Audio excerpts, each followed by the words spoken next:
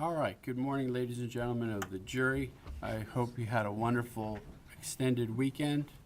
Before we begin with the opening statements, I want to remind you of some of the instructions I gave you Thursday afternoon, the high points. Something first, most importantly, that I've repeated multiple times, the most important element of a fair trial is that the jury base its decision only on the evidence presented officially in the trial. Therefore, as you know, don't talk to anyone about the case, including your fellow jurors. Don't do any research about the case by any form whatsoever, electronic or otherwise, and avoid all media coverage of the case. Remember also a rule that I told you about, which is as the trial progresses, don't form any definite or fixed opinion about the merits of the case until you've heard all of the evidence, the arguments by the lawyers, and the instructions on the law from me. With regard to note-taking, you've been provided with a pen and pad to take notes should you wish. You're not required to take notes. Please remember, during the breaks, when I send you back into the jury room, leave your notepad on your chair, and it will be there for you when you come back into the room, into the courtroom, and that also follows for the every day of court session. Of course, during deliberations, you'll be entitled to take your notes back with you to assist you during deliberations. We're about to begin with the opening statement. If you recall, on Thursday, I advised you of the importance of the opening statement. If you recall what I told you, what the lawyers say to you at this time is not evidence. This is not part of the evidentiary portion of the trial, but it's very important. The way I like to explain it to you is if you could imagine if we didn't do opening statements, we would just start with the state calling witnesses, and you would have no idea what this case is about. We have an adversarial system. Each side opposes the other, and there are things on both sides that they think are important. So it gives them an opportunity to prepare you for the evidentiary portion of the trial. It gives them an opportunity to tell you what evidence they think will be presented once we start hearing the evidence. And that's a huge advantage. Rather than you going into the trial cold with no idea what the case is about, now you will be able to have advance notice of what they believe you should be paying close attention to, and that will give you a tremendous advantage in all regards, but in particular at the end of the case when you hear their arguments reflecting on what the evidence was. With that, though, remember what they say is not evidence in that regard. And we start off with the state has the burden of proof, and they may begin with their opening statement. Mr. Cormier. I have to do it, Eric. I have no other choice. I'm going to lose everything. If my wife finds out something like that, oh my God, bro, I'm going to lose everything. Bro, I have a spot. I have to find a spot where I'm going to dump her. I'll throw away all the clothes, or I'll burn them, or I'll wash them with Clorox.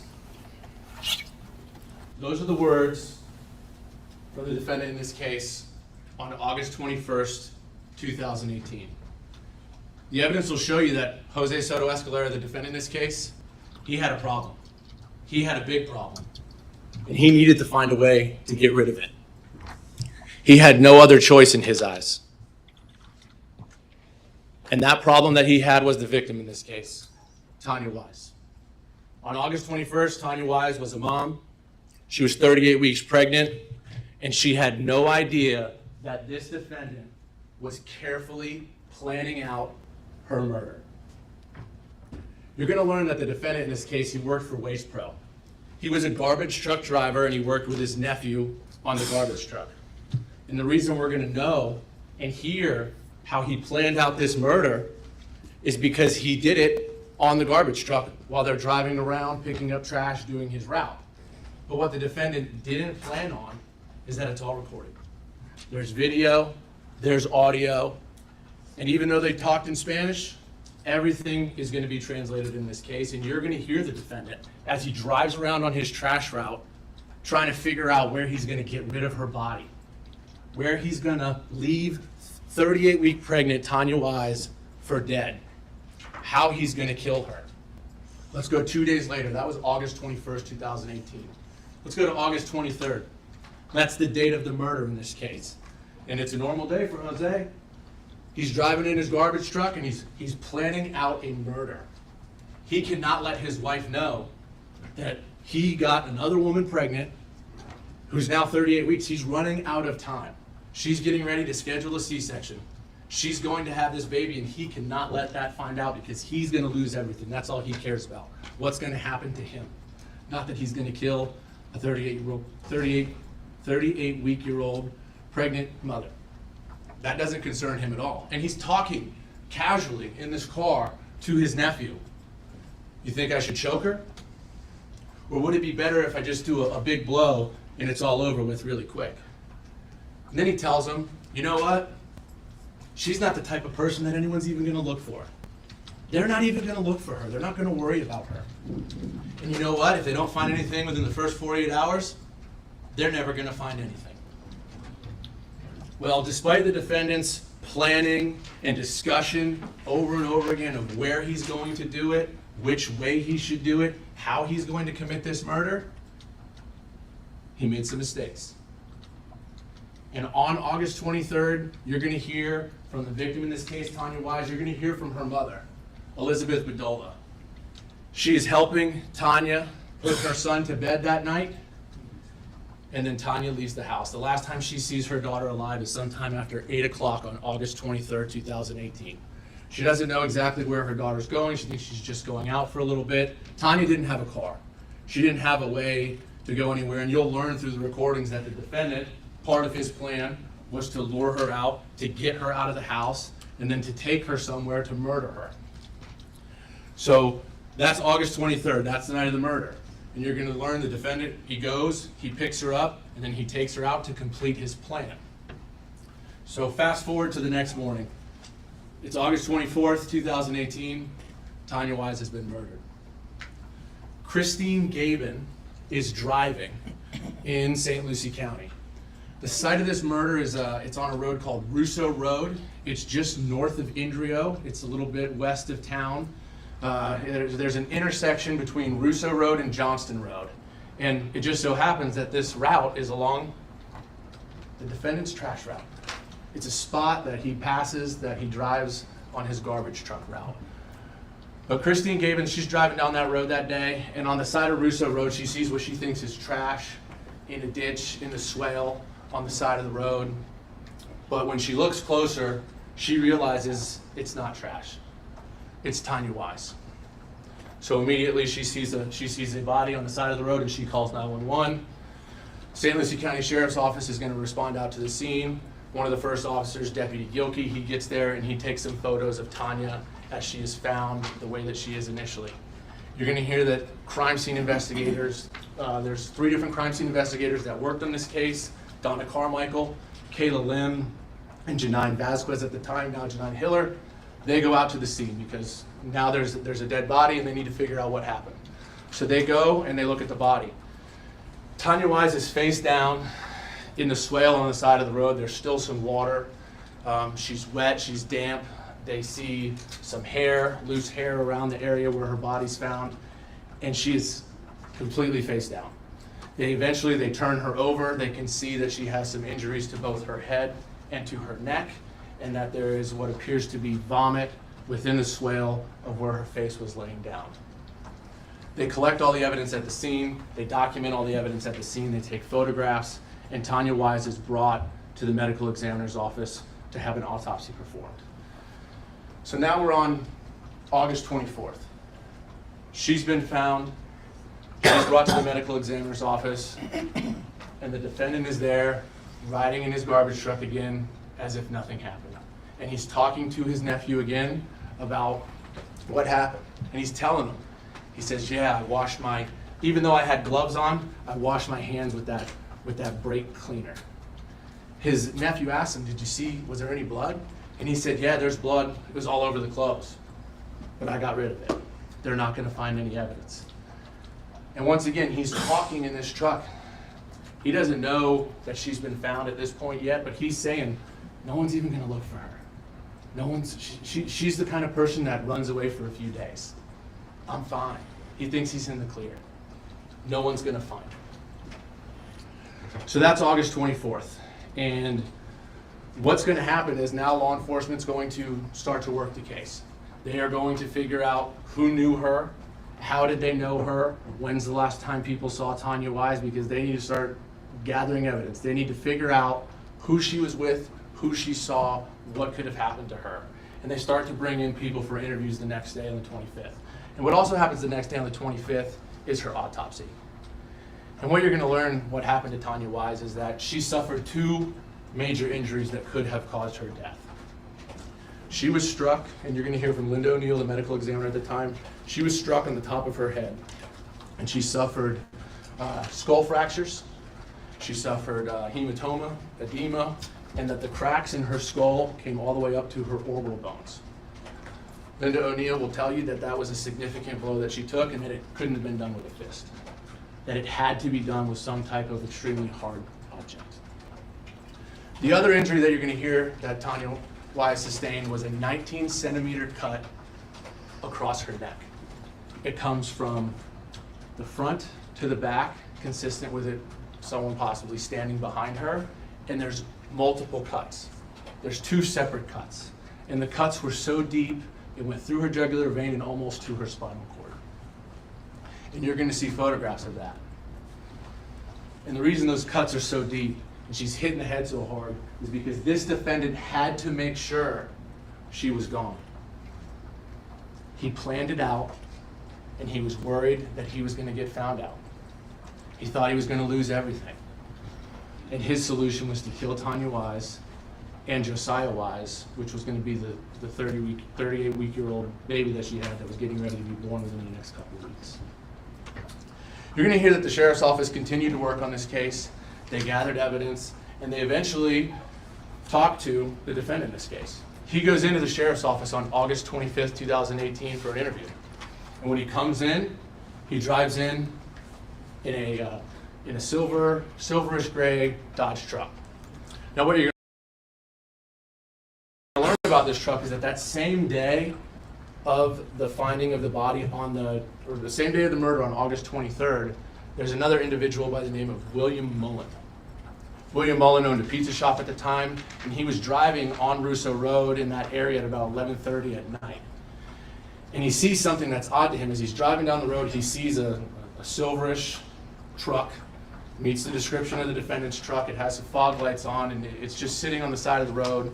He says he sees the truck, he pulls up, it turns its lights off, it turns its lights on, and then it drives off. And he thought that was kind of weird. So the next day, when he sees law enforcement there, he goes and calls 911 and says, hey, I saw this truck out right there where that body was found last night. And just so happens that the day that this defendant comes in to give an interview, he's driving a truck that matches that description, consistent with the truck that's seen right at the murder scene. Another piece of evidence that the sheriff's office says, you know what, it's starting to look like it's Jose Soto-Escalera. So he gives consent to search his car. Law enforcement, they swab his car that particular day, and then they talk to him. And when they talk to the defendant, you're going to hear his interview, you're going to listen to his words, and you can watch him. He comes in as if, despite what he just did, despite after cutting her throat twice and bashing in her head, he's surprised. He's sad. I can't believe this happened. I feel bad for her family. I hope you find who did this. I don't know anything about it. He minimizes his relationship with Tania Wise. He's like, yeah, I know her. We're not friends. She comes over. Her son plays with my son. They start to ask more questions. She was pregnant. Is there any reason that we're going to find out this is your child? Are we going to learn that this baby is yours? Nope. Not my child. That's not possible. I've never had sex with Tania Wise. That's not me. So obviously, law enforcement, there's a medical examiner, they're going to do a paternity test of this baby that Tania had. And they're going to look into that. But what they're also going to look at is they're going to start to look at phone records. They're going to look at calls. They're going to do search warrants, and that's exactly what is done in this case. After the 25th, they do a search warrant subsequent on the defendant's vehicle again on September 24th of 2018. And at that time, they use something, and it's called Blue Star, and it's a chemical that they spray inside of his truck. And if there's blood inside, it lights up blue in the dark. So they spray that, and sure enough, they look inside of his truck, and there's parts that are glowing. Evidence that there was blood in his truck. So what do? They cut out the carpet where they see some of that blood. They swab that, send that off also for DNA testing. So what you're going to hear about the DNA evidence in this case is that they took a lot of swabs and they tested a lot of stuff. But there's a couple things that are extremely important. And one of those is that they checked multiple people to see who could be the father of that child, and the 99.99%, it's the defendant. So not only did he kill Tania Wise, he killed his own son that she was 38 weeks pregnant with, because he didn't want his wife to find out that he had been with someone else. He cut her throat and bashed her head in, knowing that possibly it was his child, but he did it anyways. Because he had planned it out, and he said, I have to do it, Eric. I have no other choice. You're going to hear some additional evidence that even though that evening he's going to tell law enforcement what he did and where he went, and the cell phone evidence that's going to introduce in this case, the cell phone tower evidence, it's going to show that's not correct. That's not where he was. The evidence is going to put him out at the scene of the crime. It's going to put him near that area where this crime occurred out on Lucie Road. So throughout the trial, listen to the evidence, use your common sense. But when you go back and you listen and you watch and you hear what is said on these recordings, and you consider what the facts are, that the fact that this was his child and that he lied about it and that he hid it and that he then planned this murder for multiple days and then he carried it out, at the end of this trial, you're going to find the defendant guilty of both first-degree murder of Tania Wise and first-degree murder of an unborn child, because that's what the evidence is going to show. Thank you. Thank you, Mr. Cormier. Does the defense wish to make an opening statement at this time, Ms. Yes, Mead? sir. Thank you. Please do. Thank you.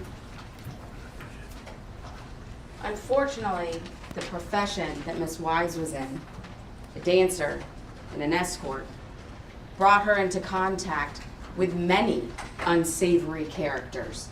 And what you will learn in the days following the discovery of her body. Law enforcement got DNA samples from many men, not just my client. They got a DNA sample from a gentleman by the name of Mark Burke, who she was involved with and was her longtime paramour and pimp. They got DNA from a person named Bradley Rodriguez Jr., who was also her longtime boyfriend, who had been kicked out of her mom's house because he was violent with Tania in front of her mother. They got DNA from a gentleman named Eric Alvarado, who is my client's nephew. And they got DNA from a person by the name of Giovanni Alvarado, who dropped Tania off on the night that she was murdered.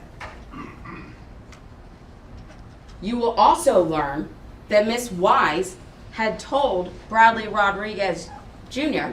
that he was the father of her son. And you will learn that she also told Mark Burke that he was the father of her son. It was in this fraught situation that her untimely demise occurred. And the judge is going to tell you, when we talked about it during jury selection, that reasonable doubt can come from the evidence, lack of evidence, and conflicts in the evidence. I'd ask that you use a discerning ear and eye during the course of this trial and listen to not only the evidence that you see and hear, but the evidence that you won't see and that you won't hear. And I have no doubt that at the close of the evidence, you'll have no other alternative but to find my client not guilty of both charges. Thank you. Thank you, attorneys. We now begin with the evidentiary portion of the trial, and the state may call its first witness. Yes, sir. People say Florida called Christine Gator.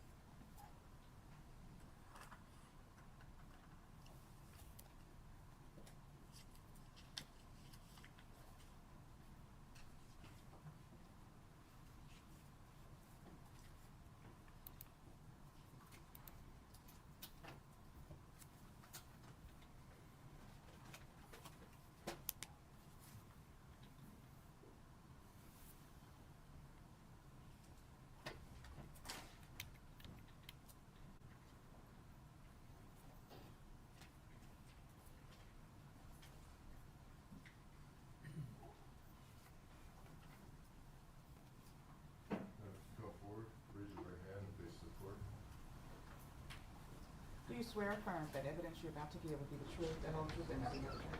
I do. Thank you. Get that over this way for the witness.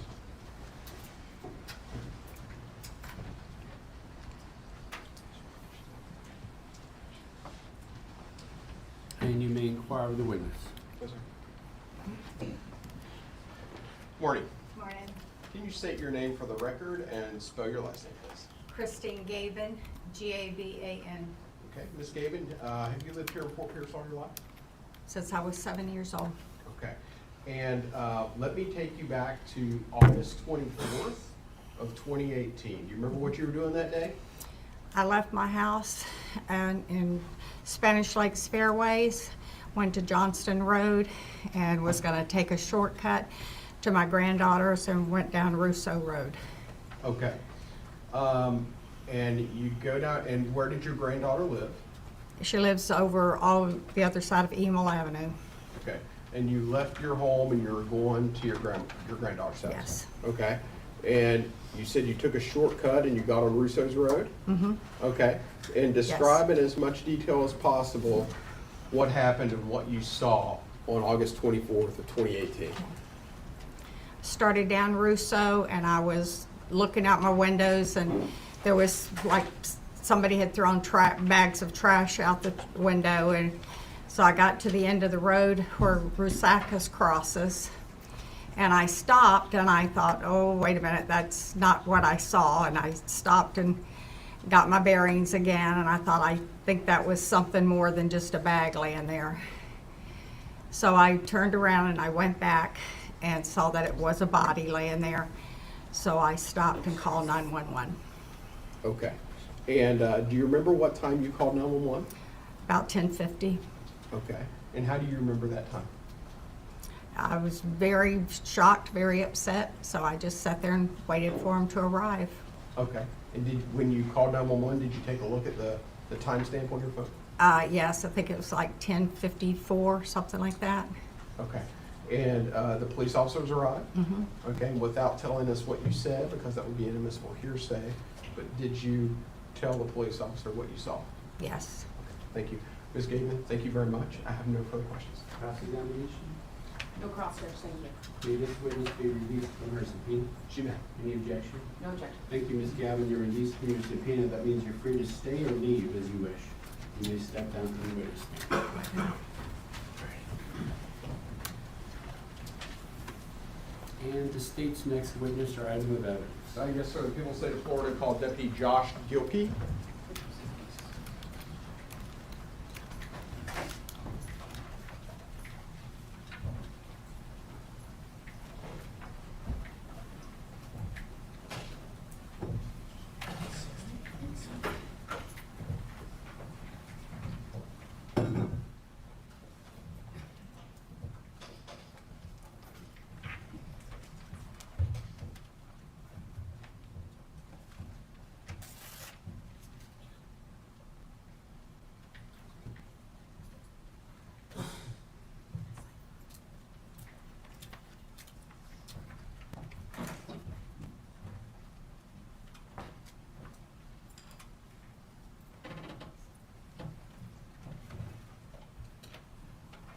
So raise your right hand and face the floor.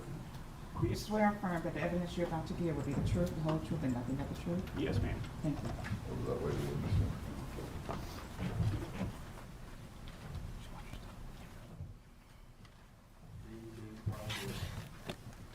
Morning. Morning, sir. Can you state your name for the record and spell your last name, please? Deputy Joshua Gilkey, Gilkey. Okay, and it's obvious based on your dress, what will you do for a living? Road Patrol Deputy in St. Lucie County Sheriff's Office. Okay, go ahead and give the jury a thumbnail sketch of your education, your training, and your experience, please. I have an associate's degree in criminal justice. I've attended the Basic Academy for law enforcement. I'm a traffic homicide investigator, and I've worked for St. Lucie County Sheriff's Office for about 8 years now. Okay, and were you working back on August 24th of 2018? Yes, sir. Okay, in what capacity were you working? What was your assignment? Road Patrol Deputy. Okay, and go ahead and just give the jury a brief summary of what a road patrol deputy does on a day-to-day basis? Road patrol deputy typically responds to calls for service. So you call 911, and if it's within that area that I'm working, I will respond to that call. I also do routine traffic stops as well. Okay. And on August 24th of 2018, first of all, were you on duty? Yes, sir. Okay, and describe for the jury how you were dressed. We had a different uniform back then. It was like the other deputies in this room, polyester uniform. So I was dressed in that uniform. Okay, and were you in a marked unit? Yes, sir. Okay, and did you receive a call or to respond to the area of Russo's Road and Johnston Road in St. Lucie County? I heard my zone partner, he got dispatched to the call. I just happened to be a little bit closer, so I arrived on scene first. Okay, about how far, just give the jury an idea, about how far away is that area from Indira Road? So it's approximately about a mile and a half. Okay, and so you get dispatched and walk the jury in as much detail as possible what you see. You are the eyes to this jury, so walk them through what you see. So whenever I first arrived on scene, I saw the caller in a black car, made contact with her. I believe her name was Christine Gavin. And she informed me that she had saw what could possibly be a deceased body down the road approximately 50 feet away from us to the east on the south side of the roadway. Okay, and did you approach that body? Yes. Okay, tell the jury what you saw. I saw what appeared to be a female body, and she appeared to be deceased at that time. Okay, and what did you do in response? I immediately determined that this was going to be an active crime scene due to there being a deceased female on the side of the roadway. Rescue was there with me as well. Nobody went up and touched the body or anything like that. Did you touch the body? No, sir. Okay.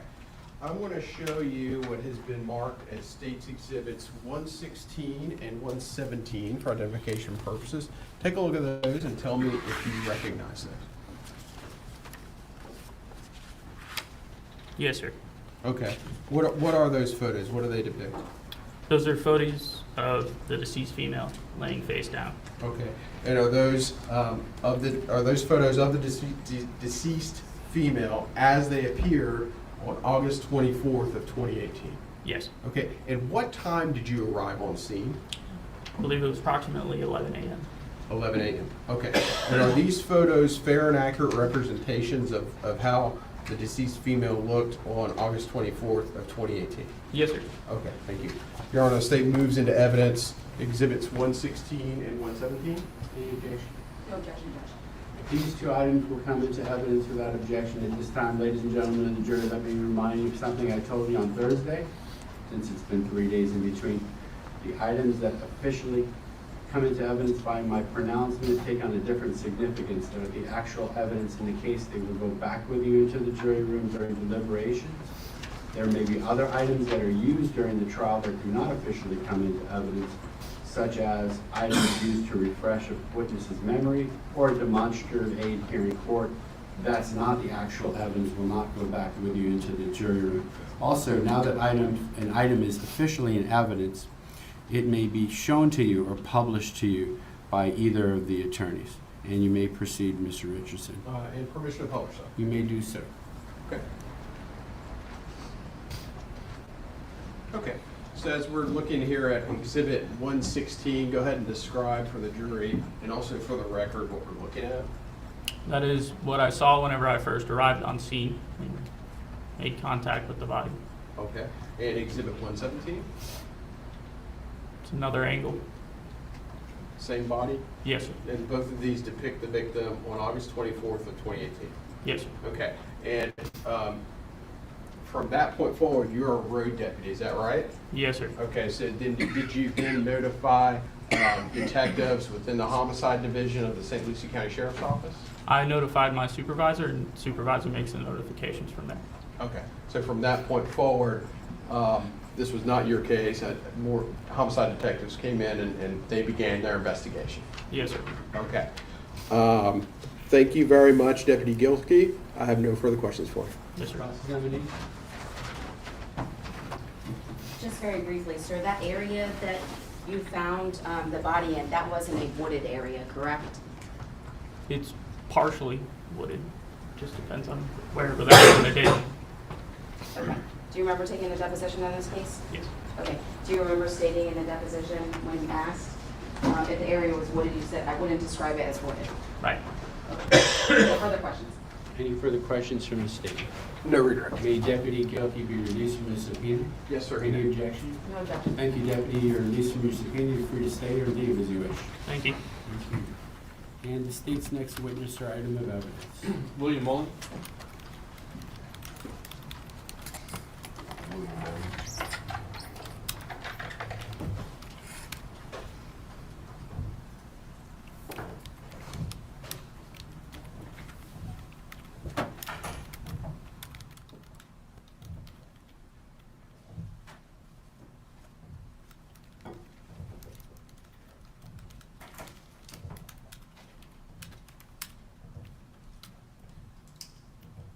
So if you come forward. Raise your right hand and face the camera. Do you swear or affirm that the evidence you're about to give will be the truth, the whole truth, and nothing but the truth? Yes. Thank you. That's correct, yes, sir.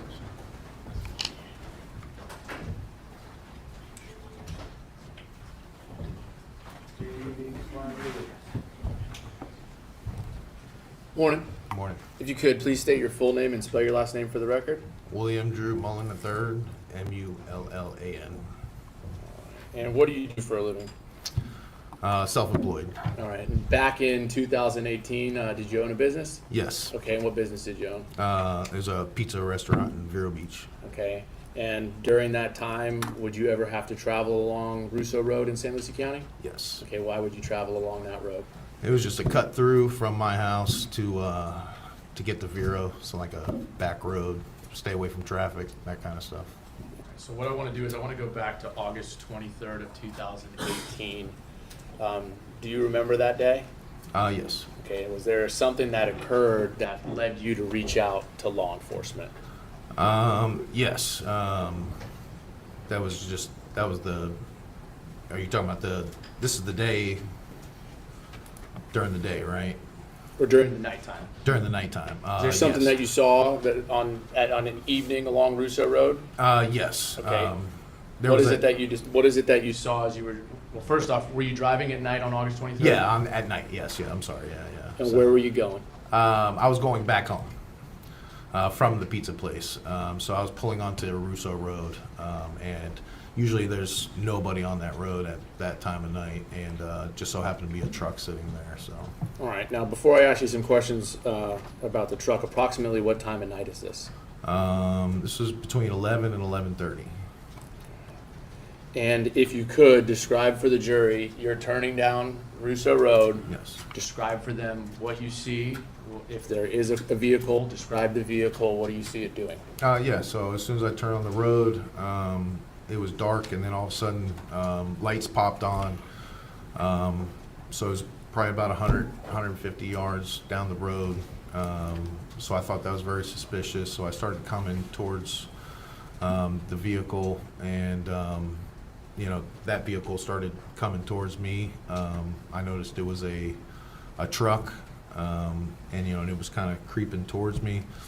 It was a silver or gray truck, like a big truck, like a full-size truck, and it was like a clean truck. I noticed it had like shiny, like kind of chrome, like rims and pieces on the truck and whatnot. And then I just passed by the truck. So dark tint windows. And you described something happening with the lights when you saw the truck? Yeah, as soon as I pulled on the road, it was like the fog lights had popped on right away. Which I thought was suspicious, because instead of turning on all your lights, it was like fog lights. I feel like a lower light, so. And that's my next question. So you described it as fog lights. Where would those lights be on the truck that you saw? More down towards the bottom. So that's why I thought was suspicious. It wasn't like your normal headlight that popped on. It was like a light, two lights that were on the bottom. So. And as you approached the truck, what did it do? Immediately started I could tell it just started like kind of creeping towards me. So as I was going east from Johnson Road, it started coming west towards Johnson Road. All right, and then where did that truck end up going? Since it was kind of weird, I was watching it in my rearview mirror. It stopped at the stop sign, and then it took a right, which would be north on Johnson Road. And did you do anything in response at this time? No, I mean, I just kept going and went home that night, like normal. So So you didn't contact law enforcement? not that night, no. All right, what caused you to end up to reaching out to law enforcement? Well, this was my everyday route. So the next day when I was coming down that road, I noticed they had it blocked off. And I was coming west towards, I was on 27th Ave. I'm from Vero, so I call it 27th Ave. So then I went down to Indrio, went down, then went west, got on Johnson Road, started going towards Vero, and then when I came up on Russo Road, I noticed that there was police officers parked there, and I had saw a tent set up right where I saw that truck. So I figured maybe I should stop and at least tell them what I saw the night before in case it had something to do with it. So And is that what you ended up doing? yes, I immediately pulled over on the side of the road and spoke with the detective. Thank you, Mr. Mullen. I don't have any other questions. Thank you. Cross-examination? No cross-section. May Mr. Mullen be released from his subpoena this time? Yes, sir, you may. Any objection? No objection. Mr. Mullen, you are released from your subpoena. You're free to stay or leave as you wish. Thank you. And the state's next witness or item of evidence. Yes, sir, the state calls Elizabeth Bedoya. Elizabeth Bedoya.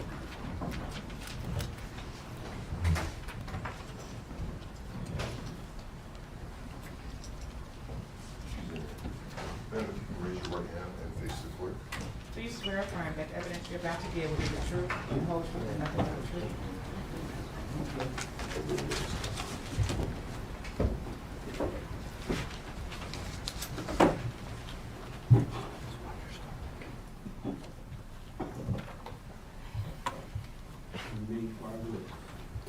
Morning, ma'am. Can you state your name for the record and spell your last name, please? My name is Elizabeth Bedola, last name. Scoot up to the microphone and maybe we could angle it so to amplify her voice. There you go. Thank you. Okay. My name is Elizabeth Bedola, Bedolla. Okay. And did you know a female by the name of Tania Wise? Yes, she's my daughter. Okay, she's your daughter. Okay. I want you to go ahead and describe Tania for us. So first, way back on August 23rd of 2018, how old was Tania? She was 23. I'm sorry. She was 23. Okay. And did she have children? Yes. At home, she had an 8-year-old, Jamar, and she was pregnant. Okay. How far along was she in her pregnancy? She was about 8.5 months. Okay. And had Tania decided on the name of the baby? She decided that on the baby shower. It's Jose Thomas Wise, Okay. A boy. a boy. Okay. And did she live with you on August 23rd of 2018? Yes, sir. Okay. Where did you guys live? What was the address? 2014 Southwest Larchmont Lane in Port St. Lucie. Okay. Is that located near Bayshore Boulevard?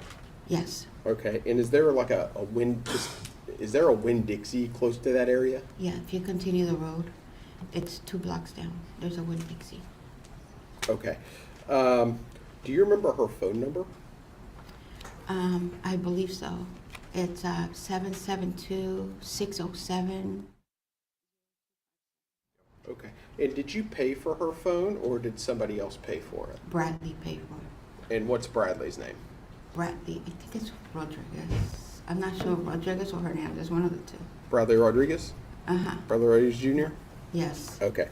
So let me go back, and I want to focus you in on the events of August 23rd, 2018 in the evening time. Do you remember that time? Yes. Okay. Go ahead. What were you doing around 8 in the evening on that day in your house? Me and my daughter, Tania, we had given her son a bath because he was going to school. So we gave him a bath around that time always. And I had him, I was going to get him dressed. She was going to go out. She needed to get drinks because he didn't have no drinks for lunch the next day. Okay. And did she, about what time did she leave?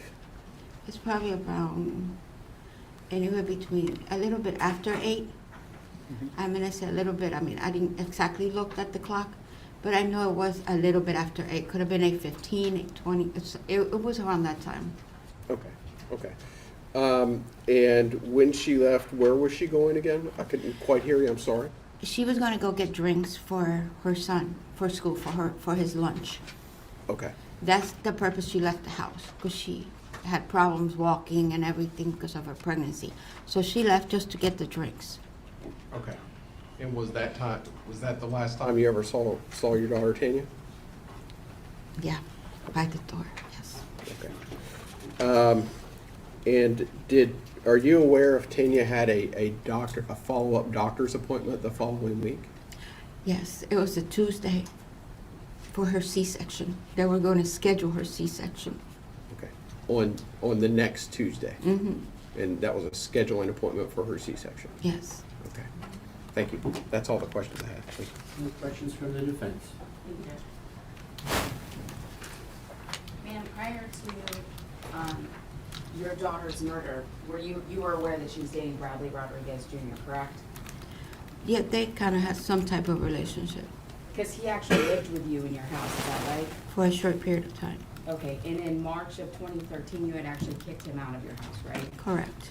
And that's because he got violent with Tania? I didn't like the way he treated her, yes. Okay, but he laid hands on her in front of you?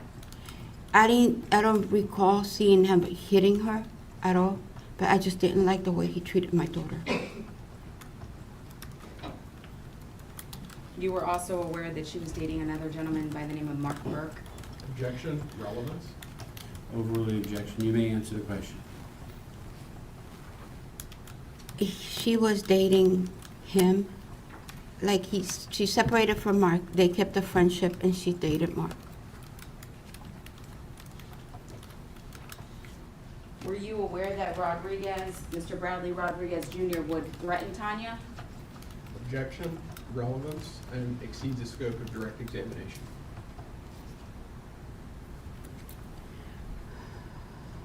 I'm concerned about, no, I'll overrule the objection. You can answer the question. I'm sorry, what was the question?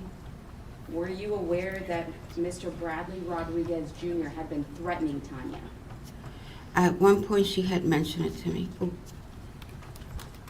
Did you believe that Bradley Rodriguez Jr. was the father of your daughter's child? I did. Objection calls for speculation. I'll sustain the objection as to what this person's opinion was is irrelevant for purposes of the trial. Around August 15th or 16th of that year, you took your daughter to Bradley Rodriguez Jr.'s house to pick up the baby clothes, is that right? Yes.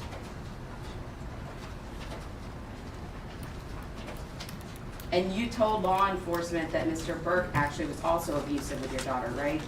Objection, hearsay. Hold on a second. I'll rephrase the question. Okay, if you were to rephrase it. Thank you, Judge. Mr. Burke was violent with your daughter, correct?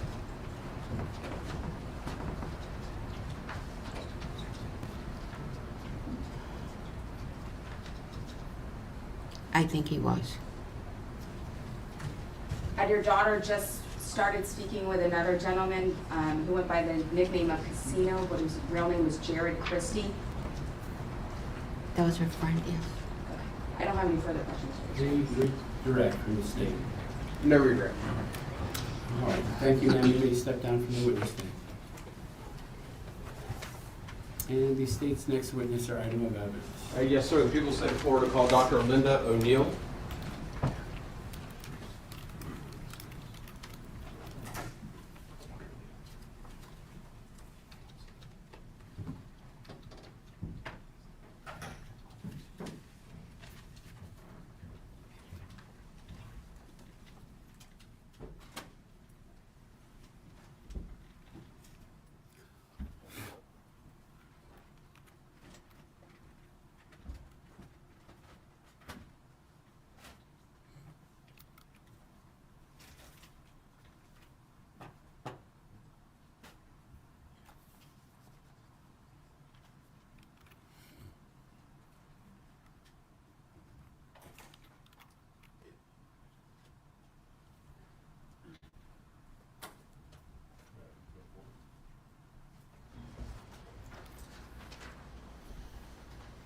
Raise your right hand and face the camera. Please swear or affirm that the evidence you're about to give will be the truth, the whole truth, and nothing but the truth. I do. Thank you. Over this video.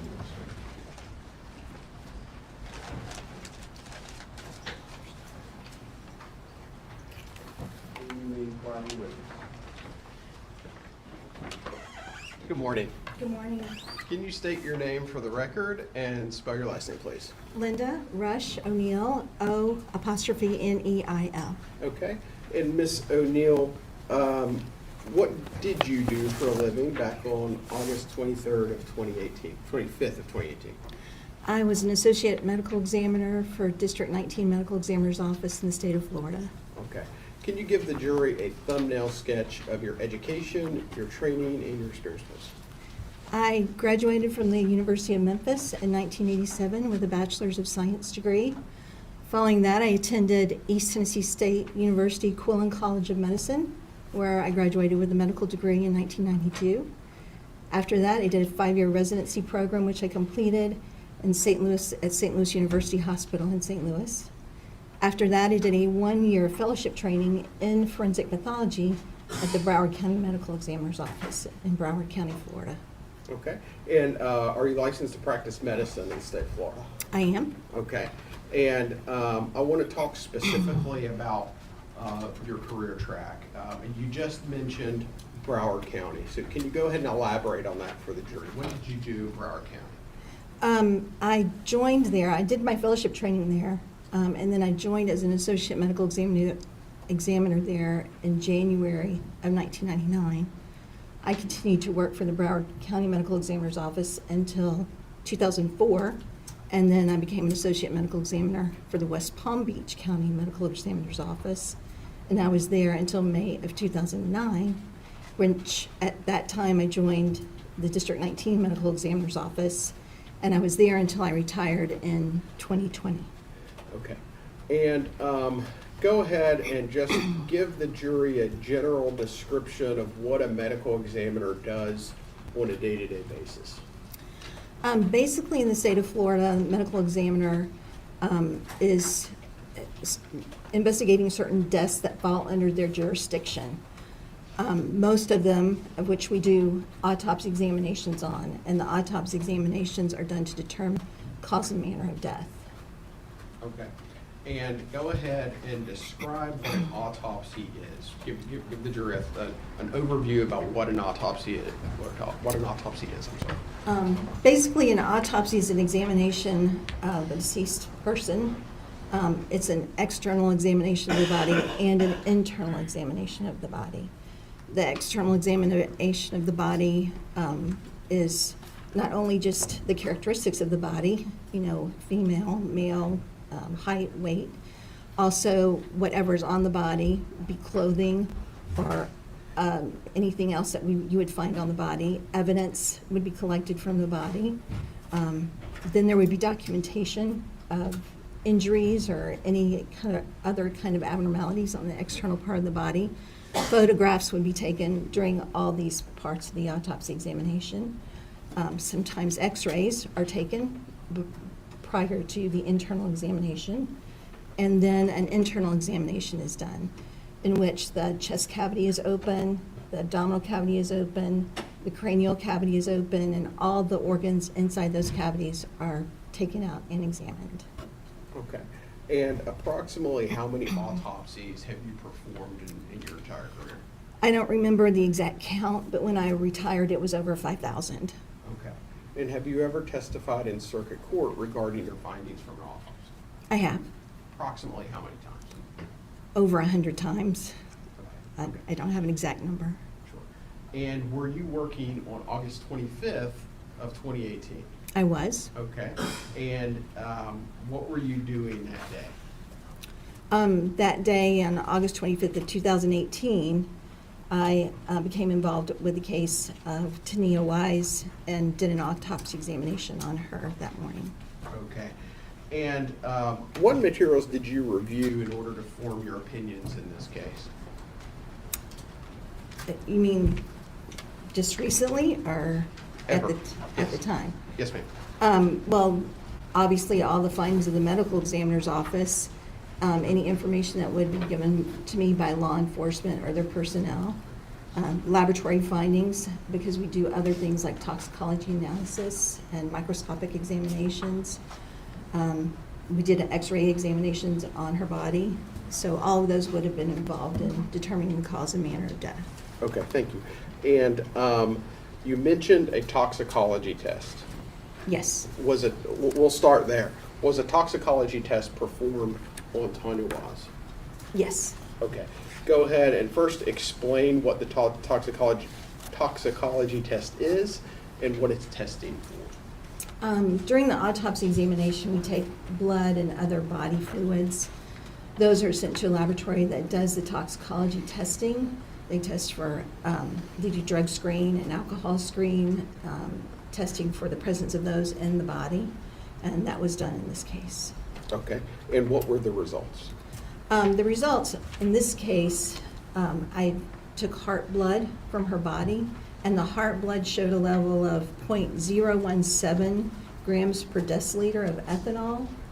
Also, at the time of the autopsy, I took vitreous fluid, which is fluid from the eye, and that was tested and showed no ethanol present in that specimen. Okay. And ethanol is alcohol.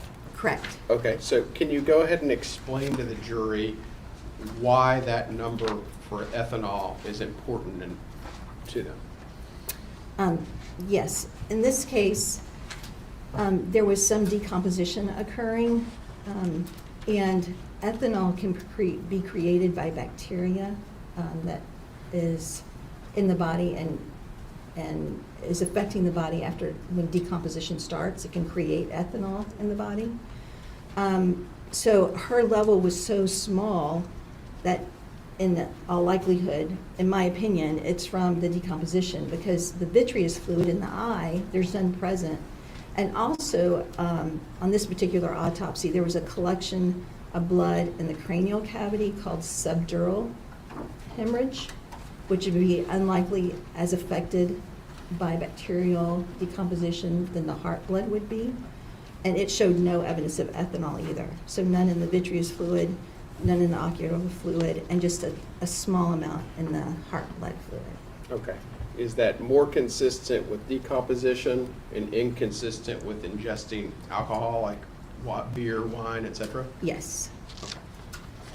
And did you, and I think you mentioned it earlier, but as part of your autopsy, do you take photos to document the injuries and the other important aspects of the autopsy? Yes. Okay.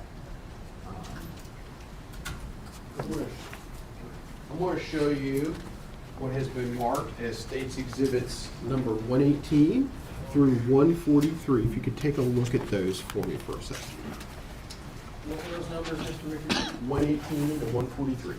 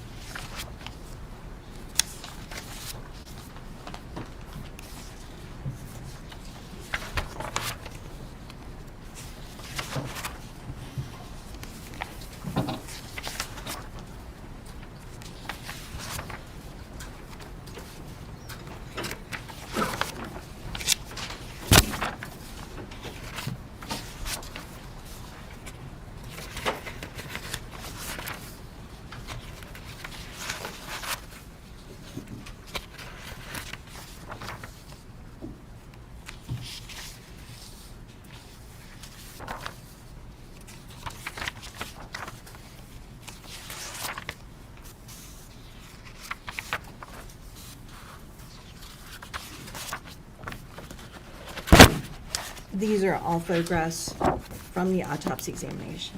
Okay, and those exhibits right there, 118 through 143, are those fair and accurate depictions of the autopsy that you performed on Tania Wise and her baby Josiah? Yes. Okay. Your Honor, the state moves into evidence 118 to 143. Any objection? No objection. Those items will come into evidence without objection. And permission to publish. You may. Okay, so here we're looking at exhibit number 118. Go ahead and just briefly describe what we're looking at here, Dr. O'Neill. This is an initial photograph. This is how she was at the medical examiner's office before we started any of the examination. So it's an initial photograph showing her at the medical examiner's office. Okay, and is it part of your process for every autopsy to take photographs like this where the victim comes in or the body comes in and you take initial photographs without unclothing them first? Yes. Okay, and let's advance to exhibit number 119. And same question, what are we looking at here? This is an identification photograph. This is taken after the body is cleaned so we can get a good picture of the face for identification. Okay, and I first noticed there's some red marks on her face and shoulders and chest and arms. Can you explain to the jury what that is? One of the things that happens after we die is the postmortem settling of the blood, which is called livor mortis or lividity. When we die, our blood stops moving in our body and it will settle to the dependent area by gravity. So if you're on your back, it can settle on the back. If you're lying face down, it could settle on the front of the body. And for a period of time, that can move. Like for a period of time, if someone was on their face and moved over to their back, the lividity can move to the back, and vice versa, or in any other way that gravity is affecting the body. But after a certain amount of time, that lividity becomes fixed, which means that it's not going to move when the body moves.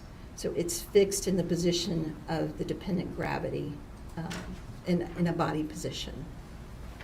Okay. And if we could advance to exhibit number 120, please. Okay, so here we are looking at exhibit number 120. What exactly do you see here, doctor, that's important to you? This is a photograph of a wound on the top of the head. It's on the top of the head, but the posterior aspect, so the top, back of the head. You can see there, through the head hair, you can see that there is a large wound that's visible. Okay. And exhibit number 121, please. Again, that's a close-up showing that this is a gaping wound, and it's a full thickness gaping wound, because even now, even with head hair there, you can see at the bottom of that photograph skull, you can see visible skull through the margins of the wound. Okay. And exhibit number 122, please. This is that same wound. 123. This is after the head hair around it has been shaved, so you can get a better look at the margins of the wound and the tissue involving the wound, and then again you can see the skull through the base of that laceration. Okay. Okay, so yeah, we're looking at exhibit 122 here. Okay, so tell us about this wound, doctor. Can you go into more detail about that wound? First of all, what do you believe caused it, and what were the consequences from it? Well, this type of wound is a blunt trauma injury, meaning that it's a forceful blow to the body. Blunt trauma injuries include bruises or contusions. It includes abrasions, scraping of skin. It includes lacerations, which is kind of a crush and tear injury of the skin. And fractures are also common blunt trauma injuries. In this case, this wound is a full thickness laceration or blunt force trauma. And there is fracture of the skull too underlying this. So this is a full-thickness laceration, full-thickness blunt force injury, which would have been a very forceful blow with some type of heavy object. I can't say specifically what that object was. Is this something that could have been caused by human hands, or does it require something heavier and more substantial? I cannot think of a way that this could have been caused by a human hand. Okay. So when you say a heavy object, can you elaborate on that? Objection, judge calls for speculation. I'll rule the speculation objection so long as it's within your ability as a doctor to describe it with some specificity. Heavy object being something not lightweight, something with some weight to it, and it would be used forcefully to cause this injury. Okay. Would it have had to have had a sharp edge to it at some point? This is a blunt force injury, so blunt force injuries wouldn't necessarily be caused by anything sharp. There's no sharp margin of the wound. When you think of a laceration is kind of a tearing, a crushing, tearing injury. Like if you had a piece of material and you tore it and you have those little bridging fibers between it, that's kind of what happens with a laceration that you can see in that photograph. A sharp force injury is going to have smoother margins, like if you had that same material and you cut it with scissors, and it would be nice and smooth on each side. So this is a blunt force injury. Okay. If we could advance to the next slide, which is exhibit 123. 123? What are we looking at here? This is the same wound. In the previous photographs, it's gaping open. So we try to reapproximate the margins to see if we can get any other identifying features. Not necessarily to determine right from the picture what it was, but if we have something that we could compare it to later, it might help, in that comparison. In exhibit 124. That is the same wound, reapproximated with the margins pushed together. You can see there's some perpendicular lacerations extending from the margins of the wound. Okay. And how long was this wound? The wound was 9 centimeters in length, which is approximately 3.5 inches. And go ahead and describe the consequences of this wound. What conditions did you see? What flows from that? Well, on the internal examination, when the skin is removed from the scalp, there's a skull fracture that's visible. And then when the top of the cranium is taken off and we look at the brain inside, there's actual bruising of the brain. There's subarachnoid hemorrhage of the brain, which is the thin layer that covers the brain itself. And then the dura, which is a thicker membrane around the brain, there was subdural hemorrhage or hemorrhage underneath that dura. So it not only affected the skin and the skull, it also affected the brain. Okay. And when you say subdural hemorrhage, what exactly does that mean? That means that there's collection of blood, that there was bleeding inside the cranial cavity that collected in the subdural space. Okay.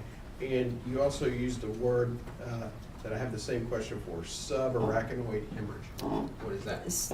The arachnoid layer is a very thin, translucent tissue that covers the external part of the brain. And so it would be hemorrhage underneath that layer. And you indicated that there was a skull fracture present as well? Correct. Okay, can you describe that for the group? The skull fracture starts at the point where you see this laceration, and it curves around to the left side of the skull, the left parietal and frontal region of the skull. So it's a linear fracture extending from the point of the blow. And is there also cerebral edema Yes. present? Can you explain to the jury what that is? When the brain undergoes trauma like this, one of the things that quickly happens is the brain swells because of the injury. So cerebral edema is swelling of the brain.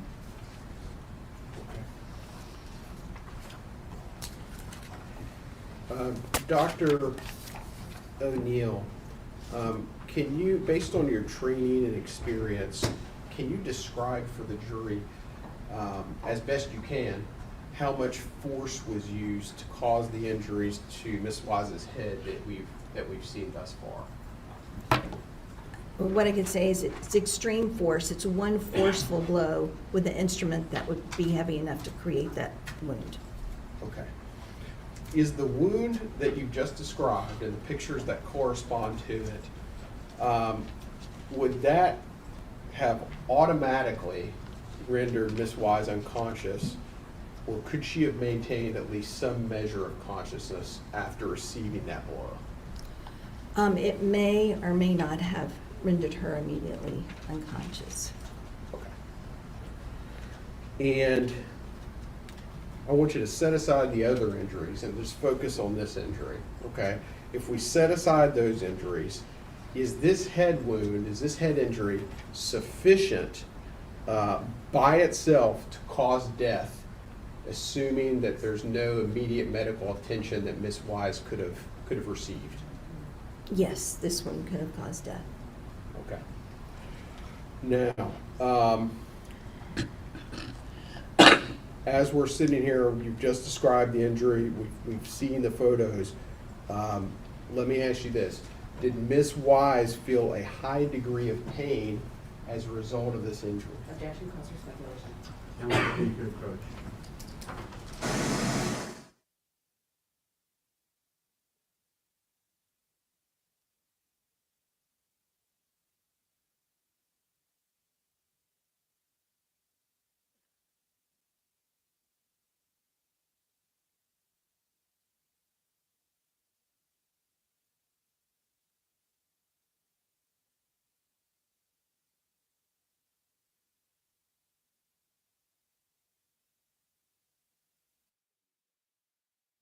Sustain.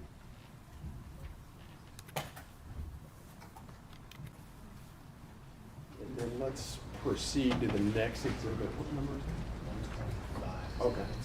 We're looking at 125, I'm sorry. Go ahead and describe this for the jury. This is a photograph of the same injury. The skull is present at the base. Okay. And 126?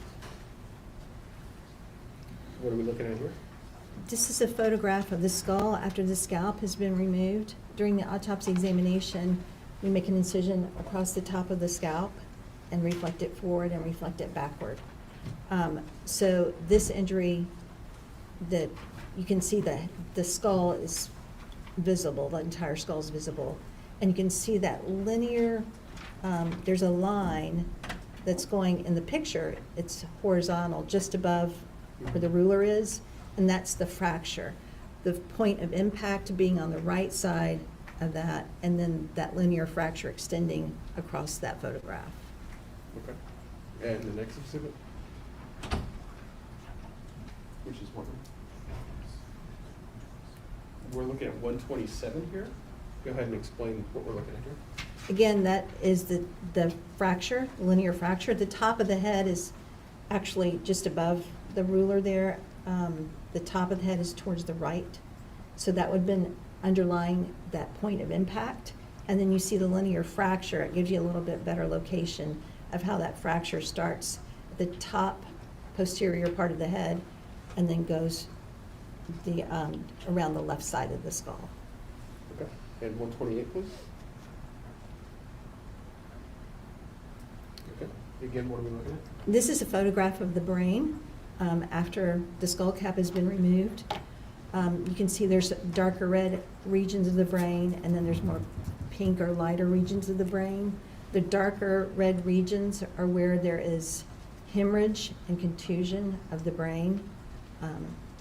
And that would be, there's a little thin translucent membrane. That's the subarachnoid membrane that we were talking about, and you can see that there's hemorrhage underneath that. Okay. And the next exhibit, which is 129. Okay, so let's transition from the head injury to other injuries of the body. What were the locations on the body that you observed additional injuries? There was a large incised wound that extends from the front of the neck to the back of the neck. And then in this photograph, you see a smaller incised wound, which is on the left clavicular region of the body, so just near the left clavicle. That's an incised wound. That's a sharp wound. If you look at the margins of that wound, you see they're nice and smooth. So it's caused by something that's sharp. I believe we're looking at 129 here. And go ahead and, I believe you said this was on the clavicle? In the clavicular region of, yes. Okay. And how deep and long was this wound? This one was 2 centimeters in length and 0.5 centimeters in depth. To give you a comparison, 2.54 inches is related to a centimeter. So, I mean, 2.54 inches. I believe that's correct. Yeah. Okay. And we'll move on to Exhibit 130. What are we looking at here? This is the incised wound of the neck. This wound starts in the front of the neck and goes around to the right side of the neck and to the right back of the neck. This is the incised wound at the anterior margin, and it's really bifurcated. Right here, you're seeing one margin of that wound. If we go to another photograph, I think you'll see that there's more than. Yes, ma'am. We'll Just- go to 131. Right. So this is the wound margin when the head is tilted back, and you can see that there are 2 distinct lines, a V-shaped bifurcation of the anterior part of the neck where this incised wound starts at the front of the neck. You can see it goes full thickness through the skin, and then it goes around the side of the neck to the back of the neck. In this case, there are 2 wound tracts that merge. So there's 2 incised wounds that merge into one wound tract. Meaning that there were 2 wounds, not one. This is not one continuous wound, this is 2. 2, yes. And can you explain and describe for the jury how long each wound was as well as the depth? Yes. I believe I said it backwards before. So an inch is 2.54 centimeters, to give you, I think I said it backwards last time. But this wound in centimeters was 19 centimeters in length. And in inches, that would be 7.5 inches in length. Okay. And the depth? The depth of the wound ranged from in the deepest part of that wound, it went to 1 1/2 inches, and in other areas is 1 1/4 inches in depth. Okay. At any point along that wound, did it approach or even touch the neck bone or any bone in the neck? At its deepest margin on the lateral neck, you could see the cervical vertebrae at the base of the wound, yes. And describe the amount of force that would have had to have been used to create those wounds that we're seeing here in Exhibit 131. This would have been caused with a sharp force instrument. So it's a cutting, incised, sharp force injury. So depending on the wound and how sharp it was, it would depend on the force. You mean the instrument? You said the wound and how sharp it was. You mean the instrument? The instrument would have a sharp edge, yes. Okay. So go ahead. Yeah, so depending on the instrument and the sharpness of the instrument, that would depend on how much force it would take to create these injuries. Okay. And what is the directionality of these incised wounds? These wounds start on the front of the neck and end on the posterior part of the neck, Okay. So front to back. front to back. And if we could advance to the next slide. Okay, now we're looking at Exhibit 132. Go ahead and describe this for the jury. So this is on the right side of the neck. This is where those 2 incised wounds have merged together and it created one larger incised wound. And you're looking at that wound gaping open on the right side of the neck. Okay. And the next exhibit? 133? Again, that's the incised wound. You can see the bifurcation on the anterior neck. And then on the right side of the neck, you can see that there is depth to this wound. You can see where it's gaping open. Those are the regions where it went the deepest on the right side of the neck. And exhibit 134? This is showing the wound approaching towards the back of the neck. So this is the right side of the neck, and the wound continues to the posterior right neck. Okay. And exhibit 135? What are we looking at? Because there's an incised wound of the neck, we want to see what things were damaged by that. There's obviously skin, soft tissue, and some muscular damage because of the sharp force trauma. But also we're looking at the vessels, what vessels would have been affected in the neck. In this photograph, you can see the forceps is holding up. This is the external right jugular vein that's completely transected. You can see the hole underneath the forceps, where the forceps holding it open. That's the jugular vein incised open. Okay. And just a little bit more detail, what is the purpose, or what does the jugular vein do? The external jugular vein, it drains blood from our scalp and face. It's draining it from our head in those regions and taking it back to the heart. Okay.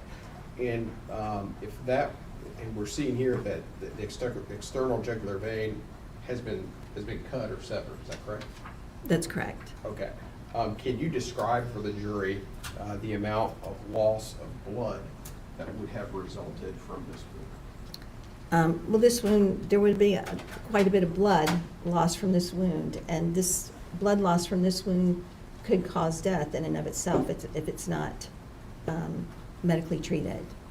Okay. And the next slide.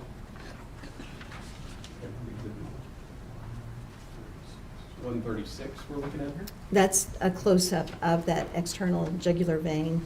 You can see it better in this photograph. The opening there is the external jugular vein incised open. Okay. And exhibit 137? And this is the posterior neck. So you can see that this incised wound goes all the way around from the front of the neck, the right side of the neck, to the back of the neck.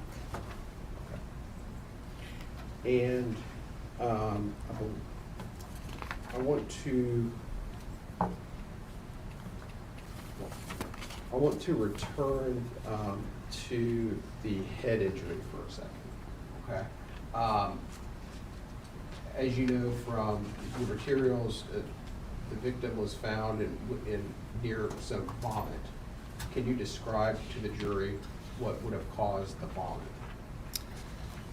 Well, nausea and vomiting is not uncommon with head wounds and head trauma. So in this instance, that type of head injury could induce vomiting. Okay. Is there a relationship between the victim vomiting and the loss of consciousness or the ability to stay conscious? No. Okay. And did you observe?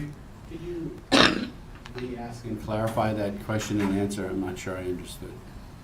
Okay. With respect to the vomit, okay, when somebody vomits, does that mean that, can someone vomit in a state of unconsciousness? Yes. Okay. And did you observe any defensive wounds on Miss Wise's body? I did not. Okay. And based on the materials that you've read and your overall understanding of the case, based on your examination and your photographs and everything that you've described, can you tell the jury what can you tell the jury about the time of death in this case? Time of death is it's a very difficult thing to determine. There are factors that we look at to see if we can narrow down a time frame. basically, when we're looking at time of death, in a case like this where a body is found outside, we start with the window that's the easiest, which is, when do we know they were last alive? When can we verify they were alive? And then when were they found? So that's the time frame we start with. As far as I recall, I believe she was last known to be alive around 8 o'clock the night prior. And then she's seen by a passerby close to 11 o'clock in the morning the next day. So that's our time frame window. And then we look at other factors of the body to see if we can make any determination of anything that we can narrow that down. One of the things that we look at is the stiffening of the body. Stiffening or rigidity or rigor mortis is when the body, after someone dies, because of reactions that are happening in the muscle fibers of the body is first flaccid, then it becomes stiff, fully stiff for a certain period of time, and then that stiffness goes away. Typically, and under normal circumstances, that rigidity, it would take approximately 12 hours for it to become really full, so a person is really fully stiff.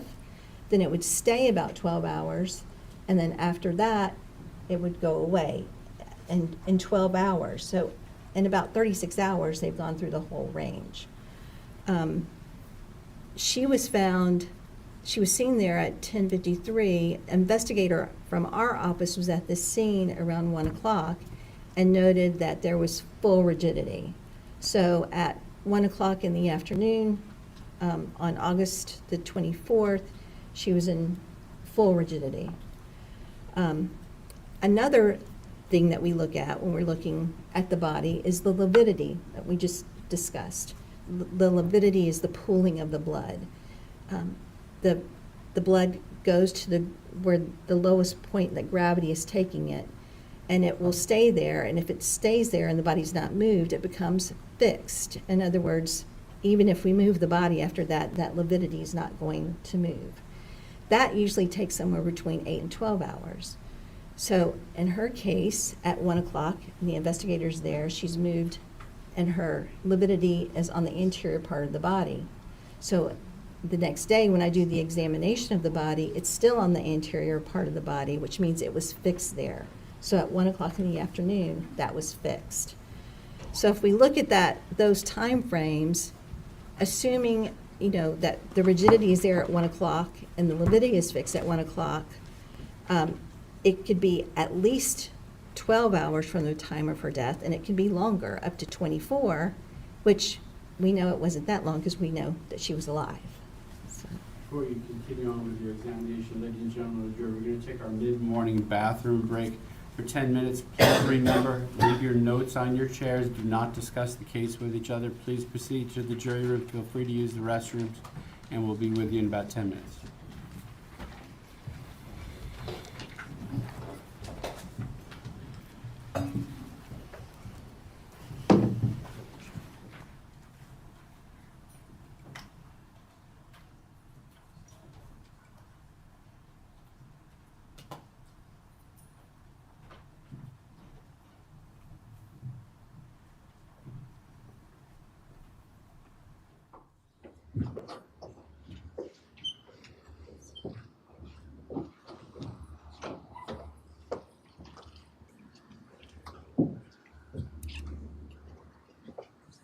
All right, jury has exited the courtroom. We'll take a 10-minute bathroom break, recess. We'll come back in 10 minutes. Go off the record.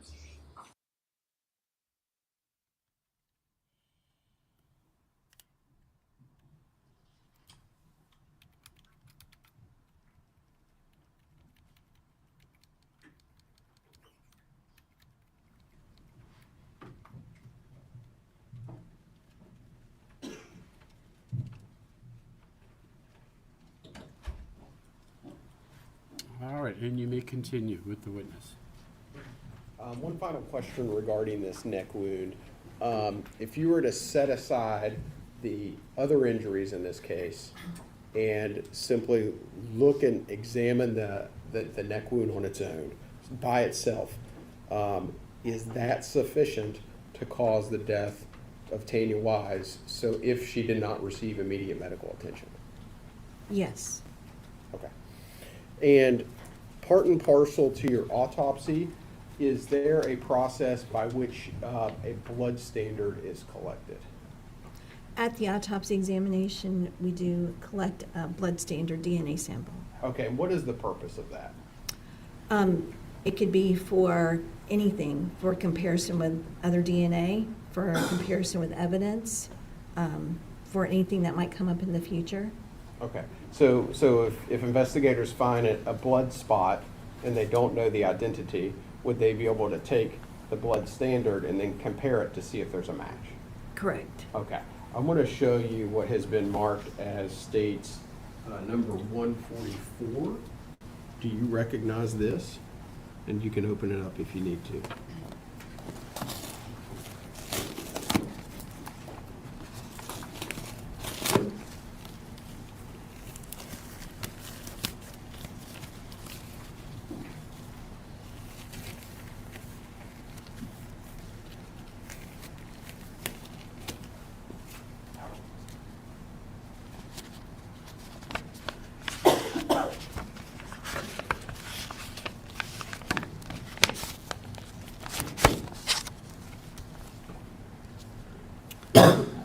This is an envelope that contains post-mortem evidence collection, Tania Wise, her autopsy number, and the date of the autopsy examination are on the envelope, and my initials are signed on this.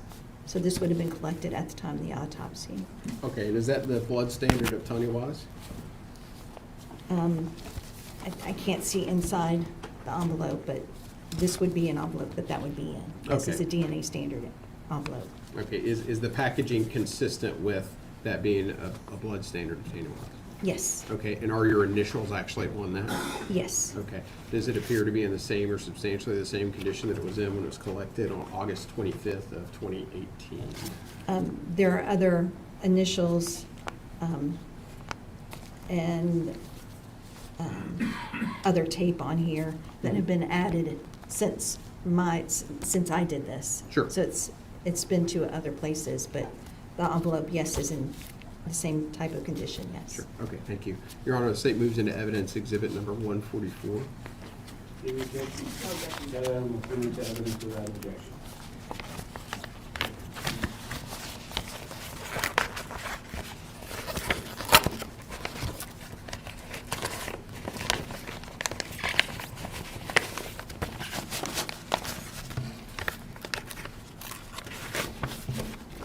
Thank you, ma'am.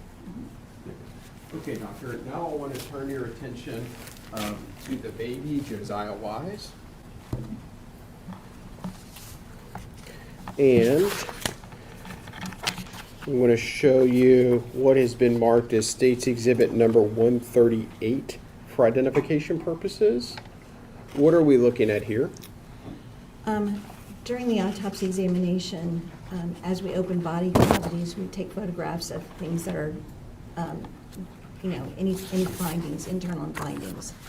This is the abdominal cavity of Tania Wise opened, and that large object you see there is the uterus, the womb, and it is extremely enlarged because of a pregnancy. Okay. And turn your attention now, and we'll move ahead to Exhibit 139. What is that? This is a photograph of the womb opened up. The head of, inside this amniotic sac, you can see which is still intact. There's a fetus, a near full-term fetus. The head of the fetus is toward the birth canal, the vaginal canal, so it would be in a head-first type of positioning. And it's a near full-term fetus. Okay, so it was head first into the womb, is that right? Correct. Okay. In Exhibit number 140. This is the baby after I've incised the amniotic sac and I'm removing the baby from the body. You can see that this is the same position it was in. full-term child with no abnormalities noted. Full-term fetus with, near full-term fetus with no abnormalities noted. Okay. And exhibit number 141? This is the fetus, Jose Wise, on the examination table. You can see that anatomically is well-formed male fetus. All the weights and measurements are consistent with the estimated gestational age of 38 weeks. Okay. Exhibit number 142? And this is the back showing there's no abnormalities, nothing abnormal about the development of this fetus. Okay. And exhibit, finally, the last exhibit is 143. Again, this is examination of the fetus showing that it's well-formed, all extremities are well-formed, hands, feet, fingers, and toes are all well-formed, head and face are well-formed. Did you weigh the baby and measure the baby? Yes. Okay. Can you describe your results? The weight was 5.22 pounds, and the measurement was 20 inches in length. Okay.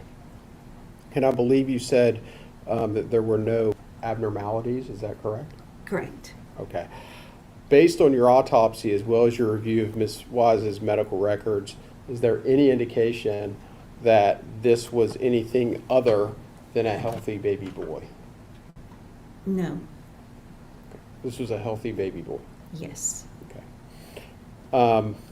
Did the baby live after Ms. Wise died, or did they die at the same time? Can you provide some detail on that issue? At this gestational age, that infant, any infant or fetus inside the womb is dependent on the mother's blood flow for nutrients and oxygen. When the mother has died, that blood flow stops. So the infant doesn't die instantaneously, but as it's depleted from oxygen and blood flow, it would die after she died, in a matter of minutes. Okay. And what was the baby's cause of death? Well, this was an intrauterine fetal demise, and it was an intrauterine fetal demise due to the maternal death due to blunt and sharp force trauma. Okay. And final few questions. Based on your training and experience, could the head injury to Tania Wise have occurred before the neck injury? It could have, yes. Okay. That's all the questions I have. Thank you very much. Cross-examination? Thank you, Judge. Just very briefly. Ma'am, you said that you reviewed Ms. Wise's medical records? Yes, I was given medical records to look at. Okay, and did that include her records from her OBGYN? There were some OBGYN records, yes. Okay, and you were aware then at the date of her last appointment with her OBGYN on August 13th of 2018, that they estimated that the fetus was 31 weeks gestation. Is that correct? I don't recall that from that one. Would it refresh your recollection if I showed you her OBGYN's records from that date? Okay. Permission to approach the witness, Judge? Thank you, Judge.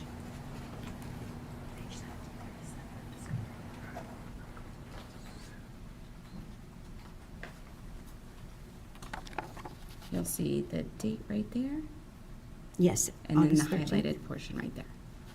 Gestational age, it does say 31 weeks. Okay, so on Ms. Wise's visit to her OBGYN, who had been monitoring her pregnancy the entire time, on August 13th of 2018, her OBGYN noted that the baby's gestational age was 31 weeks. Is that correct?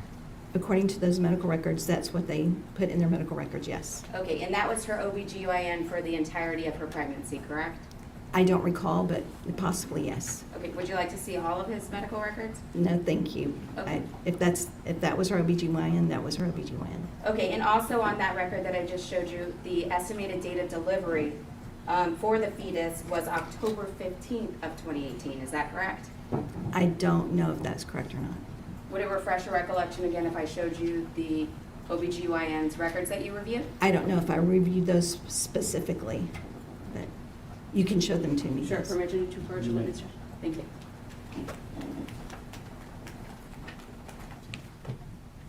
It's right there in the circle part. Yes, it just says, it does say 10/15/2018. EDD, estimated date of delivery, correct? That's correct. And, ma'am, in your review of Ms. Wise's OBGYN's records, you learned that she had something called SVT. Yes. Okay, can you explain to the jury what SVT is?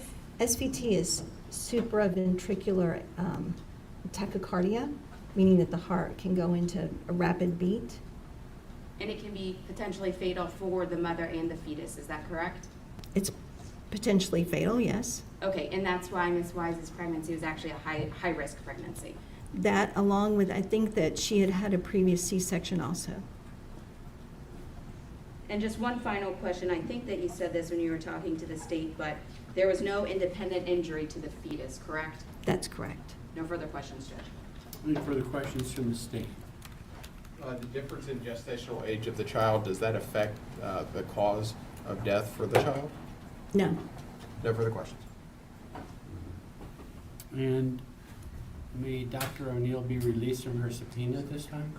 Subject to recall, sir. You may step down subject to recall from the attorneys. Please be sure to have a contact number for them to get in touch with you. Ladies and gentlemen, we're going to take our lunch break a little bit early now because the attorneys have some business to attend to outside of your presence to keep the case streamlined. And counsel, if we could get 12:45 suffice, we got done a little bit earlier than I thought. 12:45. So take your lunch break. Don't discuss the case with anyone. Don't do any research whatsoever. Please leave your notes there. Let's aim at 12:45 coming back into session. Thank you.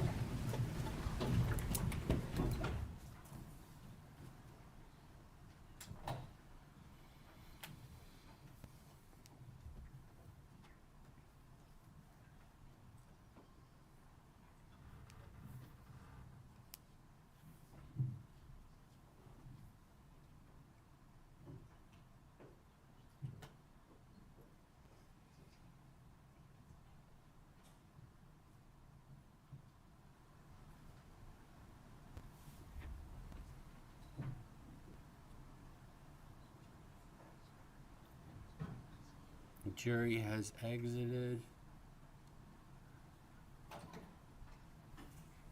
Before we break, there was that issue that the state mentioned earlier about taking testimony outside the presence of the jury to establish the unavailability of Ms. Lim, I think it was. Lim? Yes, sir. Did you want to do that at 12:30 perhaps? I don't know if I can get my witness here in time. Okay. I'll try to get her here as quickly as I can. I just don't know. Well, it might be convenient just to, since we got the time, or Yeah. I don't know when you were planning on putting on her testimony. Yeah. Either today, we might be able to get to it tomorrow. Okay, so we'll come back at 12:45 then. Okay. We're here. Enjoy your lunch. We'll see you at 12:45. Go off the record. You're recently retired, is that correct? Yes, sir. What was your former occupation? As the crime scene supervisor for the St. Lucie County Sheriff's Office, How long did you work there? 31 years. Okay. And while you were the supervisor of the St. Lucie County Sheriff's Office, was there a crime scene investigator named Kayla Lim that was under your control and supervision? Yes, sir. Okay. Do you know her well? Yes, sir. How well do you know her? Very close friends. I know her husband, her child. We talk on the phone. Actually, spoke with her this morning. Okay. Did she have a baby recently? Yes, she did. When did she have the baby? About 3 weeks ago. Okay. And have you been in communication with her since she had the baby? Yes, several times. Okay. Or do you have personal knowledge as it relates to her health? Yes, I do. Okay. Can you go ahead and tell the judge how Ms. Lim is doing since she had her baby? Miss Lim is still having complications from having the baby. She is running a fever because she has an infection. They're having a hard time getting her blood pressure under control. She's even had to go back to the emergency room due to her blood pressure. She has lupus, and that's causing part of these complications. They are also having problems with blood clots. She's had a baseball-sized blood clot, and so they're closely monitoring and have her on medication, prescription medication, to try to get all this under control. How often does Ms. Lim visit the doctor? She just was at the doctor's office on Thursday, and she's in contact with them daily. She maintains daily contact with the doctor? Yes, sir, they're monitoring all of her vitals. Okay. And did Ms. Lim also have a high-risk pregnancy? Yes, sir, due to her lupus. Okay. And did she miss a lot of work because of that? Yeah, she missed several months of work. Okay. Is she back to work, or is she still on FMLA duty? She's out on FMLA. Okay. Is Ms. Lim, based on all of the circumstances that you just described, is Ms. Lim able to report to court and testify in this case? No, sir, due to the symptoms, her blood pressure goes up and down continuously, and she never knows when she's had an episode, and that's causing migraines for her, and that kind of stuff. Okay, thank you. I have no further questions. Any questions from the defense? No questions. All right, any argument from the defense as to the requested finding? For the record, as the attorneys know, we previously took her testimony along with another witness who's pregnant as well, in case there arose a circumstance where she's unavailable to perpetuate her testimony, or her testimony was perpetuated. From the defense, any objection? Yes, Judge, we do object. Again, I understand the nature of the situation. However, this being a capital case, again, we have offered that the witness be able to testify via Zoom. I do not think that there has been a sufficient evidence laid that this witness cannot testify via Zoom. Her testimony would be very brief and short. She could come today or tomorrow on Zoom and be done with her testimony very quickly. So we'll leave it to the discretion of the court. And we've had no medical testimony of any person with medical knowledge regarding her inability to, again, get on a Zoom. She's not hospitalized. To my knowledge, she is at home. And while under the care of her doctor, she is at home. And I don't know that anything's preventing her from, again, with the age of technology, getting on Zoom to do a very brief trial testimony. Yes, sir. As authority, I would cite a case called Richardson versus State, 182 Southern 3rd 918. It's from the 1st District Court of Appeals in 2016. That case, the 1st District said that the witness who had delivered less than 2 weeks prior to trial and had been seen by her physician on the morning of trial and had told the prosecutor that she was in, quote, a bad way and having difficulties. The 1st District said that did meet the unavailability requirement under the former testimony exception. This case is no different. In fact, what makes this case different is that Ms. Lim's medical condition seems to be worse, not better than the witness in the Richardson case. I suppose I should note too, Ms. Lim has testified before me multiple times. I can't even count how many times, so it's not I'm really not in any situation that she's have some kind of fear of testimony, which helps me make a finding that I find it's true. She's suffering from significant medical consequences of childbirth, fever, infection, uncontrolled blood pressure, and it would be inappropriate for me not to find that she's unavailable. So I will find her that she's unavailable pursuant to the rule as a predicate to allowing her perpetuated testimony to be played before the jury. When do you intend on doing that? This afternoon. Okay, let me know when you're going to do that. I would give the jury an instruction that the testimony was taken pursuant to a procedure as if it's part of the trial. It was perpetuated, and they should consider it as if it's taking place during the actual trial. Yes, sir. All right. No objection to that admonishment, Judge, so long as we don't tell the jury the nature of the reason. Right, I'm not going to tell them whatsoever. Yeah. Yes. So then the only other question that I have is, so the perpetuation of her testimony is on a video Mhm. that I have on a thumb drive. I marked that as an exhibit. I was just gonna ask the court to move it in as a court exhibit. And then she admitted 3 photos, I think, and 3 swabs that were admitted during hers. They're the same exact exhibit numbers from the prior hearing that we already did, and I would just move those in before I play her testimony is what I guess the way that I planned on doing it. I don't know if the defense has any objection to that. I have her admitting Where's the one that's all put together? 7 things. So I have her admitting 36 to 39, which are pictures of the truck. And then she also admitted 33, 34, and 35. 36, 37, Mhm. 38, 39, Yeah, 3 swabs. 33, 34, 35. Correct. All right. And then the USB, which is just a video of what we filmed. All right, so that'll be what we'll do. The USB will come into evidence part of the record as far as to memorialize what her testimony is. But let's be sure to separate it out from the other exhibits so that when we send the exhibits back to the jury, we don't actually send that exhibit back to the jury for deliberations. The perpetuation. Right, Right.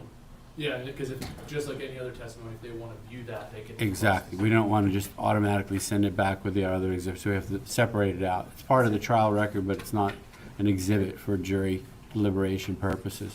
And I believe it is exhibit 149. So we'll have to make a note, 149 does not go back with evidence. Yeah, so keep it in a separate Once it gets in. place. In fact, you may want to even take it over to your office just to avoid that happening.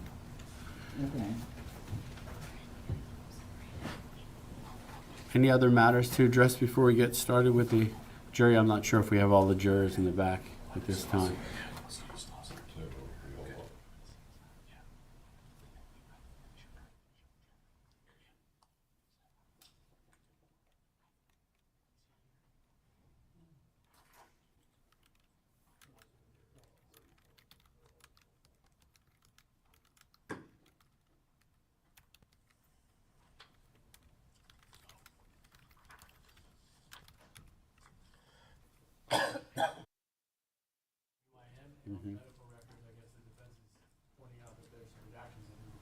Okay, so let's send the jury back into the jury room while we sort this out so they can relax. Exhibit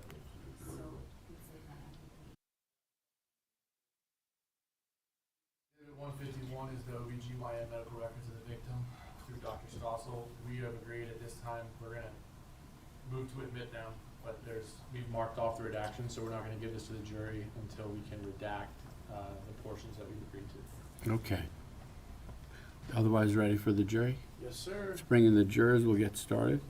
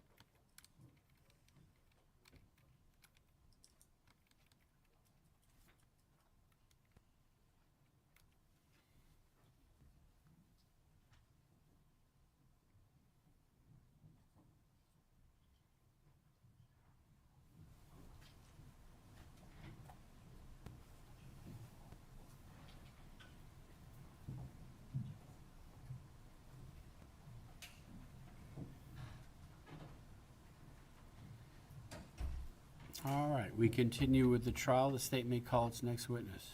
They would call Dr. Stossel.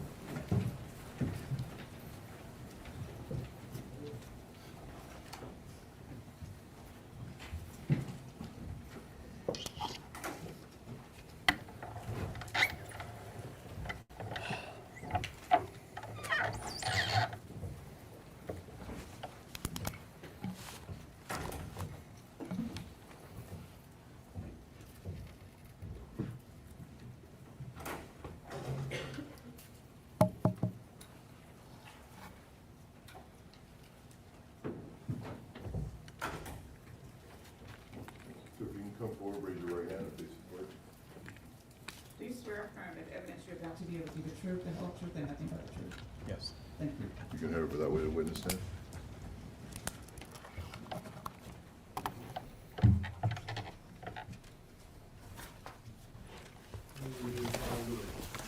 Good afternoon, doctor. If you could you state your full name and then spell your last name for the record? Ruel, R-U-E-L, Stossel, S-T-O-E-S-S-E-L. All right, and obviously I called you doctor and you're wearing scrubs, but what do you do for a living? What is your profession? High-risk OB. And how long have you been working as a high-risk OB? 1993. And where do you currently work? I have a private practice in Palm Beach County, PJ Boulevard. And how long have you had your own high-risk practice? Going on 26 years now. All right, when you say high risk, what are you referring to? Situations where the mother has an underlying medical condition that impact on her pregnancy and or the fetus has a birth defect or something going on that makes the gestation high risk or the unborn child high risk. All right, and before I get into the particulars of this case, where'd you go to school? SUNY Stony Brook, Long Island. And what degree do you have from there? MD. All right, and prior to that, did you have to go to undergrad? Yes. And where did you attend undergraduate studies? CUNY, Brooklyn. All right. City University of New York, Brooklyn, sorry. And what was your undergrad major? Biology. After you went to medical school, did you have to do a residency? Correct. What additional education did you have after you attended school, and where did you do your residency? Residency at State University of New York, Downstate Medical Center in Brooklyn, and Kings County Hospital. And as part of your profession, do you have to undergo continual training and certifications to maintain all your licensing and ability to practice? That's correct. What do you have to do? Take mock exams, review articles, research articles, etc. And how many years has it that you've been practicing as a high-risk OB? I finished my fellowship at Albert Einstein College of Medicine in 1993 after I completed SUNY Downstate OBGYN residency. Now, in this particular case, did you have a patient by the name of Mrs. Wise? Yes, we did. Okay. And do you recall, or what are the circumstances of her going to your practice? She was referred by Florida Community Health. We're a referral practice for high risk here in St. Lucie. She was referred for total OB care and planned for delivery. All right. So were you going to be, or were you her OB/GYN for the course of her pregnancy? Yeah, correct. We were the maternal fetal medicine high risk obstetrical program that she was referred to. All right. And patients that have you as their doctor, how often do they come in and see you? Depending on the situation, at anywhere from 1 to 4 weeks, sometimes twice a week if they're very high risk. And does patients that come to see you, do you maintain medical records for their visits and keep track of their care? Yes, we do. Okay, and did you do that for Ms. Wise's case? Did she have medical records? Yes, she did. And have you had an opportunity to review those prior to today? Yes, I have. At this time, the state would move into evidence by prior business notification, State's Exhibit 151, the medical records of the victim. No objection, subject to our previous discussion. Subject to previous discussion and ruling, that item will come into evidence at this time. All right, so you just testified that you are a high-risk doctor and you do get referrals out of St. Lucie County, is that right? All right, they referred to me for care. What was the reason for Ms. Wise's referral to you? It was a maternal condition of, she had a history of supraventricular tachycardia, or SVT. And can you tell the jury what is SVT? Basically means that the heart speeds up suddenly, and because this is going so fast, the blood flow patterns change. They can lose consciousness, have chest pains. And based on this condition known as SVT, would that qualify her pregnancy as a high-risk pregnancy? Yes, it does. And did she regularly visit your office? Yes, she did. Did she ever miss any appointments? No, she did not. When she attended, or when she first was referred to your office, did she have to undergo a standard blood panel that you require of all your patients? Yes, as part of the process, but because she was a referral and not starting care with us, we were waiting for the final labs to be referred from the prior clinic. So we did not have all the labs at that time. All right. Did you eventually get all of her records? When we found out that she didn't really go to have the records, we ordered all the prenatal panels, we call it. Okay, and in Mrs. Wise's records, was there any evidence of there being any drug use or anything like that? Not I'm aware of. Now I want to talk to you about ultrasounds. What, do patients at your practice get ultrasounds? It's a core part of our practice, correct. All right, and based on your review of the records, did Miss Wise have 6 ultrasounds with your practice? I think it was 5. You think it was 5? And 5, why would she have so many ultrasounds? The initial screening ultrasound to complete the fetal anatomy and check on the baby's growth rate, and then serial ultrasounds thereafter to finish up the anatomy, continue to monitor the fetal growth rate, make sure that the gestation is remaining healthy. So I'd like to start with the first ultrasound. Do you have records that show she had an ultrasound on May 17th of 2018? Yes, I have. At that point in time, how far along was Miss Wise in her pregnancy? Based on the ultrasound that was given to us, she was 18 weeks and 3 days when we saw her on that date. And as far as your opinion, any issues with the state of either Miss Wise's health or the baby's health at that time? She was clinically stable. It's just that she has these intermittent supraventricular tachycardia. The gestation has a size equal dates, and we did not see anything that puts the baby high risk for any birth defects or abnormalities. All right. So let's go to the next ultrasound. Are you showing that she also had an ultrasound on June 15th of 2018? That's correct. Okay, and how far along did you determine the pregnancy to be at that time? She was 22 weeks and 4 days. And is that showing consistent growth with the time of the last ultrasound leading up to this one? Yes, that ultrasound composite was coming out at 22 weeks, 5 days, and by early ultrasound, she was 22 weeks, 4 days. And the size of the baby was appropriate, and we didn't see any birth defects. All right, let's go to now July 13th of 2018. Did you also complete an ultrasound on that day?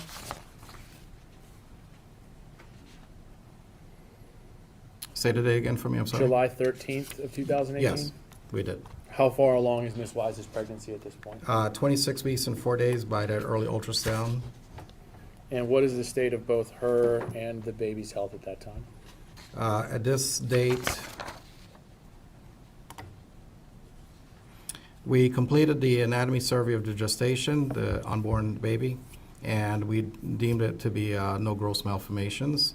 The unborn baby's growth rate was appropriate at 2 pounds 3 ounces at the 59th percentile. It seemed to be persistently in that 50th percentile zone for growth, which is appropriate. And she was doing well. We're just pending the cardiology evaluation because of the history of the SVT. And I think that leaves us with 2 more ultrasounds left. Let's go to July 30th of 2018. Did you conduct an ultrasound of Miss Wise at that time? Yes, we did. All right, and how far along was she, and what was the status of both her and the baby's health? The gestational age was 29 weeks. By measuring, the gestation was 29 weeks, 5 days by our ultrasound criteria, and the baby was growing at the 53rd percentile with an estimated weight of 2 pounds 15 ounces, sorry. All right, and then the last ultrasound would be on August 13th of 2018. How far along did you determine the baby to be based on the ultrasound at that time? Based at, 31 weeks. And what's the status of the baby's health? Amniotic fluid volume was normal. She reporting normal fetal movements. The biophysical profile, which is a way of assessing the unborn baby, by ultrasound showed that normal fetal movements, normal breathing movements, fetal tone was appropriate, So the baby got an 8 out of 8 for the biophysical profile, which is a good score. All right, so from May 17th of 2018 up until the last ultrasound on August 13th, 2018, did she have a healthy growing baby? Yes, sir. Any indication that there was going to be any complications or any major things that you saw of concern? At that time, no, but we were pending the cardiology evaluation of the mother's heart. All right, was there any indication to you that you saw that the child was not healthy? By all our serial ultrasounds assessments, the baby was healthy. Thank you, Dr. Stossel. I don't have any other questions for this time. Sir, you never received that pending cardiology report? Because of her insurance, there was a delay. With her insurance, the primary care physician has to refer, and we had issues with them referring, so they eventually turned it over to us, and then we were able to refer on to the cardiologist. Did you ever receive that report back? Not I'm aware of.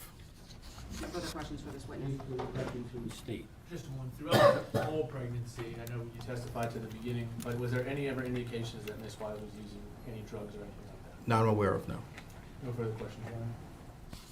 Any further recross? No, Your Honor. May Dr. Stossel be released from his subpoena at this time? Yes, Your Honor. Any objection to releasing Dr. Stossel? No objection. Thank you, Doctor. You're released from your subpoena. You're free to leave or stay as you wish. Thank you, appreciate it. You're welcome. And the state's next witness or item of evidence. Yes, sir. People state of Florida call Kenneth Barron.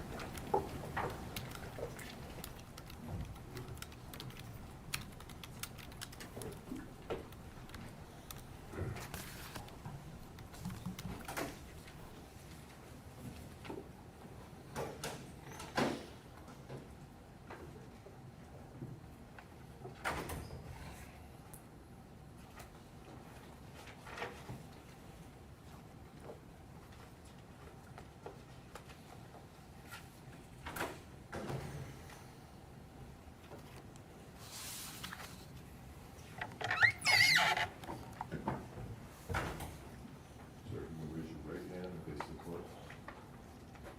Do you swear or affirm that evidence you're about to give will be the truth, the whole truth, and nothing but the truth? Yes, ma'am. Thank you. You can head over that way, the witness.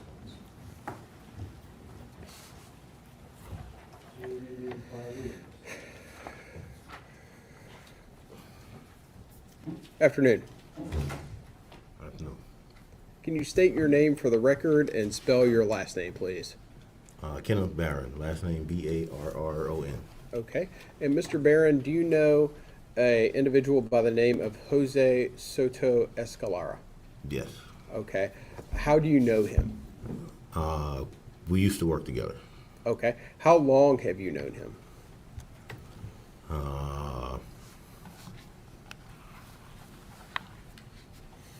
Prior to working together, total probably like 10, 15 years. Okay. And did you work with him at Waste Pro in August, in the summer of 2018? Yes. Okay. During your relationship, how would you refer to him as? Would you refer to him as an acquaintance, a friend, a really good friend? Where would he fall within that spectrum? Probably in between an acquaintance and a friend, co-worker. You know, I did hang out with him a few times, you know, previous to Waste Pro. Okay. Did you ever have any arguments with him or beefs with him or anything? No. Okay. Did you know the victim in this case, a woman by the name of Tania Wise? No. Had you ever met her before? No. Okay. Let me take you back to the summer of 2018. Did you have a conversation? Objection, may we finish? Sure.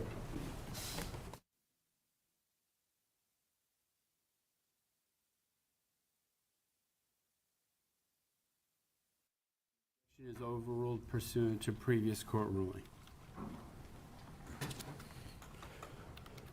Okay, I'll start over. Let me take you back to the summer of 2018. Did you have a conversation with this defendant, Jose Soto-Escalera, about a gun, a firearm?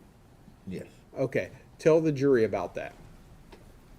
I completed my route and I was at the landfill dumping the truck. they have two different places you can dump the truck, on the hill or inside the building. So I was on the hill. He approached me on the hill and asked me about selling him a firearm. Okay. And tell the jury about that. What specifically do you recall about that? He asked me about selling him a firearm. I asked him, like, what kind of firearm are you talking about? Are you talking about a large gun, small gun? Like, what are we talking about? And he just said, oh, he just wants something, you know, something small, something like kind of like off the record, not like sell him something I personally own. Like, he wanted something like off the street, kind of, sort of. Okay. So I asked him why, because I know he has firearms. How he got them, I have no idea, but I know he had some. So I asked him, like, I was under the impression that he could legally. Calls for speculation. I'll sustain the objection. You need to ask a question, make sure the witness answering the exact question that you're asking. Sure. Go ahead. You said, let me take you back. So you said that he wanted a gun that, I believe you said, you phrased it as off the records or off the books. Is that right? Correct. Okay. What did he specifically say to you? Did he say that he wanted a ghost gun? Correct. Is that how he phrased it? That's how he phrased it. Okay. Tell the jury specifically and exactly what he said. He said, I'm looking for something like a ghost gun. Okay. And what was your response to that? I said, I don't have anything to do with any of that. I'll overrule the objection as far as what he said in response. You can answer the question. I don't know if you answered it. You can answer the question. I didn't quite hear what you said. My response to what he said was, I don't have anything to do with that. Like, all of my firearms are legal. Okay. Okay. So I don't have anything illegal to sell. I don't know anyone that has anything illegal to sell. And I was trying to figure out, why are you asking me that? Because I was under the impression. Hold on a second. Let's stick with the script, question and answer. Yeah. Okay. So you didn't know why he asked you that. Is that right? Correct. Okay. So here's my question. This homicide occurred, Ms. Wise's body was found on August 24th of 2018. Mm-hmm. So as best you can estimate, when did this conversation occur with Jose Soto-Escalera regarding the ghost gun? This was 2 to 3 weeks, 2 to 4 weeks tops. It was recent. Okay. So 2 to 4 weeks prior to the homicide, the Correct. defendant is asking you if you could obtain a ghost gun. Correct. Okay. And why did he approach you? Are you a gun guy? Yes. Objection calls for speculation. I'll sustain the objection. Okay. Jury should disregard the answer. Okay. So he approached you and that happened. So let me ask you this. What did you do for Waste Pro? I was a route driver. Okay. And are you familiar with the route first of all, are you familiar with your own routes? I would imagine you are. Correct. Okay. Yes. And are you also familiar with the routes, the trash routes of the defendant? Yes. Okay. This victim was found on Johnston and Russo's Road, near the intersection of Johnston and Russo's Road. Are you familiar with that area? Yes. Okay. Did the defendant have a trash route along that area? Yes. On Russo's Road? Yes. Okay. Thank you. No further questions. Cross-examination? Thank you, Judge. You're welcome.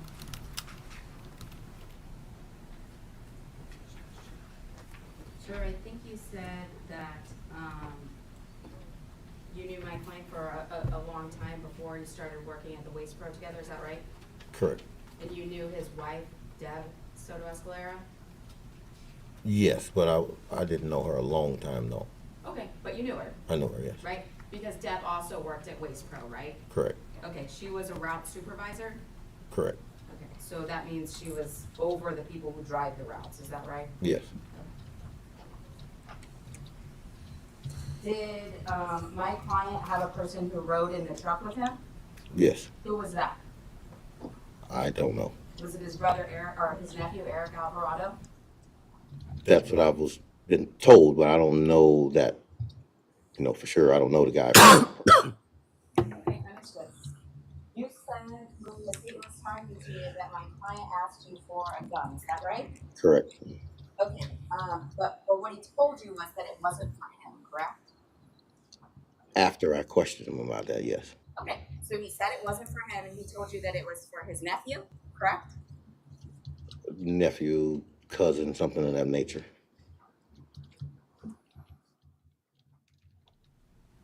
And you were ultimately fired from Mistress, is that correct? That's correct. And you believe that Deb had something to do with you being fired from Mistress, correct? Not necessarily, no. You didn't tell law enforcement that you believed Deb had something to do with you being fired? A little bit, but not like it was all up to her, no. Understood. No further questions, Judge. Any further questions to the state? No further questions. May Mr. Barron be released from his subpoena at this time? He may. Any objection to releasing Mr. Barron from subpoena? No, Your Honor. Thank you, Mr. Barron. You're released from your subpoena. You're free to stay or leave as you wish. And the state's next witness or item of evidence. State would call Janine Hiller.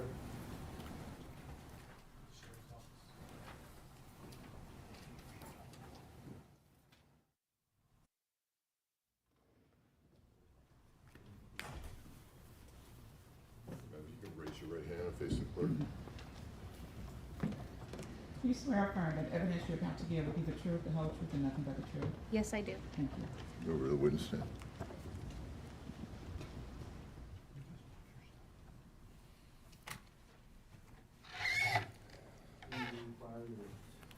Good afternoon. Good afternoon. If you could state your full name and spell your last name for the record. My name is Janine Hiller, and my last name is spelled Hiller. And what do you do for a living? I'm a crime scene investigator and latent print examiner. All right, and in order to be, I guess, what agency do you work for? I work for the St. Lucie County Sheriff's Office. All right, and in order to be qualified for that position, do you have to have any special training or education? Yes. What is it? So, I have an Associate's of Arts degree from Indian River State College, and through my almost 13 years as a crime scene investigator with the Sheriff's Office, I have had numerous hours of training.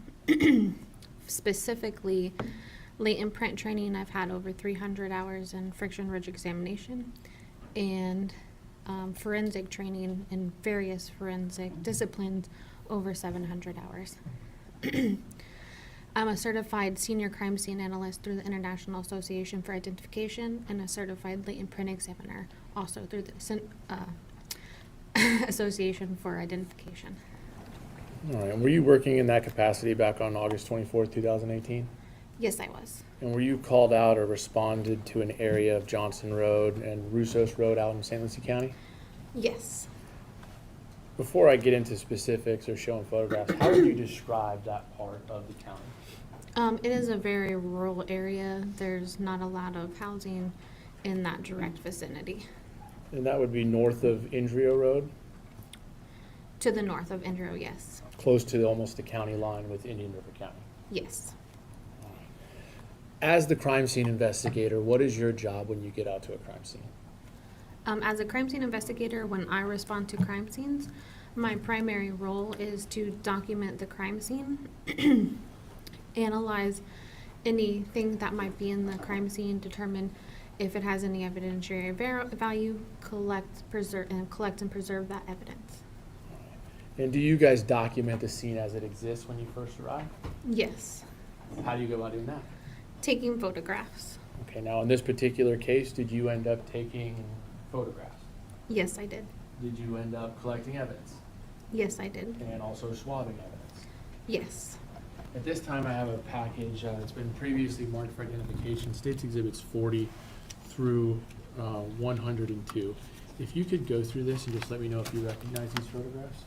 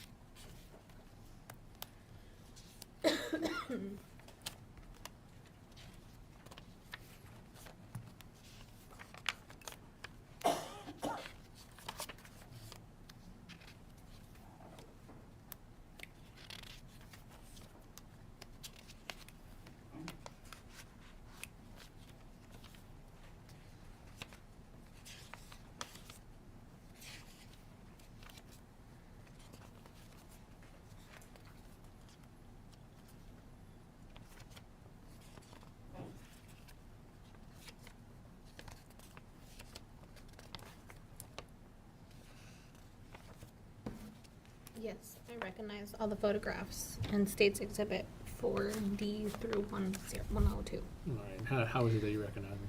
I took those photographs. And these are the photographs of the scene as you saw it back on in August of 2018. Yes. Fair and accurate representation of the scene. Yes. This time statement of evidence 40 through 102. No objection, Judge.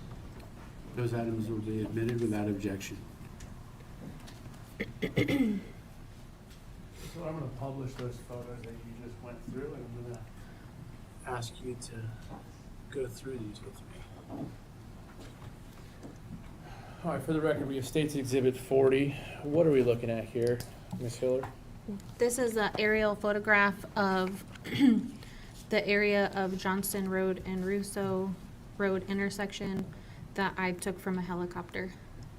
All right, and which out of the two roads we have, call it horizontal and one is vertical, which road is which?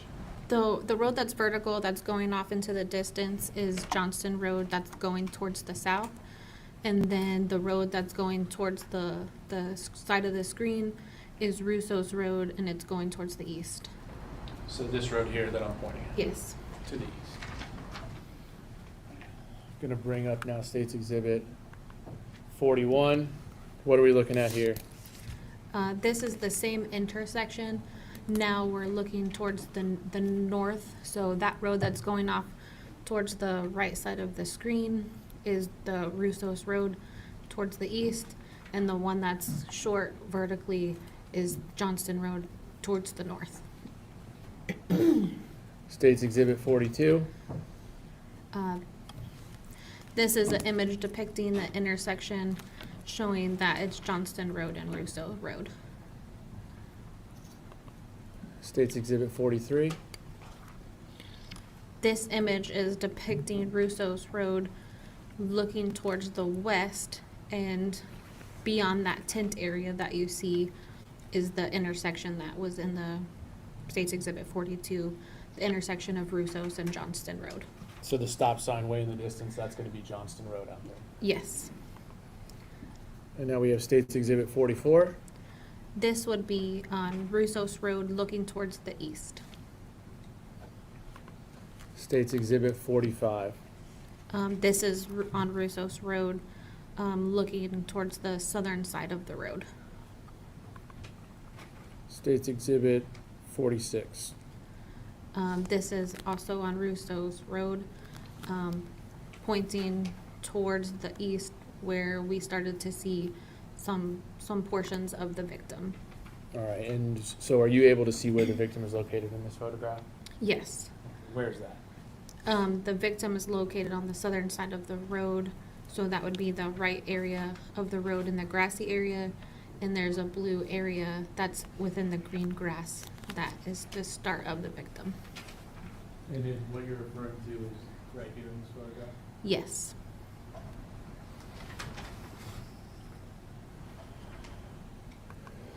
States Exhibit 47. What are you documenting in this photograph? This is just some of the overall pictures that we tend to take whenever we are documenting a crime scene.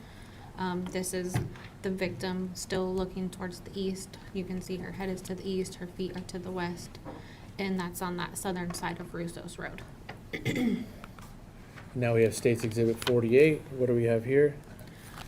This is a photograph depicting the victim on the southern side of the road. I am now in a different position. I'm standing on the road looking towards the south. taking like just the overall picture to document the scene. State's Exhibit 49, same question. This would be from the east looking towards the west, showing the overall condition of the scene. You can see the victim still there in the, kind of in the center of the picture. And this is looking towards the west. And we have now State's Exhibit 50. This is just a closer up photograph of the victim prior to us moving her or doing any examination. And then we have State's Exhibit 52. What are you trying to show with this photograph? This is just the overall condition of how we find the victim and how, you know, how she is looked in the conditions that she was found in. Did you notice anything in her hands when you examined the victim at the scene? Well, initially we were only able to see her left hand, which was clenched in a fist. You can kind of see there, and it appears to be grasping something, but we don't know exactly what's in the hand.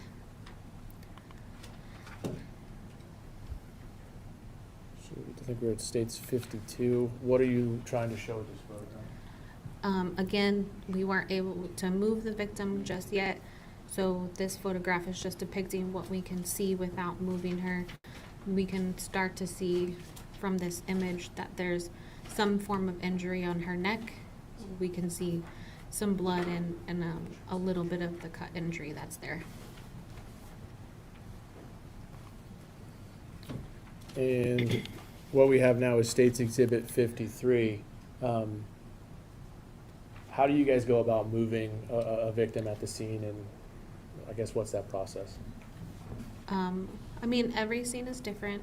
For this particular scene, once the medical examiner investigator arrives on scene, we put a bag, it's a body bag, so that white material that is underneath her up next to her so that we could roll her directly into that body bag and contain any possible evidence that might be on her backside.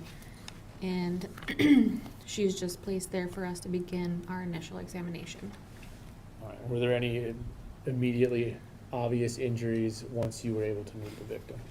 Yes, so in this image, it's depicting the victim. This is exactly how she looked once we rolled her from that ditch area onto her back and into the body bag. You can see there's an injury to the right side of her neck. And then we have State's Exhibit 54. What are we looking at in this exhibit? This is a photograph of her right hand, which was underneath her body when we initially arrived. So just documenting the condition of her hand, and it's also closed into a fist and appears to be grasping something, and the hair tie that's on her wrist. And we now have State's Exhibit 55. This is more just documentation of the condition that she's in once we take her from the way that we found her, and documenting anything that we see. State's Exhibit 56. What was the purpose of this photograph? Again, we're just documenting the hands, the conditions of the hands. She's got her left hand now also is grasping, appears to be grasped. We don't know if there's anything else in there, but it is clenched into a fist grabbing that grass. State's Exhibit 57. This is kind of showing a position where we can start to see another injury on the left side of her neck, kind of around her collarbone. State's Exhibit 58. And this is just moving in closer to depict that image, or this image depicts that injury that we can start to see on the left side of her neck. And then we have State's Exhibit 59. What are we looking at in this photograph? So in the center of this photograph, there is material that we believed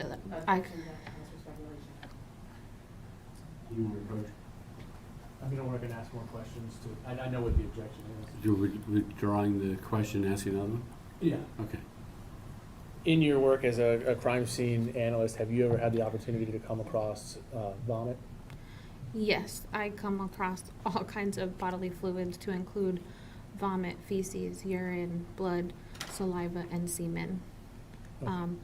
This, Based on your experience and what you've worked with in the past, was there anything significant that you saw in this photograph that you felt you needed to make sure you documented?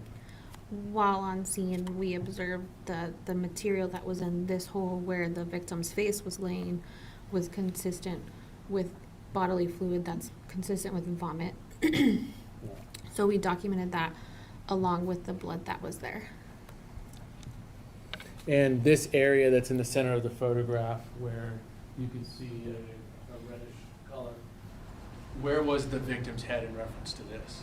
Directly inside that little concave hole that's holding all of that material, that liquid and the white liquid and the red liquid. And what was the condition of the victim's clothes when you took her out of the soil on the side of the road? A majority of her clothing was wet.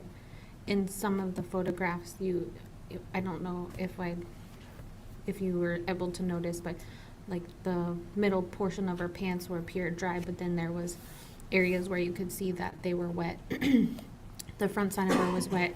Her hair was wet and matted, and then her clothing was, especially her top was very wet, and then her face and hair were wet. What was the condition of the ground where she was found?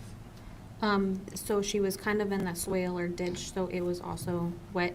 You can see the glimmer of some of the water just below that little hole where you see the white material and the red material, so you can kind of see the glimmer of the water that's there. So now I want to go with State's Exhibit 60. Looks like we're now starting to see some markers in these photographs. What are these markers? The cones that you see depicted in this photograph are cones that we place to identify any kind of specific evidence that we wanted to document, because we don't know when we're there, what's important and what's not.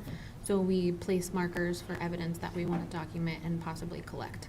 All right, and for cone A in this photograph on State's Exhibit 60, or let me go actually to State's Exhibit 61. What was of significance that you observed for State's,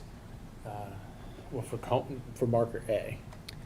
This image is depicting tire impressions that we observed on the ground from the road, which is the left side, onto the grass. So that would be, the grass is on the southern side of the Russos Road. And like this image would be towards the east. And then I'll go with State's Exhibit 62. What is this? This image is depicting a close-up photograph of those tire impressions that you observed with the photo marker A. And State's 63. Also depicting that same tire marks with the photo marker A.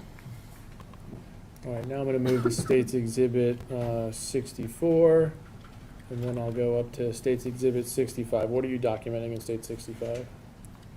This area is, again, on the southern side of Russos Road, kind of looking towards the southeast. And here is documenting a flashlight and some hair that is hanging from the tree and also on the ground. So the first cone, the one that's closest, I think it's B. That is the flashlight, and the cone further away, more in the ditch, is C, and it's marking hair. And would this be State 66, a close-up of B? Yes. And then we have State 67. It looks like now we've moved on to cone D. So this is kind of a little bit to the east of that area where you saw B and C on Russos Road. Again, looking to the east, cone D is marking that that mark that's in the ground there right in front of it. And what I'll do is I'll pull up State's Exhibit 68. What are we looking at in State 68? Just the disturbance in the gravel and the divot that's different than everything else around it. All right, I'm gonna go to State's 69. Are we just showing more markers? Yes. State's Exhibit 70. Is this the same thing? Yes, so this is looking towards the east, kind of marking everything that we're finding directly around the victim, who's in the center of the screen at the top. All right, we're at State's Exhibit 71. Which marker are we looking at now? This marker is photo marker number, or letter F, and it's the start of a tire impression that was observed in the grass that goes from the grass area into the dirt on the road, into Russo's Road. We're gonna go to, looks like we're now looking at marker G on State 71. So F, G, and H, which we have in a line, you don't have F in this particular image, but is marking that brown area that looks like a tire was driving there. And are you referring to, I guess, the furthest cones to the left, the brown area that's between those two cones? Yes.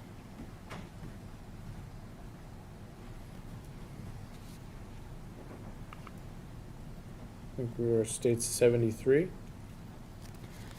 This is just the same area documenting all the cones that are within the vicinity of the victim. We're marking the tire impression that's there between G and H, a cup, and some beer cans that were around the victim's body. I'll go through States 74, and then I'll go to State 75, States 76. What are we looking at in 76? This is a paper napkin that was on the ground just to the left of the victim's body, a little bit ahead to the east of her head. Right. As the crime scene investigator, when you arrive on the scene, do you know all the facts? No. Most of the time, do you not have very much information at all? Correct. So I don't have a lot of information ever. So do you collect everything that you see? Not necessarily everything, but we do a lot of documentation and collect a lot of material from most crime scenes. So we'll go to States Exhibit 77, States Exhibit 78, States Exhibit 79, States Exhibit 80, States Exhibit 81, States Exhibit 82, States Exhibit 83. The photos that I just went through, what are you documenting in these? Just all the photo markers and cones, with the exception of, I think it was States Exhibit 82 and 83. Everything was on the south side of the road, except for that, this Coke Zero bottle was on the northern edge of the road. But we just document all those cones and all those items so that we know what is there. So now we're going to pull up States 84, 85, 86, 87, 88, 89, 90, 91, 92, 93. What are we looking at in this photograph? Cone U. Let me check my report. That's just a disturbance in the grass area that was noted that it was knocked down and in the dirt, so it was photographed and documented. All right, then we'll go to States Exhibit 94, States Exhibit 95, States Exhibit 96. What are we looking at in States 96? This is a photograph depicting photo marker V as in Victor, and it's a condom wrapper that was located close to the intersection of Johnston and Russo. State's Exhibit W, or State's Exhibit 97, photo marker W, what are we looking at here? This image depicts photo marker W, also very close to the intersection of Johnston and Russo, and it's a t-shirt that was located on the side of the road. All right, and then we have State's Exhibit 98, State's Exhibit 99, is this the same shirt? Yes. And then we have State's Exhibit 100, State's Exhibit 101, then State's Exhibit 102. What are we looking at in 102? This is the area to the west, so standing on Russo's Road looking towards the west, the intersection of Johnston and Russo, showing the conditions of the weather and the intersection and everything that we see. You can start to see this is more towards the afternoon because there's some storm clouds there in the sky. So now I want to talk a little bit about the physical evidence that you collected. When you collect physical evidence at a crime scene, what are the other tests that a crime scene investigator can do to those items? Or at least prepare for them to be tested by someone else? You're asking what will I do with them once I take them from the crime scene? Yes. Okay. So once we collect evidence as crime scene investigators, we can take them back to our lab and we can examine them for biological fluids, which would include the blood, saliva, semen, and urine. Anything that might help us with our investigation. We can process it for latent fingerprints. We can collect DNA swabs from it. We can take clippings from it. We can do all kinds of things depending on what the item is. All right. And are you able to do fingerprint examination? Yes, I am. And did you examine items for fingerprints in this case? Yes, I did. And did you also swab items for DNA in this case? Yes, I did. At this time, I want to show you what's been marked for identification, State's Exhibit 7. Do you recognize this item?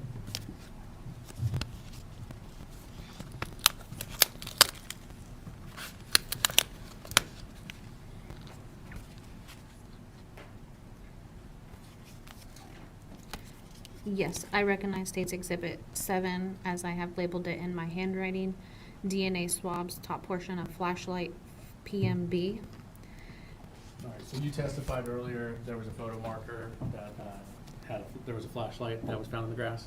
Yes. And did you swab that flashlight for DNA? Yes, I did. Okay, is that what State's Exhibit 7 is? Yes. At this time, State would move State's Exhibit 7 into evidence at 7. No objection. Got a motion into evidence without objection. First time. Now, I want to ask you some items about, and before I ask you about, did you do fingerprint analysis? How is it that you're able to do fingerprint analysis? As I said earlier, I'm trained as a latent print examiner. I am a certified latent print examiner through the International Association for Identification. To become a certified latent print examiner, you have to have education. Depending on your level of education, you have to have a certain number of years in the field. For my level of education, I had to have a minimum of 3 years of work experience as a latent print examiner. I have to go through 2 years of supervised casework while I'm in training or doing on-the-job training, in addition to all my classroom hours of training. And that, again, that was over 300 hours. And then once I meet all the qualifications for testing, I have to take a test. It's a 200 question test that I have to get a 85% or better to pass the first portion of the test. And then I have to do a comparison portion of the test, which I have to get 100% and make 13 correct conclusions. And have you testified in court as a fingerprint analyst before? Yes.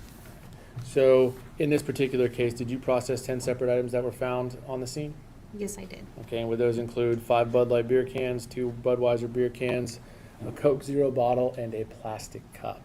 Yes. Were you able to obtain anything of evidentiary value from any of those items? No, I was not. All right, and what does that mean? it means that I just wasn't able to obtain fingerprints from those particular items. Latent fingerprints are an unintentional recording or recording of digital or friction-rich skin on your fingers and palms or on the soles of your feet. And those, fingerprints being left can be affected by the conditions of the item when you're touching it. It can be affected by the conditions where they are left. You want to approach?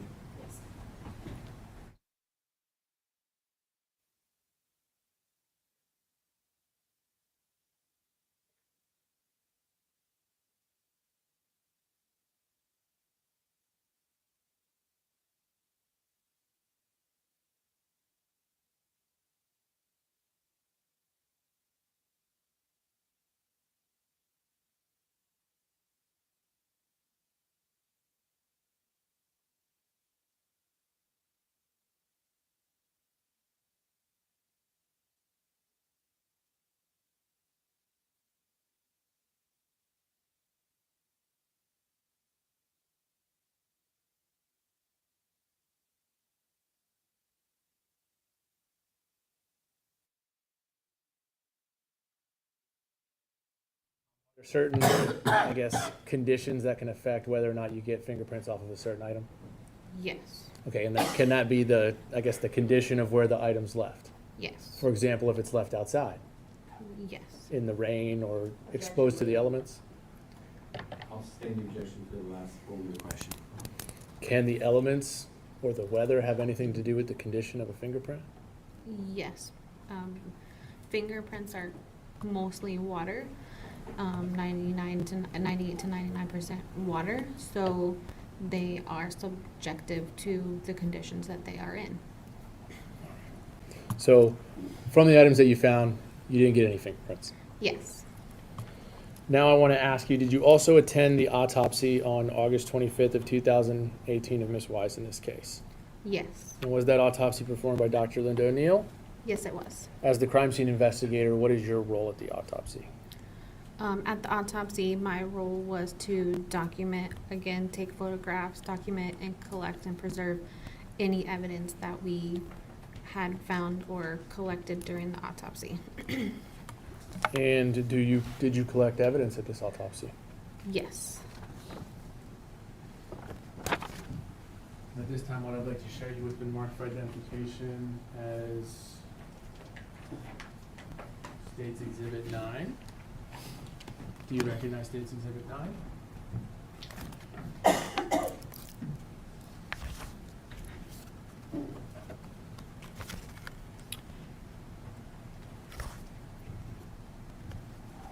Yes, I recognize State's Exhibit 9, labeled as DNA Baby Boy Wise, and it's labeled in my handwriting. All right. How do you go about, I guess, collecting a particular item of evidence in general? It varies from item to item and what we're collecting and what we're doing. For this particular one, this is a blood standard, so the blood is taken from the person and placed on a card with 4 little circles of the blood. All right. And this is the blood, in this exhibit, this is the blood from baby boy Josiah Wise from the autopsy? Yes. Okay. This time the state would move into evidence which is marked for identification, State's Exhibit 9. The evidence is 9? No objection. That item will come into evidence without objection.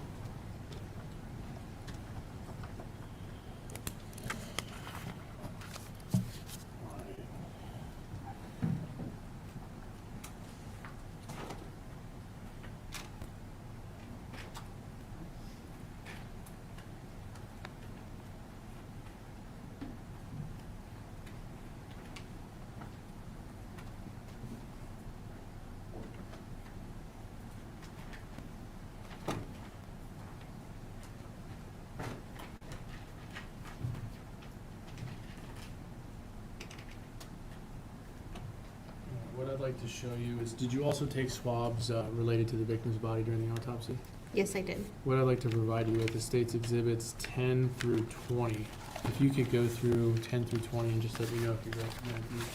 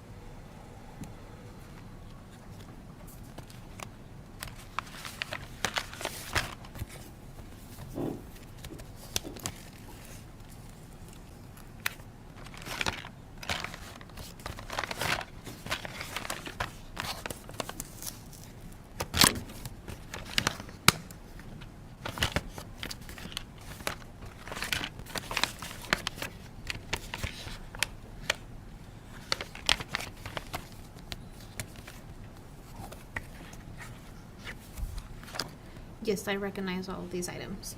All right, and then I'd also like to show you what's been marked for identification as States Exhibits 21 through 25. Same questions. Can you let me know if you recognize those items?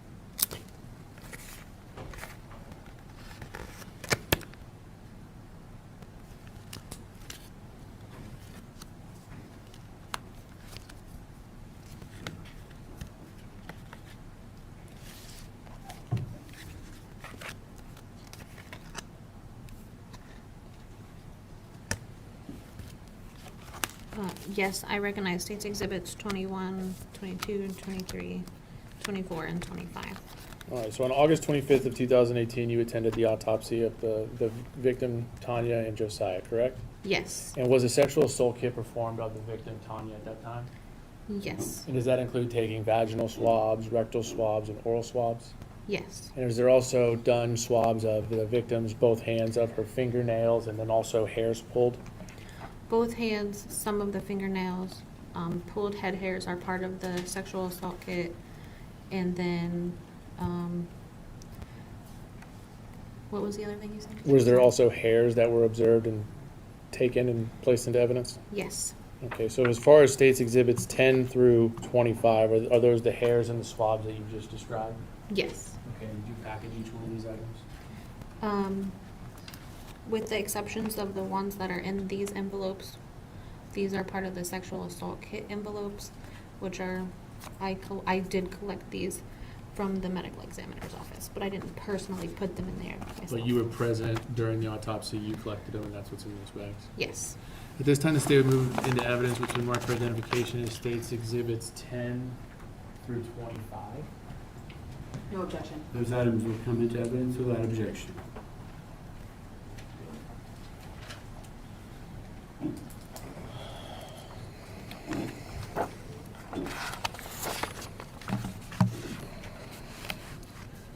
Did you also conduct, or were you also present when a search warrant was conducted at 2613 Cactus Circle on August 31st? August 31st?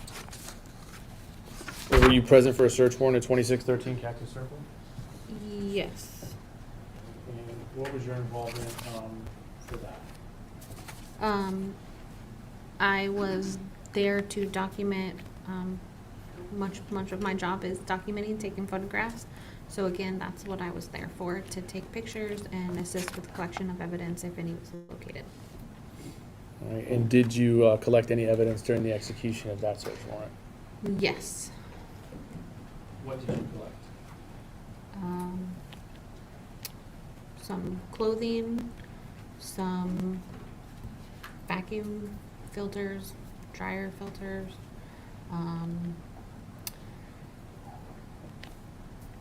that's all I can think of at the moment. And I'd like to show you what's been marked for identification as States Exhibit 26 and 27. Do you recognize those items?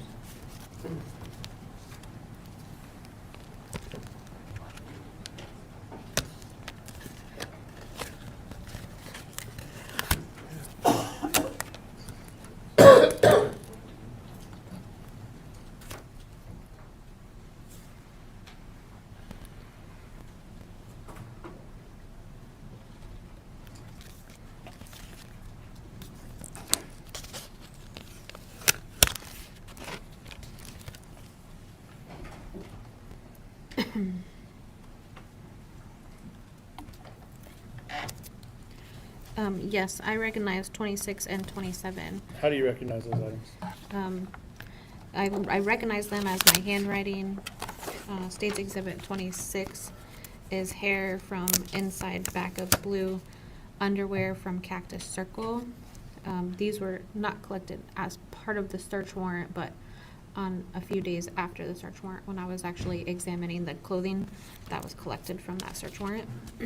So you were present at the search warrant, there was clothing items collected, and these were hairs that you pulled off then from that clothing? Correct. And then State's Exhibit 27, in my handwriting, that's here, and my initials on the tape, that's here, as hairs from the back of gray-blue underwear from Cactus. This time the state would move, it's been marked for identification is 27, 26 and 27, and evidence is 26 and 27. No objection. Those items will come into evidence without objection.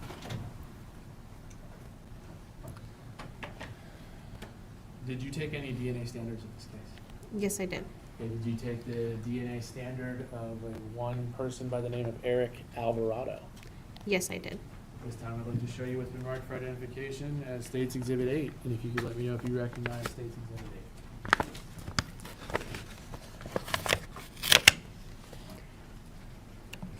Yes, I understand. I recognize State's Exhibit 8 as DNA standard buccal swabs of Eric Alvarado. It is in my handwriting, date and time of collection, and my tape of signature. All right, I don't think, can you tell the jury how do you take a buccal swab? A buccal swab means to take something from the mouth. So we take cotton Q-tips for the simplest form, stick them in the mouth, rub them around, collect saliva and skin cells from the inside cheek, and then place them into a container to protect them. And is that what you did with that? Yes. And is that taken of Eric Alvarado? Yes, it was. Okay, at this time the state will move into evidence is marked for identification is 8 and evidence is 8. No objection. That item will come into evidence without objection. Were you also involved in a search warrant of a Dodge Ram on September 24th of 2018?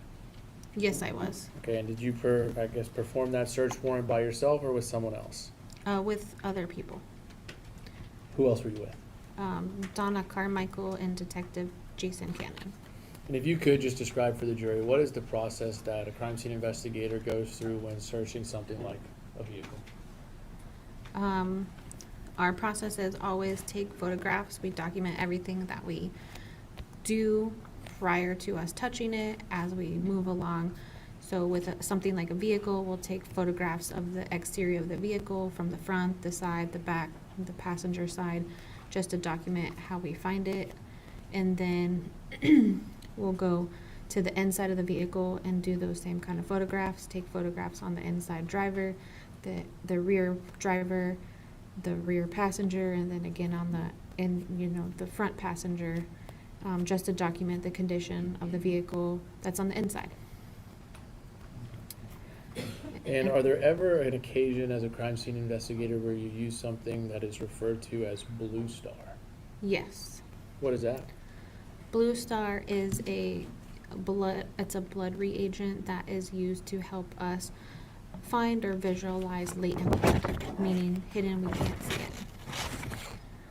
Under what circumstances do you use Blue Star?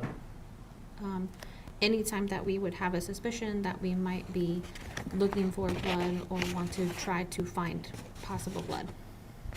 Did you end up using Blue Star in this particular case? Yes, we did.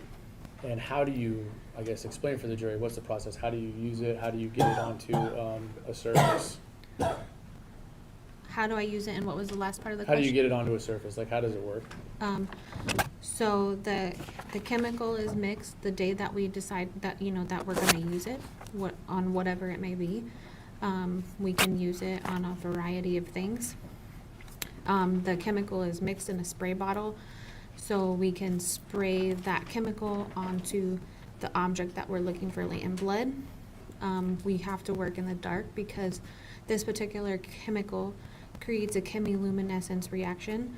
So we have to work in a dark area. And if we find possible blood, we'll get a reaction that emits light for us to see and visualize, and it's gonna be like a blue chemiluminescence or luminescence that we will see. So we'll set up our area. We're in a place where we can control the lighting. We have a camera set up, ready to take photographs. for whatever we may see or not see. All right, and did you do that for the Dodge truck in this particular case? Yes. Did you also collect items of evidence, I guess, strike that. If you use Blue Star and you see a section that's lit up, what else do you do? What's the next step? Oh, we take photographs of the area that we see, like as we are applying it. And then if we find an area of reaction where we get that chemiluminescence reaction, then we will remove that section or swab that section, cut the section, collect the whole thing if we can. Depends on what the object is. All right, and what's the purpose of doing that? Why do you take it or why do you swab it? So that we can send it for testing to see if there's any possible DNA and get confirmation whether there is blood and if it's human or not. All right, for the search warrant of the truck on September 24th, did you document that with photographs? Yes, I did. And at this time, I'd like to show you what's been marked for identification as State's Exhibits 103 to 115. If you could look through those and tell me.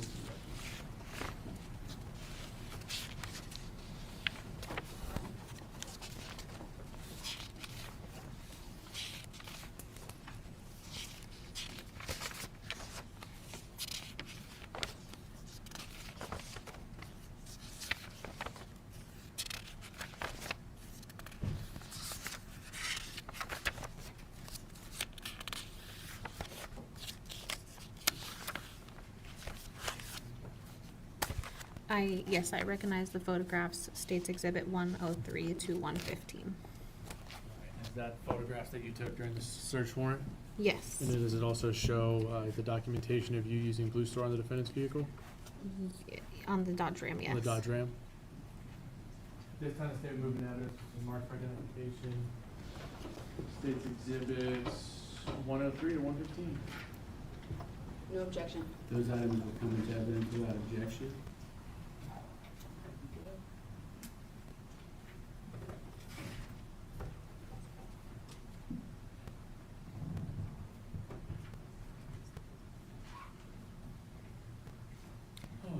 All right, for the record, we have what's been entered into evidence now as State's Exhibit 103. What are we looking at? This is a photograph of that Dodge Ram in our evidence bay where we conducted all of the documentation and the application of the Blue Star. This is a front photo of that Dodge Ram and just kind of depicting how I'm finding it on that date. So I simultaneously will work around the vehicle, showing the front, the sides, the rear the best I can, and then the other side. All right, and before I go through all the photographs, I want to talk a little bit about, I guess, where are we in the photograph? Where is this photo taken at? This photograph is taken at the St. Lucie County Sheriff's in the crime scene processing bay. It's a secure bay that we have access to in our evidence custodians. All right, now in this particular search of this car, did you collect items of evidence? Yes, I did. And what I'd like to do is show you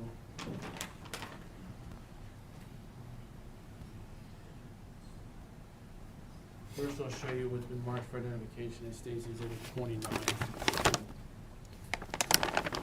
Do you recognize State's Exhibit 29? Yes.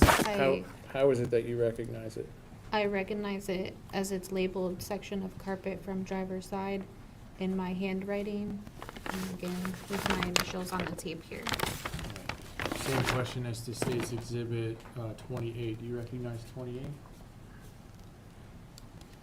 Yes. How is it that you recognize 28? This is a section, or this is a set of DNA swabs collected from behind the driver door handle, and it has my initials on the tape here and here.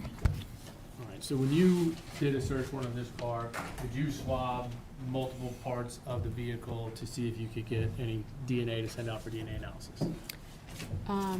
That was done post-application of Blue Star based on where we had reactions. All right, so items that you pulled during the execution of this search warrant were based on what you saw from the Blue Star? That is correct. So for State's Exhibit 29, why did you take this section of carpet from the driver's side? Because we had a reaction in that area in the carpet, so we collected the whole area to be sent out for possible testing. And I'd like to now show you also what's been marked for identification as State's Exhibits 30 and 31.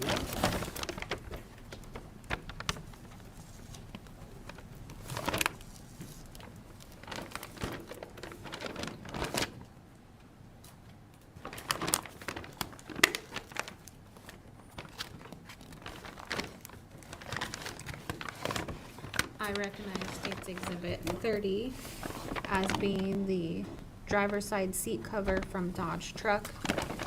I recognize it as my handwriting. My initials are here on the tape. And then State's Exhibit number 31 as my handwriting labeled as driver's side visor. And my initials here on the tape. And then same question for State's Exhibit previously marked for identification as 32.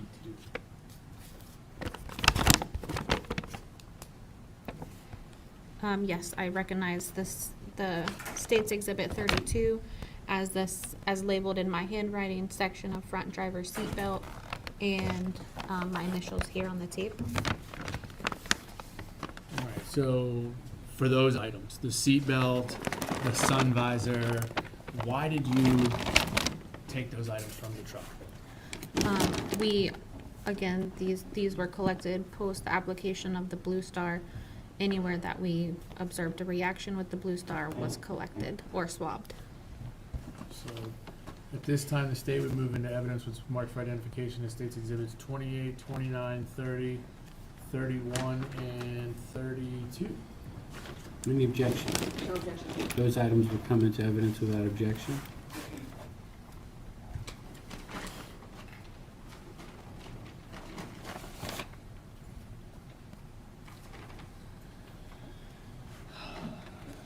And then what I'd like to show you again is State's Exhibits 155, 156, 157, and 158. Do you recognize those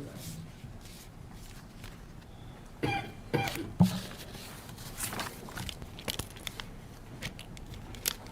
I recognize State's Exhibit 155 as it is labeled swabbing from tarp of armrest, and my initials are here. State's Exhibit 156.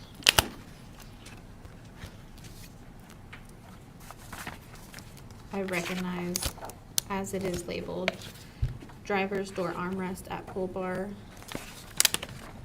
and my initials here. State's Exhibit number 157.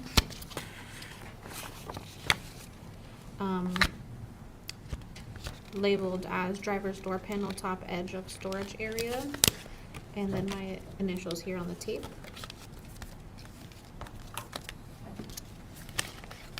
And State's Exhibit 158.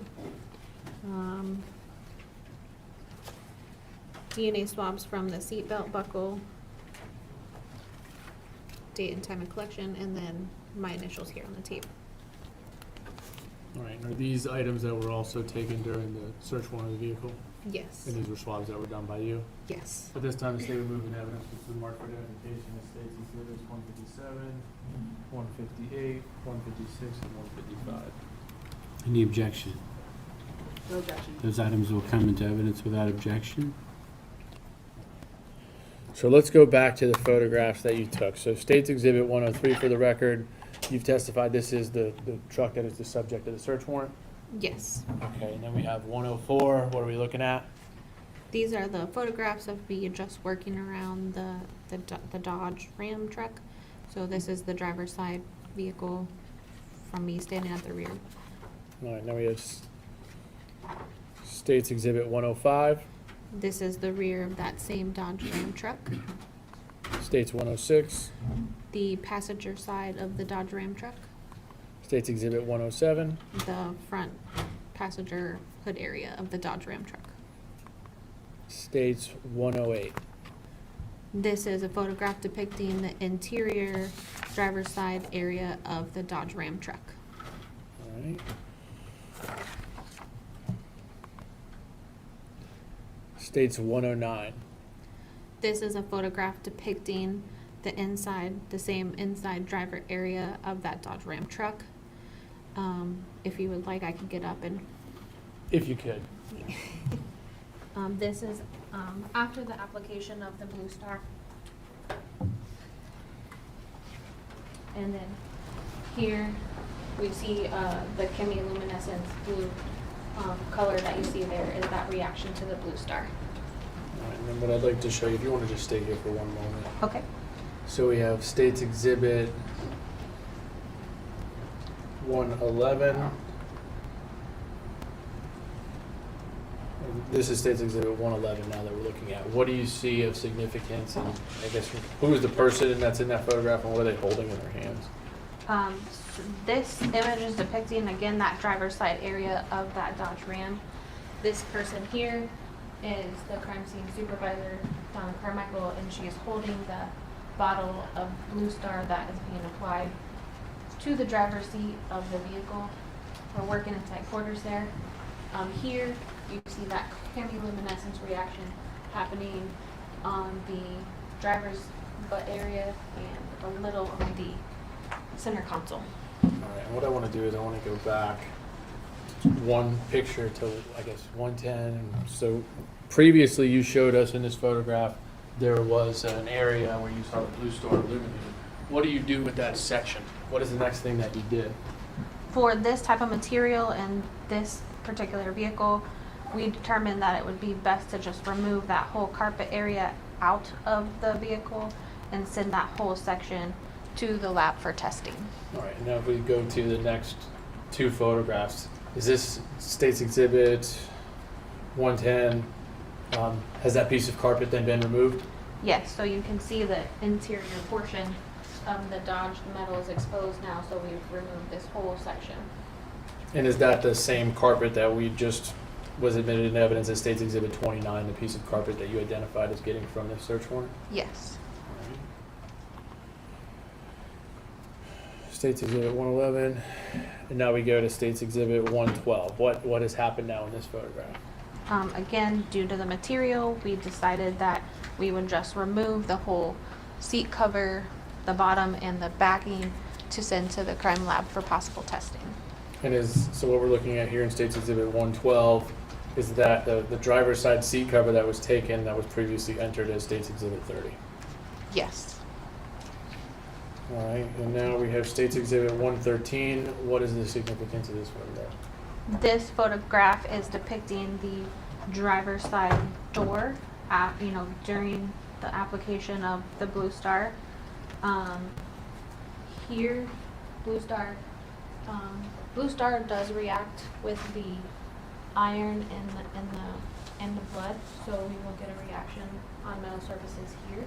And then we have some chemiluminescence reaction happening here along the door, on the handle, behind the handle, and then down.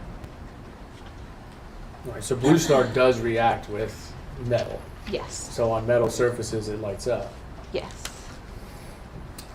But there's not metal surfaces on all portions in this picture. Correct. In the areas that I just identified on the driver pull bar, on the armrest, in that storage cubby area, there's no metal. States Exhibit 114. What were you, I guess, attempting to show with this photograph? This is during the application of the Blue Star on the driver's side headliner and sun visor area.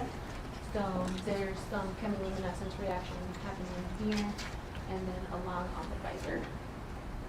All right, and previously entered into evidence States Exhibit 31, the sun visor from the Dodge Ram. Is that the sun visor that we've already put into evidence as States 31? Yes. And now we are looking at States Exhibit 115. What are we looking at here?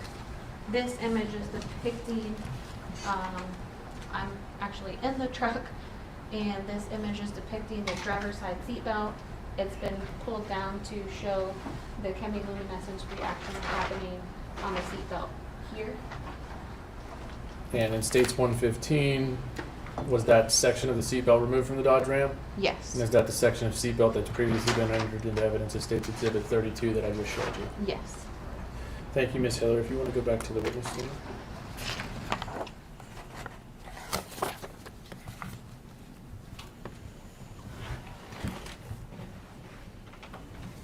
Alrighty. Did you return to that Dodge Ram again on January 8th for the purpose of collecting additional evidence in this case? Yes, I did. Okay, what was that? Tire impressions. So to collect known tire standards to send for comparison against the images that I had taken of photo marker A at the crime scene.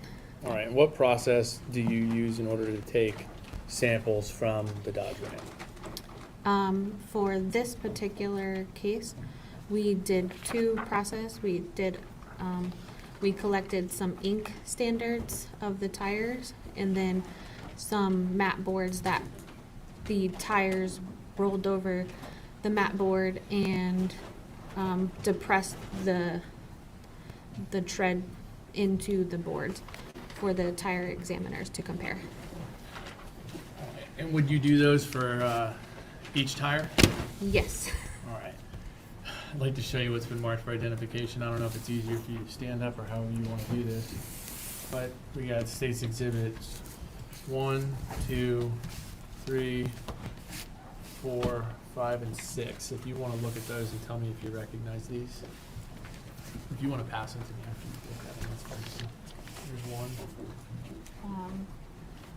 I don't remember that said it. Inked impression of. I recognize States Exhibit 1 as a rear passenger ink impression from the Dodge truck.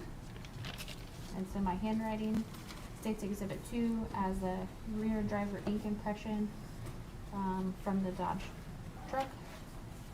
In my handwriting. States Exhibit 3 as rear passenger known tire impression Dodge truck. Also in my handwriting. States Exhibit 4 as the front passenger known tire impressions from Dodge truck. In my handwriting. My initials are on all the tape here. States Exhibit number 5, rear driver known exemplars. In my handwriting. And again, my initials on the tape. States Exhibit number 6, front driver tire exemplars from Dodge truck. That was a lot fun. So States Exhibits 1 through 6, are these the standards you took of that Dodge Ram truck that we previously just saw photographed? Yes. Okay, and so what is inside of this brown envelope?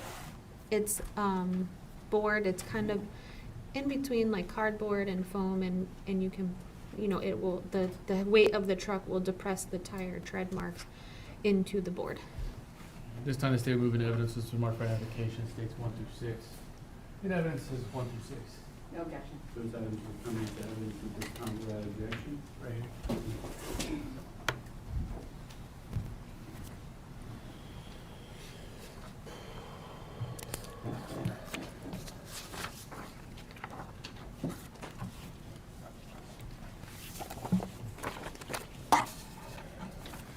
Thank you, Ms. Hill. Thank you. Want to have any other questions? Cross-examination? Just briefly, Judge.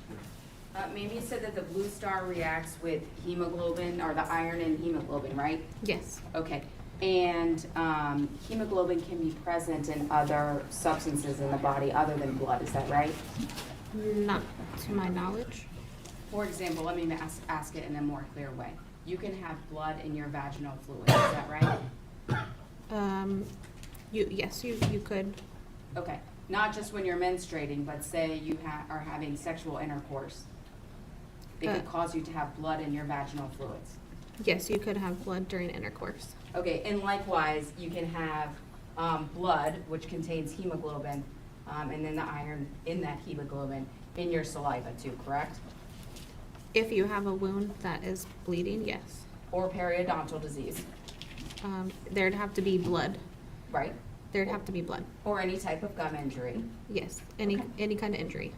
Now, when you searched the truck on September 24th, 2018, I think you said that was pursuant to a search warrant at the Cactus Avenue residence?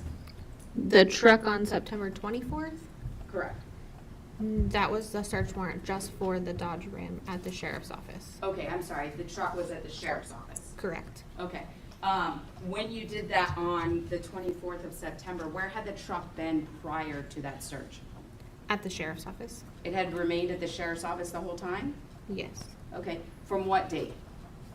The truck was collected August 27th of 2018. Okay, and remained at the sheriff's office, to your knowledge, until September? Yes. No further questions for this May witness? you redirect from the state? No, sir. May Ms. Hiller be released from her subpoena at this time? Subject to recall. You may step down, subject to recall from the attorneys. Thank you. Ladies and gentlemen, we've reached the time for our mid-afternoon bathroom break. Let's take a 10-minute restroom break. Please leave your notes on your chairs. Don't discuss the case with each other, and we'll be with you in about 10 minutes.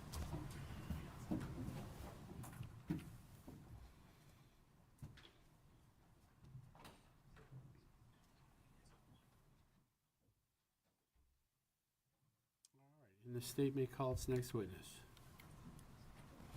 Yes, so people say Florida, call Mark Chapman.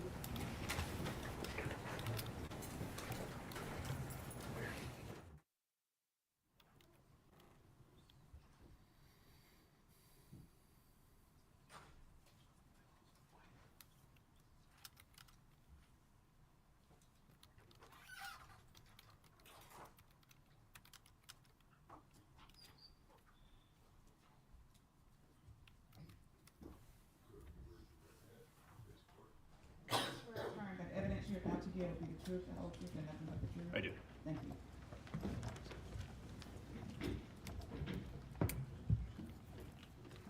And you may inquire of your witness. Good afternoon. Hello. Can you state your name for the record and spell your last name, please? Sure, Mark Chapman, Chapman. Okay, and Mr. Chapman, what do you do for a living? I am a firearms examiner.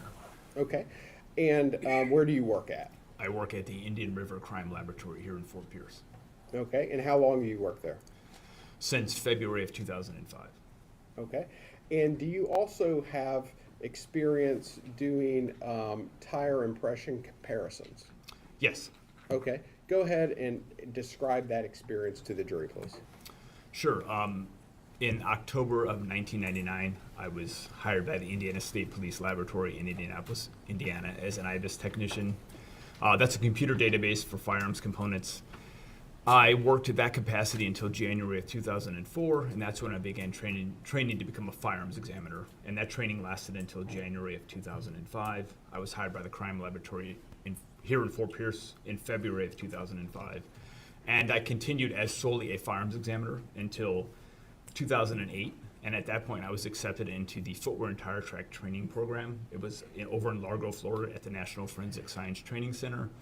And the training was provided by Ron Smith and Associates. So an individual from their company came and taught the class. And essentially it was set up with a combination of in-class meetings and then remote working back at the laboratory. So we would meet up for a total of 4 weeks during the whole course. And we went over collection, preservation, documentation, comparisons, and courtroom testimony, all related to footwear and tire track evidence. I think it totaled about 400 hours in all, and in July of 2009, the training was complete.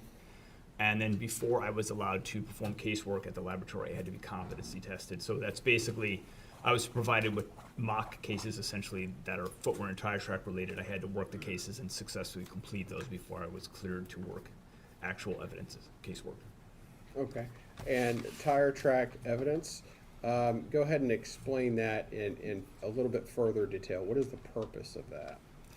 So for a tire track exam or comparison, the idea is they're trying to compare an unknown to knowns that are provided. So the unknown would be the track at the scene. So a tire leaves an impression at the scene. It could be in the dirt. It may be on the pavement. That is somehow collected by the agency. And in the process, if it's done properly, they'll photograph the impression if they're going to take photographs of it with a scale in the photograph. And I'll talk about why that's important later. So that's submitted. So that's your unknown. And basically what that means is at the scene, and when it's given to me, I don't know the origin of this tire impression, right? It's just left at the scene. So what the agency will do is if they find a suspect vehicle, typically they would roll the tires themselves. So essentially you would impound the vehicle, and then there's different ways to do it, but the most common way is to get pieces of mat board or like really dense cardboard, and you would ink the entire circumference of the tire, and then you roll the tire across the mat board, and it leaves an impression. It's kind of like a stamped impression, but you're rolling the entire circumference, and you get the impression on the board, and then those boards would be submitted to the laboratory. So I have my knowns. So I have test impressions from the vehicle tires. So we know what vehicle those tire impressions came from, and I'm asked to compare it to the unknown, the photograph from the scene. So what I do is I take the image that's given to me, and with that scale, what I can do is then I can print that photograph life size. So I put it into a photo editing software, and I basically tell it to, if I say this is an inch, then change everything to 1 inch. So when I print it, that tire impression, that photograph of the tire impression is the same size as it was when it was taken at the scene. And this allows me to compare it to the knowns. And those are life size as well. They're taken directly from the tire, right? So what I would do first with a comparison is I'm going to look for class characteristics. And class characteristics are characteristics that I can use to either include that unknown impression or exclude. With tire, class characteristics would be the width of the tire, the number of ridges and grooves. So ridges is the part of the tire where the tread element exists, and in the space between is the groove. So some tires may have 4 ridges and 3 grooves. Some may have 5 ridges and 4 grooves. And the width of the tire will change. And then the shape of those elements within the ridges are different shapes. So those are just class characteristics. So for example, if you went and took your car to get new tires, you're going to get 4 the same tire. They're all going to be the same class, right? They're going to be the same size, same width, and all have the same tread elements. Let's say, to give you an example of a class difference, let's say you've got your full-size pickup truck, and then you have a compact car. They're going to have very different size tires, right? So those are different class tires completely, just solely based on the width of the tire. So that's what I look at first. I have to see, okay, do these class characteristics match up between the unknown and the known? And if they do, then I would take one step further and look for individual characteristics. But if they do not, then I could exclude the tire if the class was different. Okay. And how many tire track comparisons have you done over the course of your career? But the tire track examination was sunsetted a few years back, so I think I did a total of about 60 to 70 comparisons. Okay. Have you ever testified in court regarding tire track comparisons? Yes. How many times? It's only been probably 2 or 3 times now. Okay. And have you, did you conduct a tire track comparison, in this case, the state of Florida versus Jose Soto-Escalera? Yes. Okay. I want to show, if we could publish state 62. We're looking at state 62 and then 63. Okay, do you recognize those photos? Yeah, so that's a copy of the photograph that I used to conduct my comparison. Okay, so that's your unknowns, correct? Correct, yes. State 62 and 63. Yes. Okay, and I'm going to show you what has already been entered into evidence as states 1 through 6. You recognize those? Okay, I'm gonna just look at my markings. Absolutely, okay. yeah.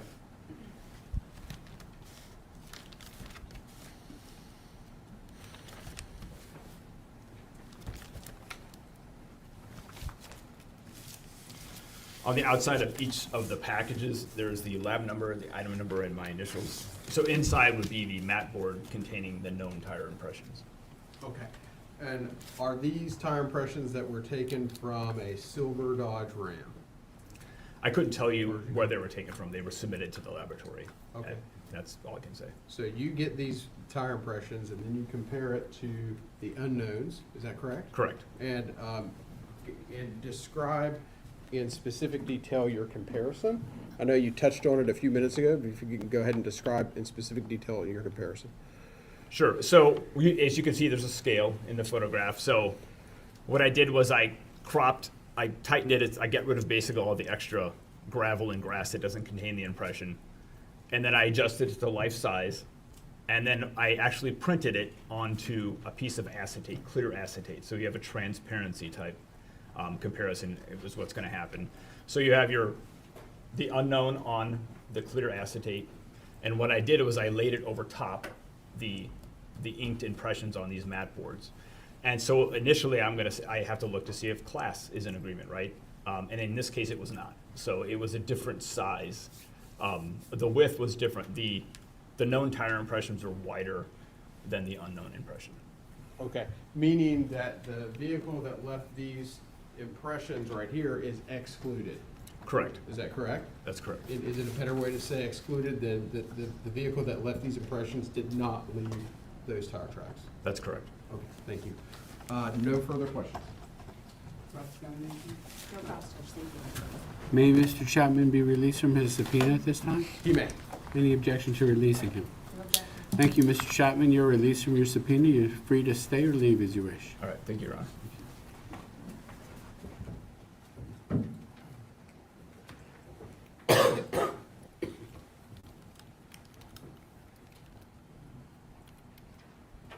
Can the state may call its next witness or put on an item of evidence? Your Honor, at this time, the state would play the previously recorded testimony of witness Kayla Lim. Ladies and gentlemen of the jury, the testimony of a witness was previously taken by the attorneys in my presence in this courtroom on a previous date and preserved for purposes of this trial. We call this perpetuated testimony. This perpetuated testimony is about to be presented to you, and you should consider it just as you would live testimony, and you may proceed. Your Honor, and during the played testimony, prior to playing it, the state would just move into evidence. State's exhibits 33, 34, and 35. They're the swabs from the passenger side of the Dodge truck, as well as state's exhibits 36 through 39, which are the photographs of where those swabs are taken, which will be detailed inside of the video. Any objection? No objection. Those items will come into evidence at this time.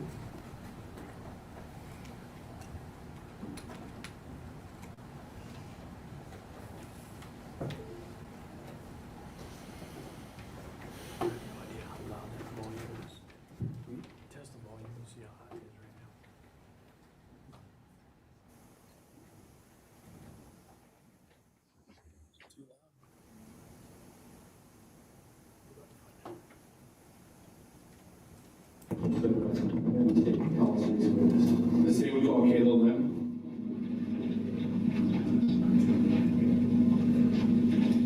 If you raise your right hand and face the clerk. Do you swear or affirm that the evidence that you are about to give will be the truth, the whole truth, and nothing but the truth? I do.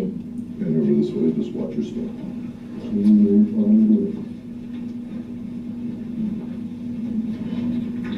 morning. Good morning.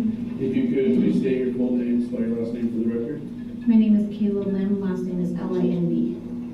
How are you employed?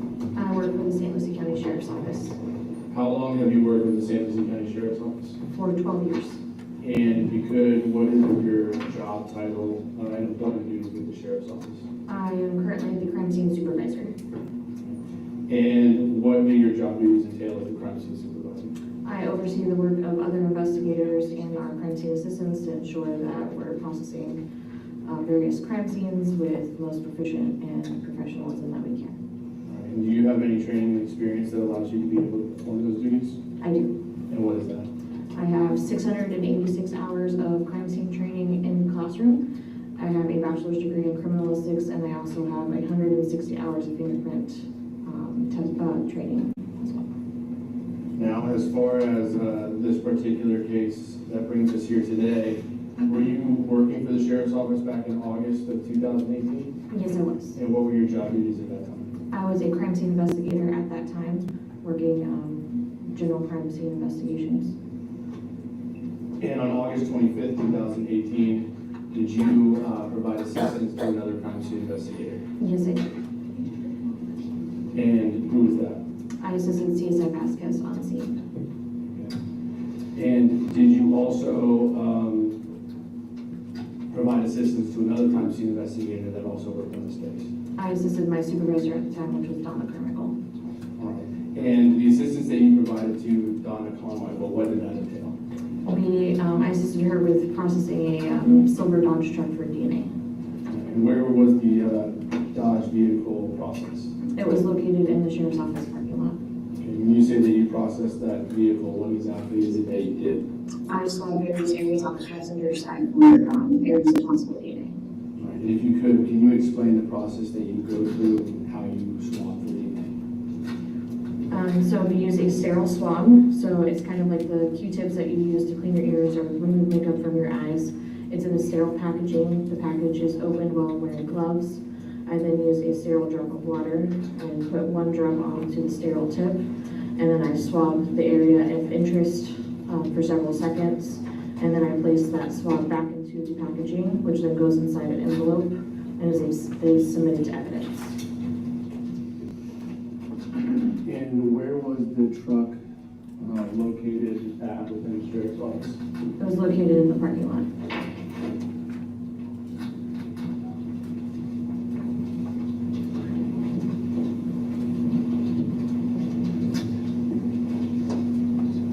So what I would like to do is I'd like to show you what's been marked for identification as states exhibits 36, 37, 38, and 39. If you could take a look at these photographs and tell me if you recognize them.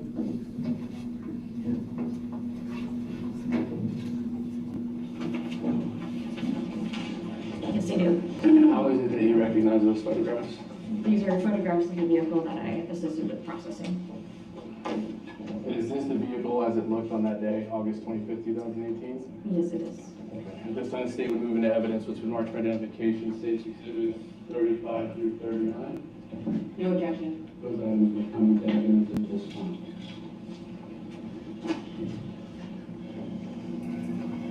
Now, you described this vehicle.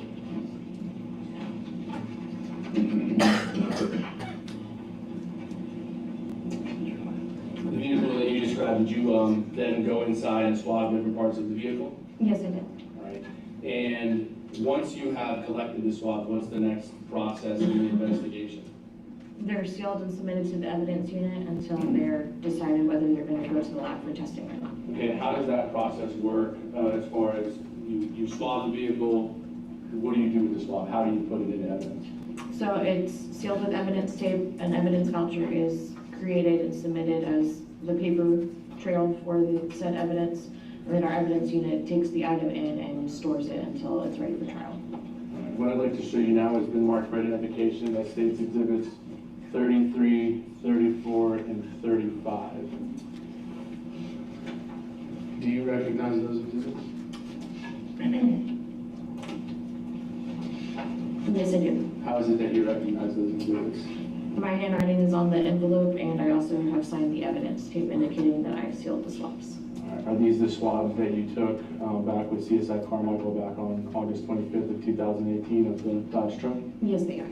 This time the state would move in evidence. It's marked for identification, states exhibits 35, 34, and 33.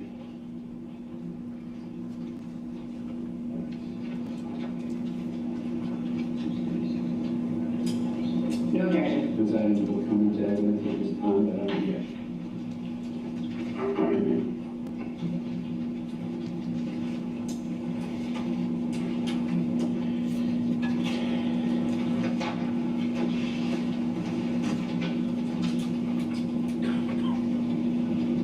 All right, so what we have now on the screen is going to be State's Exhibit 36.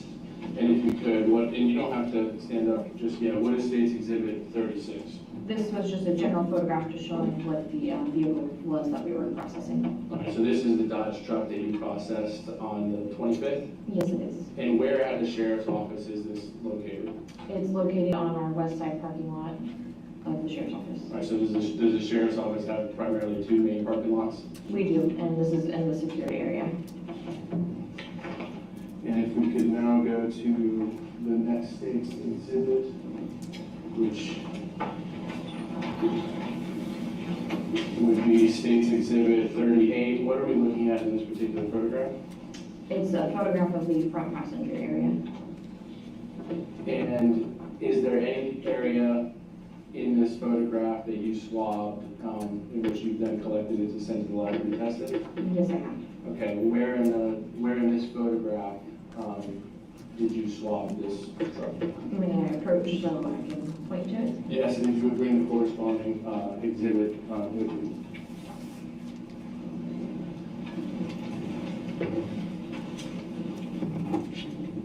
Yeah, so for this picture, it was going to be this pull-up bar right here. And that's gonna be exhibit 34. So states exhibit 34, you swabbed the pull-up bar? The pull-up bar right here, yes. And what is the process that you do to get the swab? So again, we'll take the sterile Q-tip, as we call them, the cotton applicators. It takes 1 drop of sterile water. I use this clean set of gloves, and then I would do all sides of the handle and then place the swab back inside the packaging, which then gets placed inside an evidence envelope and then sealed and submitted to evidence. And now I'd like to switch to states exhibit 37 for the record. What are we looking at in states exhibit 37? This is a picture of the front passenger door. And do you see a portion in this picture that you swabbed for DNA? Yes, so this would represent me swabbing the door handle. And is, what you pointed to on the screen, is that the black door handle? Yes, it's the black door handle. Okay, what state's exhibit did you swab the black door handle with? That's going to be exhibit 35. So state's exhibit 35 is the swab for the passenger front door handle? Yes.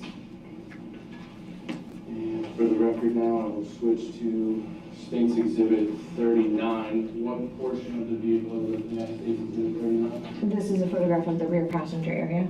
And do you see the area in this photograph that you also swabbed for DNA in this particular case? Yes, for this I swabbed the pull-up bar in the rear passenger area.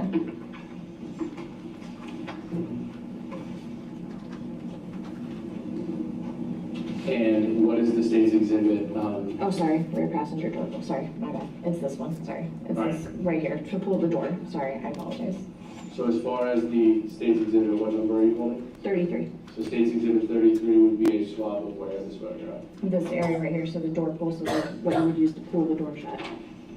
So after you pulled the swabs in this case, you placed them all into evidence? Yes, I did. And then subsequently, are they then sent to the laboratory for analysis? These 3 swabs are yes. And outside of this, after you did this, did you have any additional involvement in this case? I took a photograph of an item that was requested back in January of 2019. It was a carjack, but that was the only other involvement I had after this. I don't have any other questions at this time, yet. Cross-examination? Thank you very much. Just very briefly. Do you still need me up here at all? Yes, sir. Oh, I'm right, like right here. You know, you can sit down. Thank you.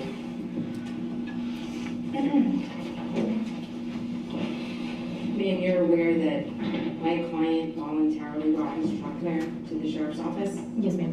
Okay, and he voluntarily gave consent to search that vehicle? Yes, ma'am. No further questions. Any further questions? Can you speak? No, Your Honor. All right, thank you. You may step down from the witness stand.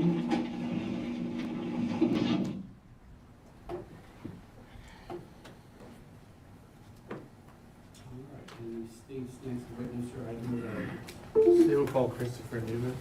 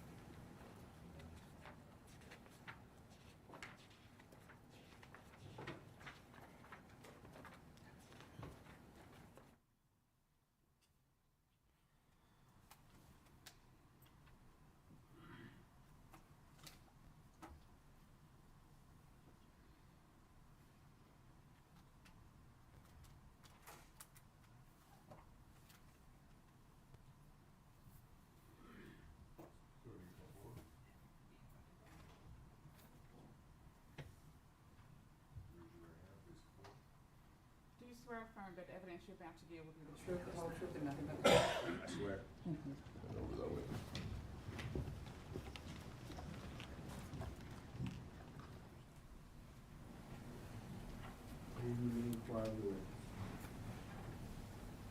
Good afternoon. If you could please state your first name, spell your last name for the record. My first name is Christopher. My last name is Newman, Newman. All right, how are you currently employed? I'm currently a detective slash bomb tech with the state of Florida's Criminal Investigations Division.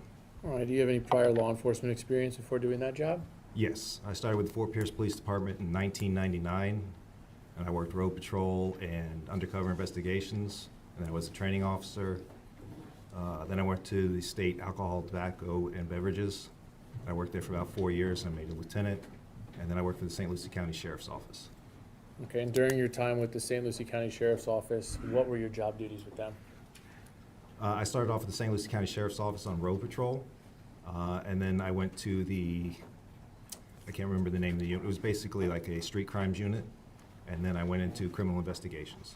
Okay, and is that what most people refer to as a detective? Yes, sir. And do you get assigned to criminal investigations? Yes, sir. What job duties were you working with at the St. Lucie County Sheriff's Office for this particular case? What was your involvement? What was your relationship to this case? I was the lead detective for this case. Now, as the lead detective, what are your job duties? How do you first get involved, and then what do you do once you get assigned a case? I first got involved when we got called out to the scene, and there were several detectives there, and whoever the supervisor is picks who's going to be the lead detective. So you don't know until you get there. I was picked, and then you pretty much start running the investigation and supervising other detectives and assigning out duties to do.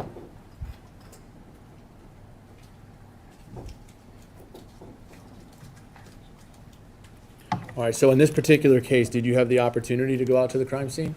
Yes, sir. Okay, and where was that? It was on Russo Road, I believe it was. All right, and as the detective, are you out there picking up evidence? What do you do when you get to the crime scene? Once I got to the crime scene, we do a walkthrough, just get an overall sense of what's going on in the crime scene, and start sending out detectives to do interviews with any witnesses. All right, so as a detective, you want to talk to people that may have information about the case? Absolutely, yes, sir. Now, as the detective, did you learn as to whether or not the victim in this case, Tania Wise, had a boyfriend? Yes, sir. Okay, who did you learn was her boyfriend? A Bradley Rodriguez, Jr. Now, in addition to Bradley Rodriguez, did you learn of any other male individuals that may have had contact at some point with the victim, Tania Wise, in this case? Yes, sir, there were several. There was a black male named Mark Burke. Okay, who's that? That was apparently another boyfriend that she had in between two different instances of dating Mr. Rodriguez. All right, what about someone by the name of Giovanni Alvarado? Yes, he was supposed to be somebody that she knew and would talk to. Okay, did you learn of the existence of someone by the name of Eric Alvarado? Yes. Who's that? That was Mr. Escalera's cousin, I believe. Could it be his nephew? Nephew, yes, sir. And then did the name Jose Soto-Escalera come up? Yes, sir. All right.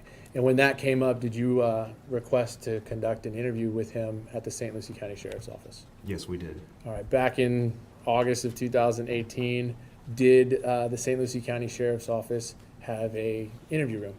Yes, we did. And was it capable of recording interviews? Yes, it was. Video and audio? Yes, sir. And did the defendant come in on August 25th, 2018 to do an interview? Yes, sir. And was that video recorded? It was. Prior to today's date, have you had the opportunity to view what's been marked for identification as State's Exhibit 150? Yes, sir. Okay, do you recognize that item? I do. How do you recognize it? This is the thumb drive that I viewed because I also initialed and dated it. At this time, the state would move into evidence which was marked for identification as State's 150, but I would ask for everyone to approach.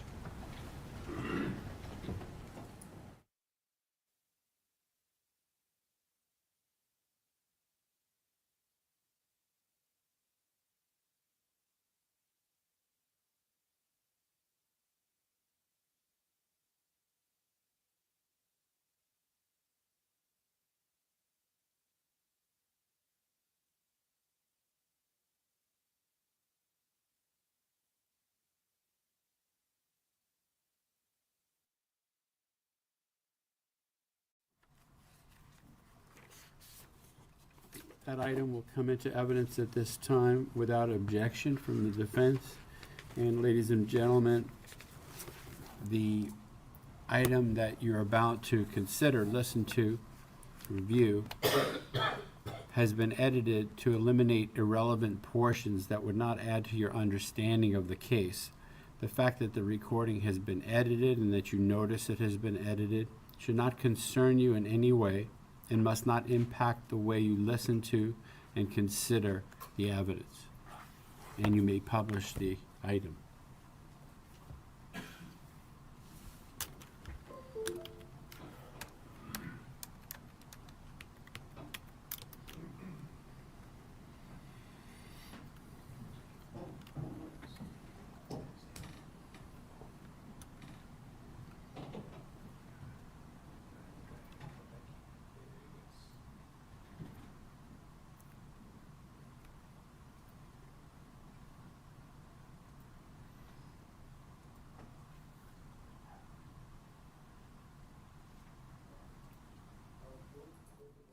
I get some basic information out of the way first. Okay. Spell your whole name for me. J-O-S-E. S-O-S-O-T-O. Escalera. E-S-C-A-L. What's your date of birth? 10/12/76. And your address? 2613 Southwest Cactus. Cactus. Yeah.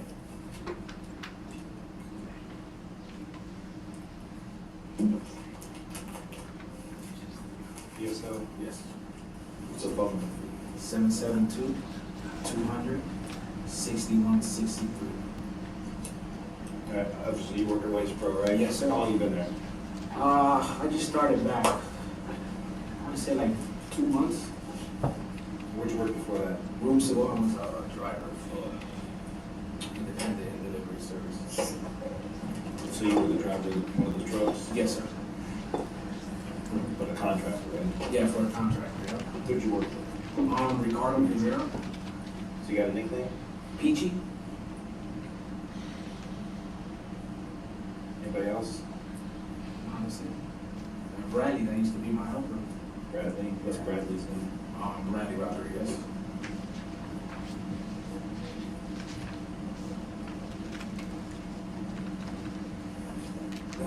Okay, do you do anything in your spare time, like, what's your hobbies and anything like that? I ride motorcycle. Yeah, motorcycles? What kind of motorcycle? I got a Jigsaw 1000. Street bikes? Yeah.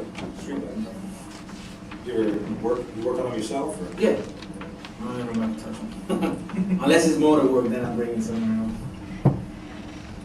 Electrical and everything? Huh? Electrical and everything? Depending where it is.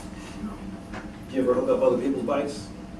Yeah, it's been a long time though. It's been a while since I've done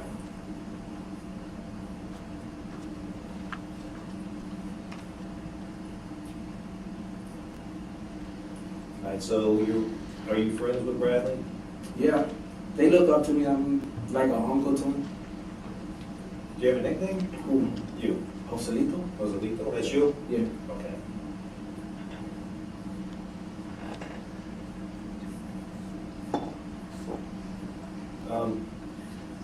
So, you and Bradley friends, you still stay in touch with Peachy too? Yeah. I seen them this Friday that just passed at the gas station. Yes. sir. Okay. Did you know a Tania? Yeah, Bradley's girl. Yeah. How'd you know Tania? Well, he was the one that introduced her to us when we started coming back around. You guys hang out after work or anything? No. No, he just. He went and he did his own thing. I never hung out with him like that. Kids are hard headed.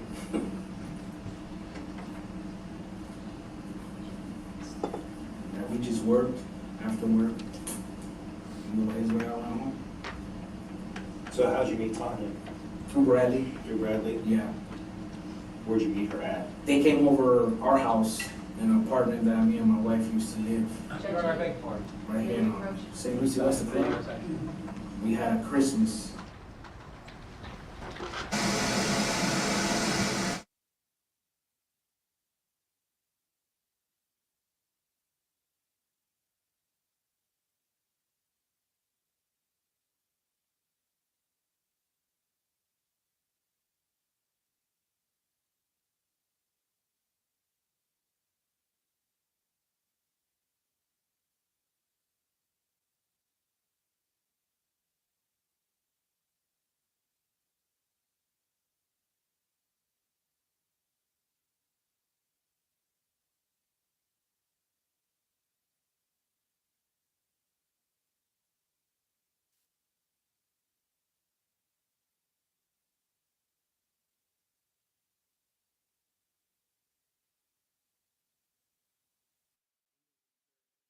Step into the jury room for a second. Please do not discuss the case.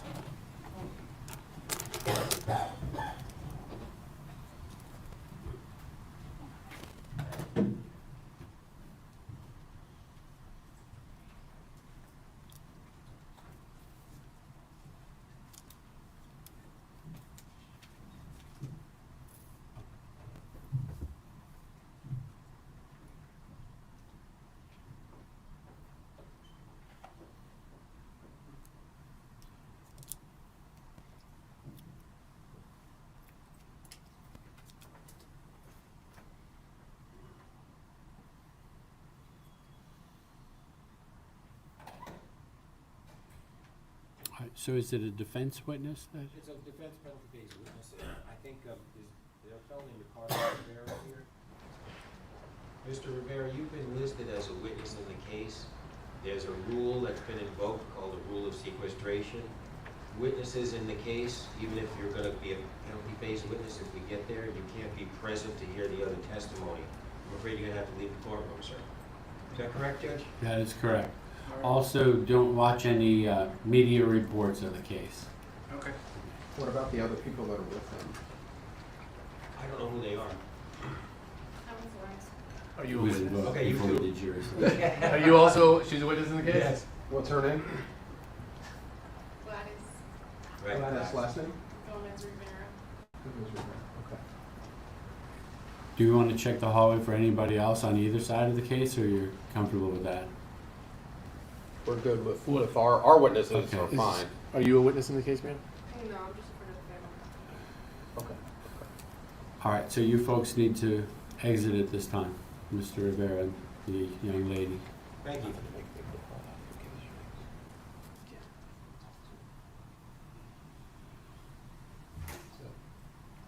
All right, well, that's actually kind of better news than I thought. I thought you were going to say that you were playing the wrong tape or something like that.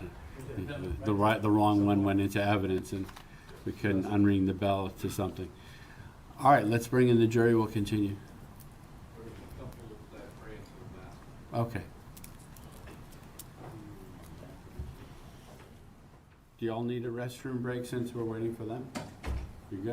Okay. I'll tell you, we have an hour and 20 minutes before you get one. So that works out perfectly. It takes us just about to 5, right? Yeah. That's the remainder of the interview? Mm-hmm. Yeah, there may be a couple blank spots, so it's not a full hour. Okay. 20 minutes.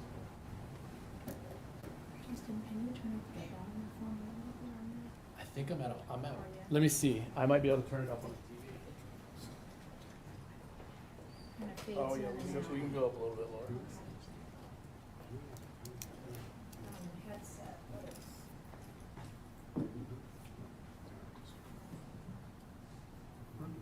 Oh, yeah, thank you.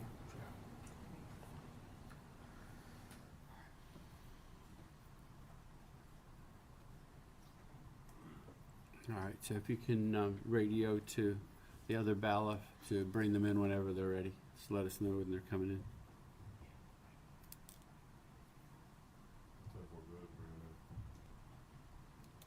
All right, jury is entering.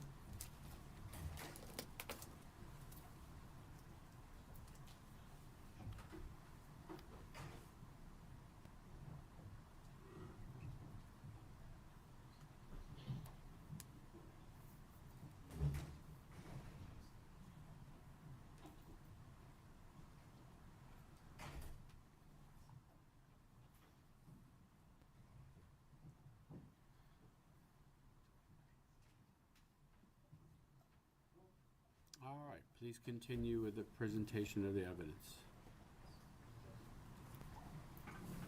Christmas party. He came over her and his mom. Bradley's mom? Yeah. Wanda.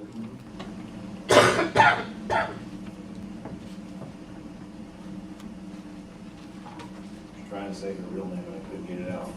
Romana. Yes, Romanita or something. Romanita, Yeah, yeah, some that's it. crazy crap. I can never pronounce it again. Did you ever keep in touch with Tanya? No, sir. No? You ever The only keep- time we talked was when her son came over our house, because I have a 9-year-old. And she used to drop him off, and he stayed with us for the weekend. That was the only So you would watch her kids sometimes? Yeah, because he come hang out with my son, so, you know, we take him for the weekend, and then she would come back and pick him up. You remember her son's name? Jamar. So you just watch him every weekend, Yeah, once in a while, or? It went, in the beginning, she was bringing him, and then it just stopped, I don't know. How would she get in touch with you for bringing him over? She would call, Your or, phone? yeah, she would call my phone, or let Bradley know, or whatever. How would you describe Tanya?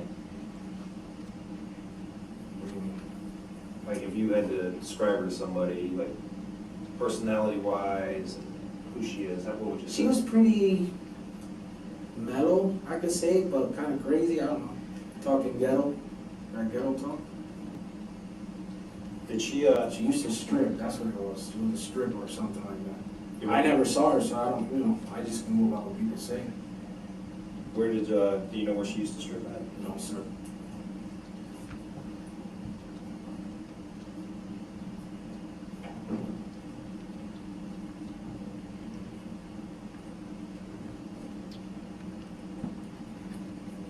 How long you been married? You get this right, someone's gonna kill me. 2.5 years now? Were you married before, or No.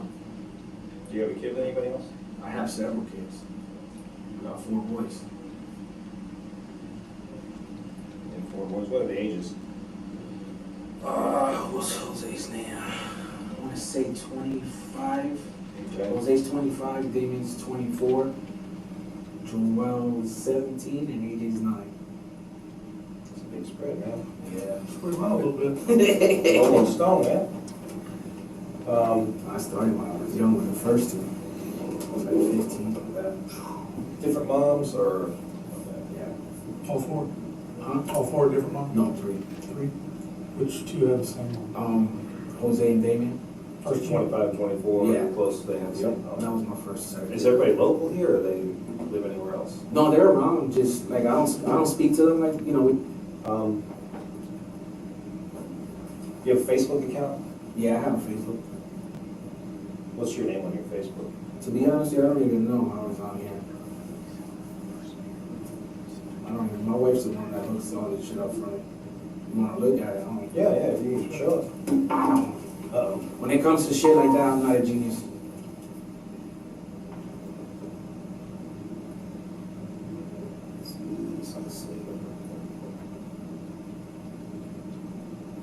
I'm not a genius for stuff like that.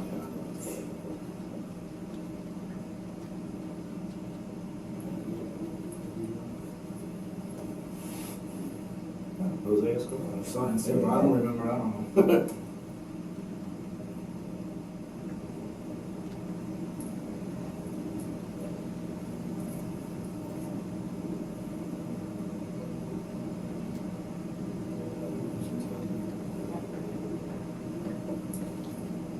Do you ever post on here, or the most? I don't like. I'll tell you. I'll be honest. Yeah, I'm not the smartest with that shit. My wife's the one that sometimes posts shit for me. You gonna share an account, or No, she got her and I have mine. But like I said, I don't. you don't mess with it much? Yeah, I just hate like and be nosy and shit like that. But when I want to post something, I let her do it for me because she knows how to do it. And she showed me 50 million times. I'm the same, but I don't even have one, man. I can't even.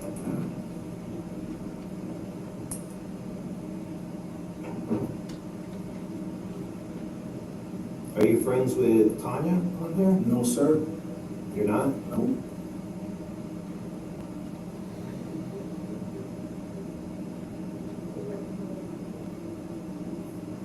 How many people I have in this family? A couple of friends. Not too big on that Facebook stuff. Were you ever friends with Tanya? Not on Facebook, no. She never.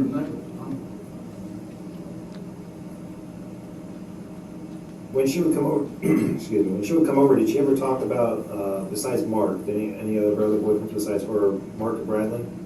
No, sir.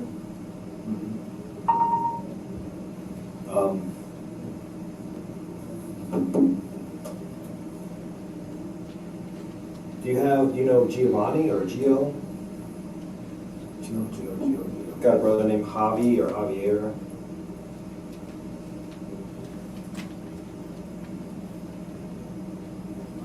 I know two Geos. One's a mechanic. You know his name? Or? I don't know what Geo you're, because the only Geo I know is Beachy's son. Beachy's son? That's Giovanni Rivera. That's the only Geo that I know. That's Giovanni Rivera? Yeah, and then the mechanic Geo. I just know him by Geo, but I don't really know him. That's, well, Giovanni Rivera is Peachy's son, right? Yeah. So young kid. How old?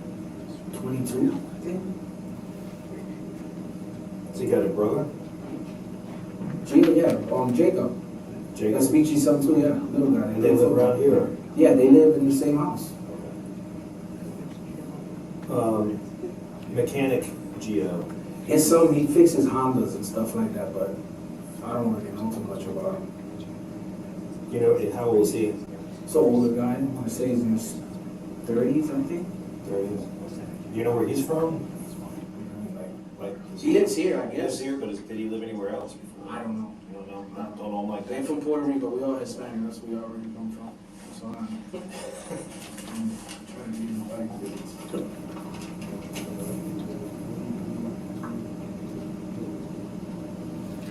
Okay. How long have you had that phone number you have? Long time? Yeah, it's been a long time. When was the last time you think you talked to Tanya? Tuesday, Wednesday. She was supposed to bring Jamal over Friday. Meaning yesterday? Yeah.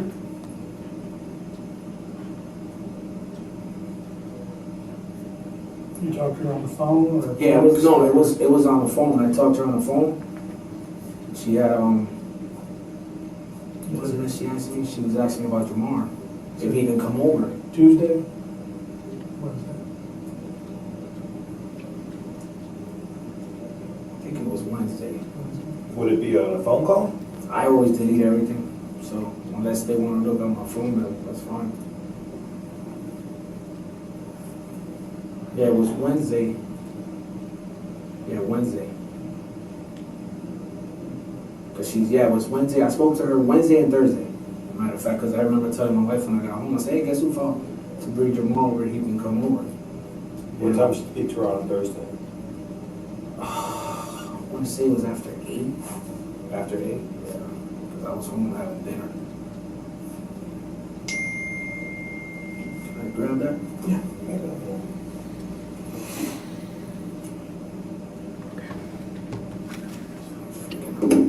Who's that? My wife freaking out. My wife's a nervous wreck right now. I don't know why.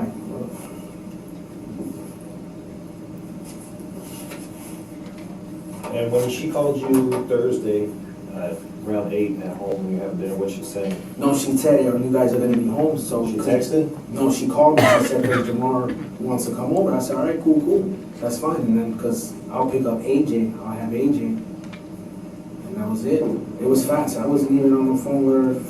Not even 5 minutes. I want to say. What time did she get there with Jamal? She never showed up. She never showed up? No, she never did. And I'm glad I didn't tell my son because last time my son was kind of buttered. Oh, when is he coming over? So I just stopped. When she brought him then, well, he was there. She was supposed to bring him this Friday. She never called or nothing. Did you reach out to her? No.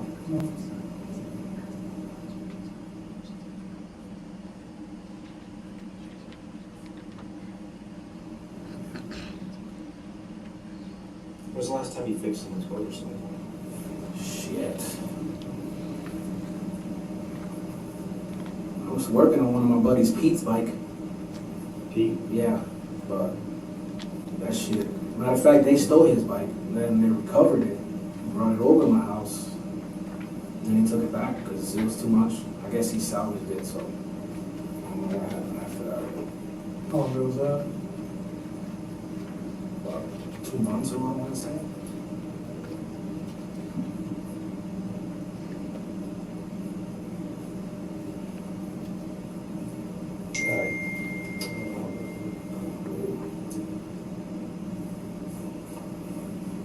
Let me kind of just put this on the table. what we say in here is between us and here. Understood? Yes, sir. I'm not telling your wife anything, okay? If you don't wanna say certain things because you think it's gonna get back to your wife or something like that, I mean, this is just us talking. I'm just saying here. No, I hear you, I hear okay?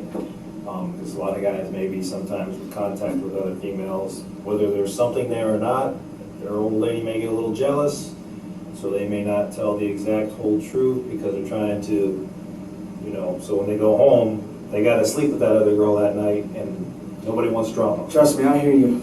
I hear you. So,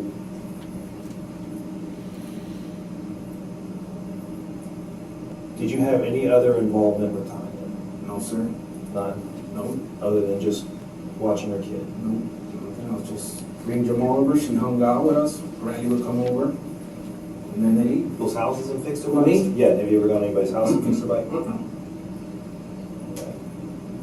When you do fix bikes, is it just in your garage or? Yeah, where they bring else? it to the house, change a tire, change, stretch it, lower, stuff like that. But she's never seen me work on anything. She probably heard that I know how to fix it, but never do that.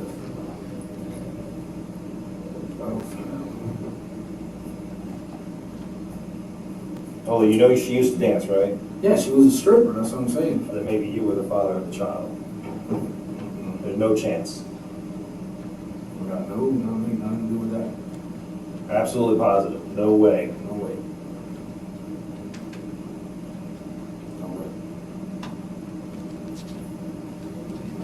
If I was to do something like that, I would take responsibility for it.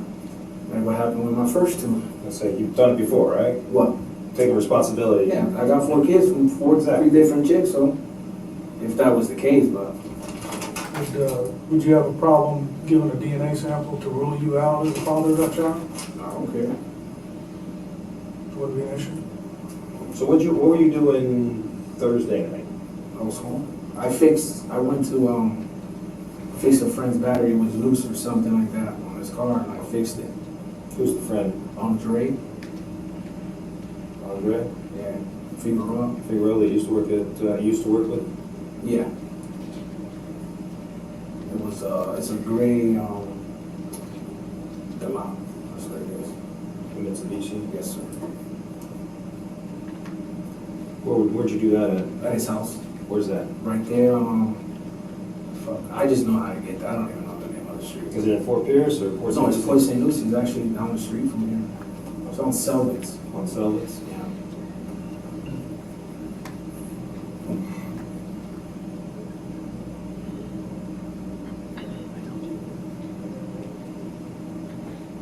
And you were there from what time?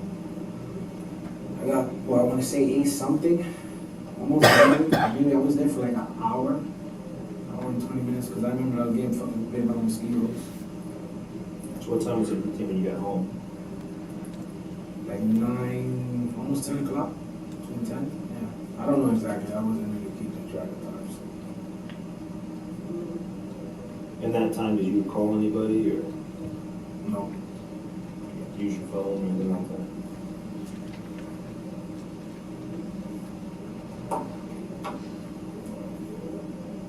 So you were working on cars during that time?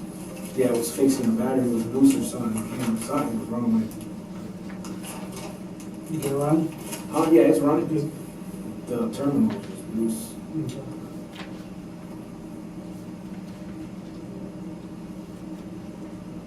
Are you friends with any guys that you're working with? Are you friends with any of the guys that work yet? I mean, you've only been there a couple months. Yeah, I know them from before, but I'm not tight. Like I said, I just go to work, do my job, get in and try to get out. Because my wife is a supervisor where I work at, so, Jose getting favoritism, so I don't like to hear none of that shit. What do you drive? I drive a railroader. No, I mean for a personal vehicle. I drive a truck. What kind of truck? A Dodge Ram truck. What year? 05. What color is it? Right.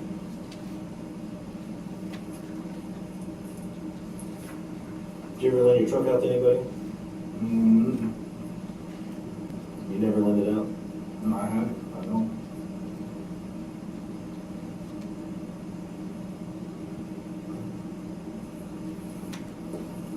Sorry, so you don't know what, I mean, the only two Giovannis or Gios that you know would be, one would be Peachy's kid, which he lives here, and he's got a brother named Jacob, and the other one's a older guy that fixes Hondas. Yeah. And you don't know where he's. And you wouldn't have asked Tanya to come over and dance. Where am I gonna do that? My wife's like me like flies on shit. My wife gets a fit if I don't call her from here to where I live at. Give me a heads up, you're coming home, shit like that, so no. So you wouldn't try to arrange something for two guys? What am I gonna get out of that? Well, shit's about to get real, okay? So I'm gonna tell you why we brought you in. Because Tanya's dead. What? Because Tanya is dead. We found her deceased Friday.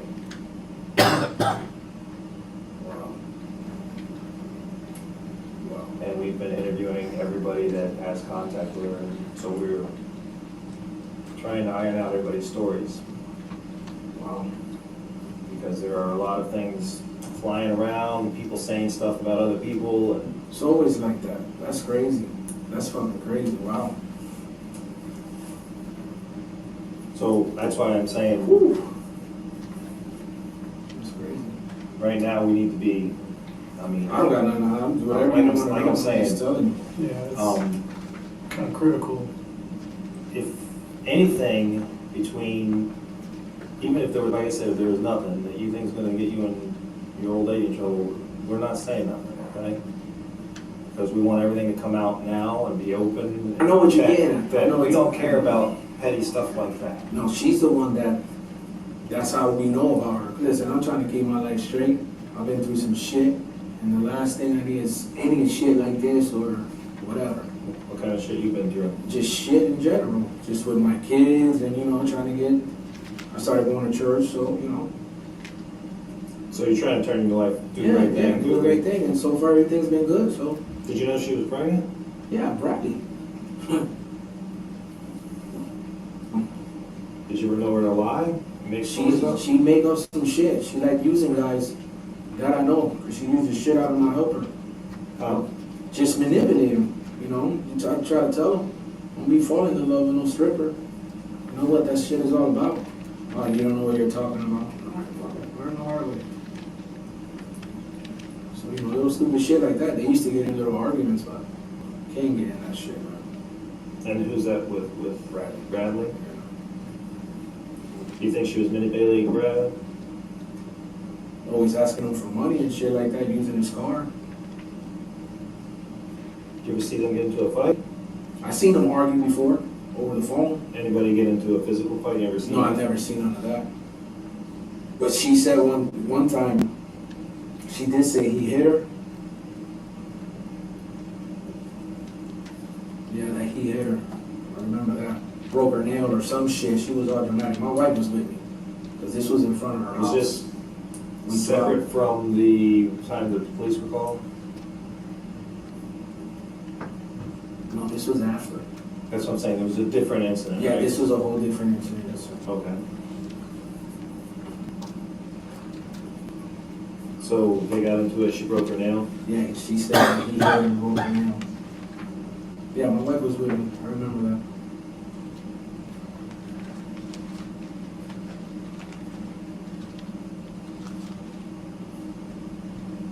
Do you remember when that was? No, I don't remember.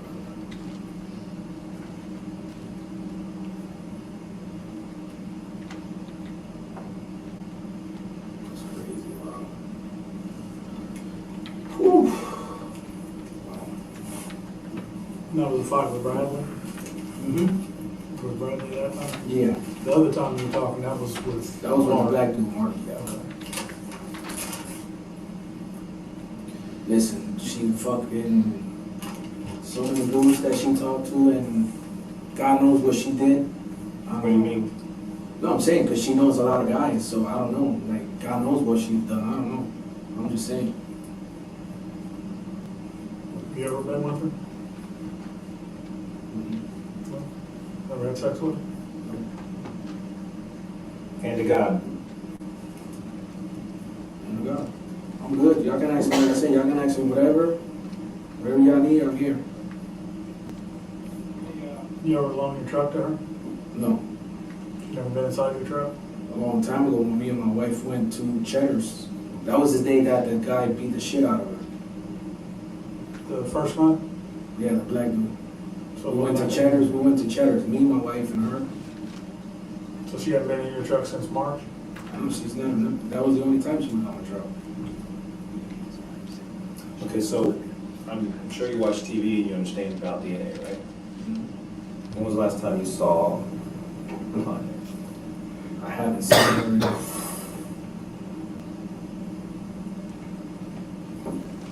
Shit. It's been a while. Okay. So there would be no reason to find your DNA on her, right?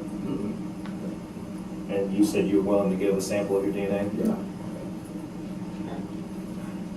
Now, she was pregnant, okay? Okay.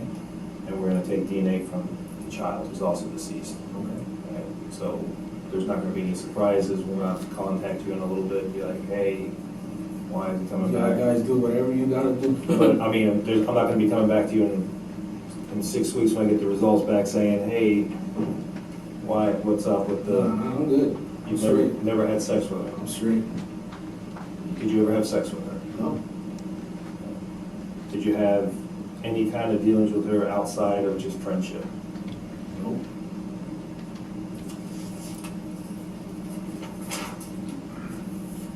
Never had any kind of business dealings with her? Never. Never called her, but let me ask you this. Because the reason that I got your number originally was because, do you know Michael? Michael or Elizabeth? No, I don't know who that is. Michael is Tanya's brother.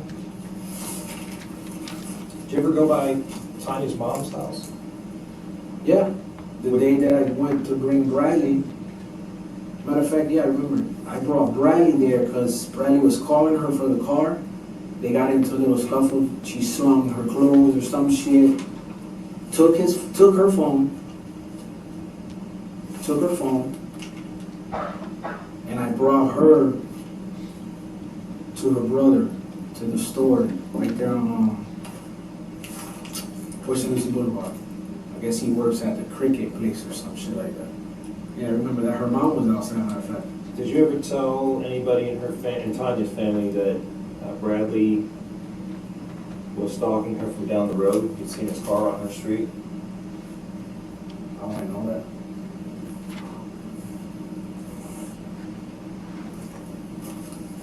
So you wouldn't have said that to anybody? No, I wouldn't know that. I'd probably say he's probably a stalker, but I've never seen any of that. So when somebody said that I should ask you about it, you don't know why? No. I'm just being honest. Okay. Well, since you said you'll do the DNA thing, we're gonna try to get you out of here real quick. I'm gonna go get that started. Okay, so do you need water or anything like that, man? You good? All right. You need to text your wife, tell her you're okay? Yeah, I'm gonna call her right now. That's what I'm gonna do. All right, call her right quick. I'm gonna get that started. All right?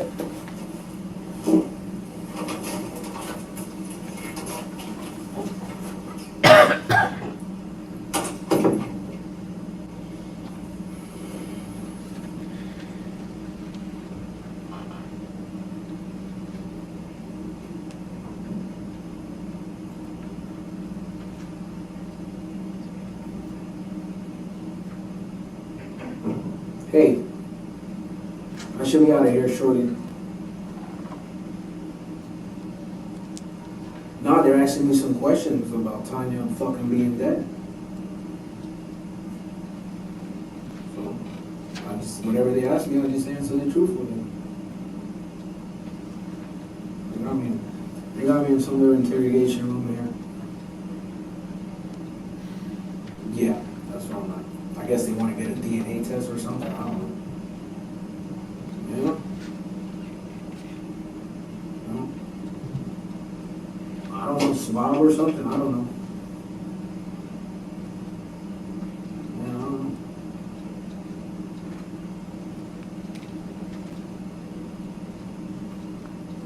Yeah, I don't know.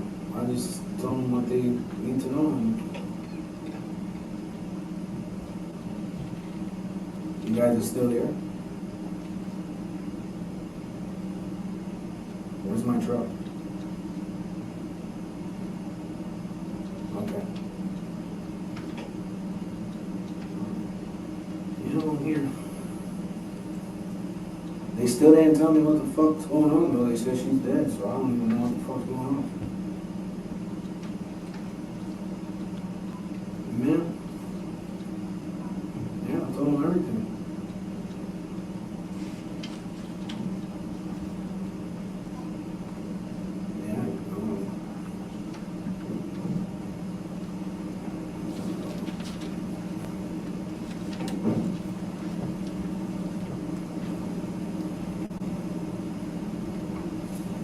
That's fine. I ain't got nothing to do with it.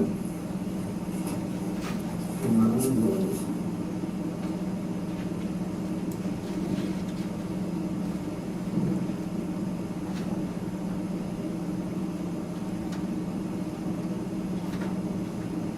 That's crazy.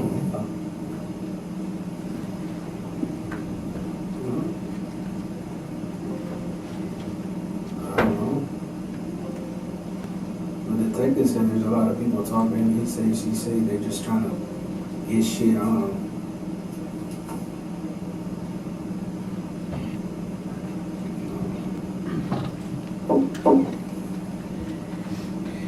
Let's see what the fuck's going on. That's crazy. This shit is crazy.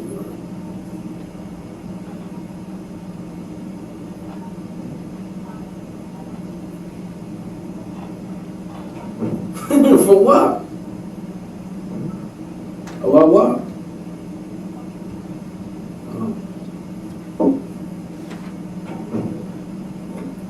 You feeling better? Huh? Yeah, they're here. I'll call you in a little bit. Let me say the transit home, so I don't.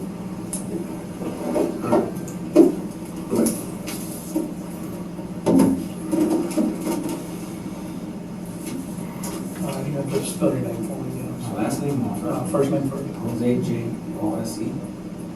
Soto, S-O-T-O. Escalera, E-S-C-A. E-R-A? E-R-A. Hispanic? Yes. Date of birth? 10/12/76. Your address? 2613 Southwest Captain Circle. C-A-C-T-U-S? Yes, I'm the CA too. C-A-C-T-U-S. Circle. Sir? Yeah. Is there an apartment number or anything, or is it a house? No, it's a house. That's Port St. Lucie? Yes, sir. 34953? Today is August 25th.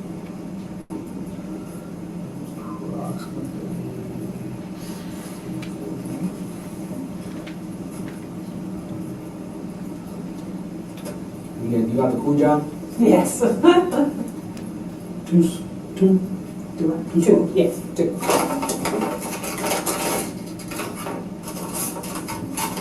I mean, you're poking with a band needle. Oh, no, sir, it's a swab, it's just a swab for the inside of your mouth. No, that's how I know about that.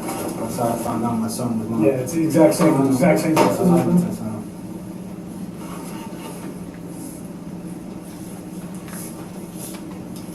All right, just verify all this from.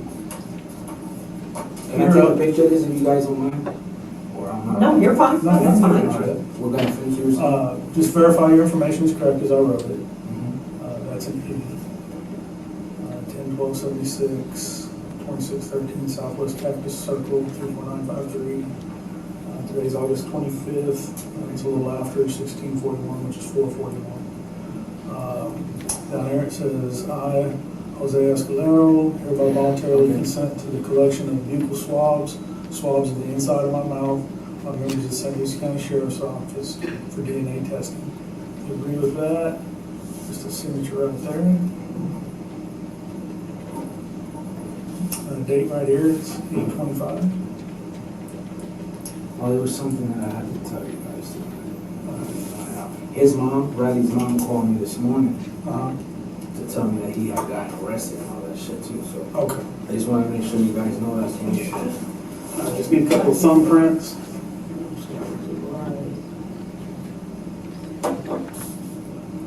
Just relax your hand a little bit. You rub that like that and go.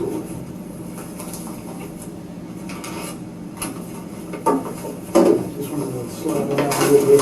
There you go. Just relax. Perfect. You just rub it like that. This is a crime scene supervisor, Carmichael. She's going to conduct the swabs. Like you said, painless. Don't have to stick your tongue out.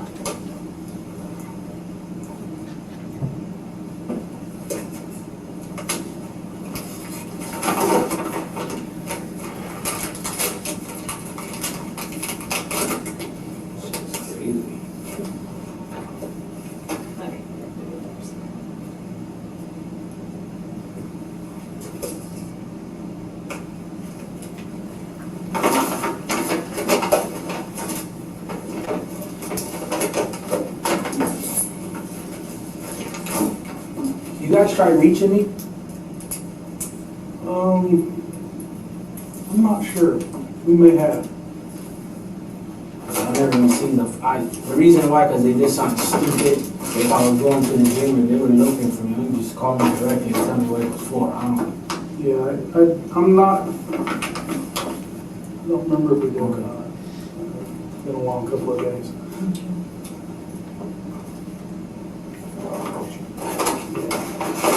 Please take a couple of pictures. Okay. Of me? Yes. Yeah, just to show who you are. That way, If I can just get you to stand right there You for take me. this off? Or? Yeah, if you wouldn't mind.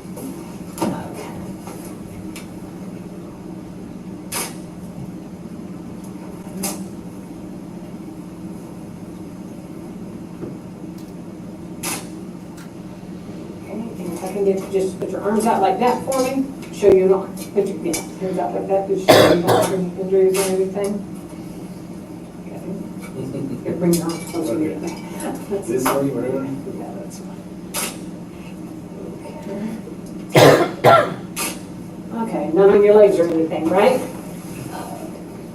I work with branches and shit all day, so you can see scratches. My wife is you do the yard waste. yard waste collection? That's what I was doing today. I was doing that today. Thank you very much. You're welcome. Do you need water or something? Yeah, how much longer do you need? Not too much longer. I'll be right back. Okay.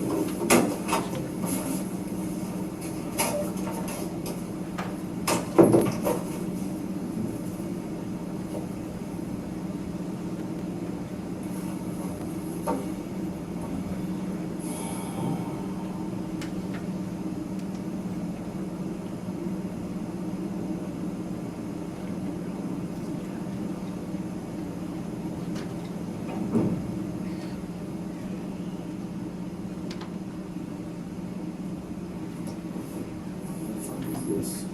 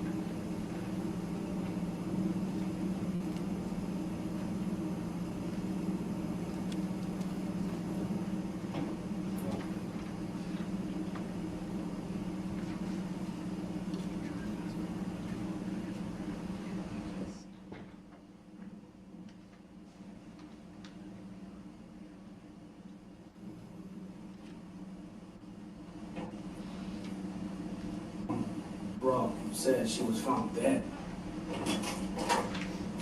Thank you, brother. I got two things that I want to ask you because you said she was found dead. What the fuck happened? Well, that's what we're still working on. And then his mom, because since you were talking so fast, I don't want to leave nothing out.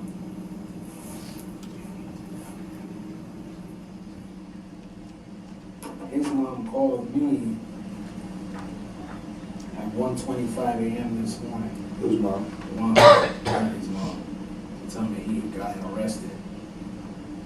Wanda called You at 1:25 a.m. It's right there, right? Just want to make sure you guys got all that shit.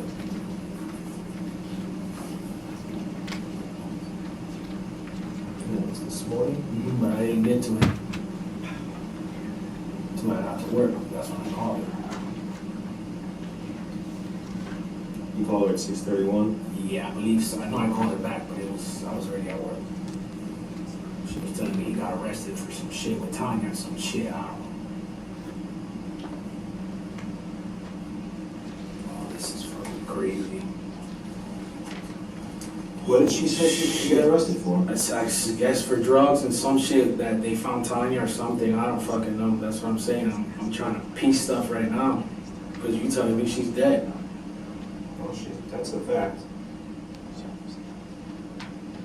That's crazy. Wow. Do you mind if our guy takes an image of that phone call and everything like that? Yeah, take a picture. I don't care. I mean, if I give it to them and they just take a snapshot of it.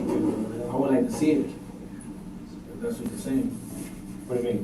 What do you mean? What are you taking my To get the call log here. Oh, okay, go ahead.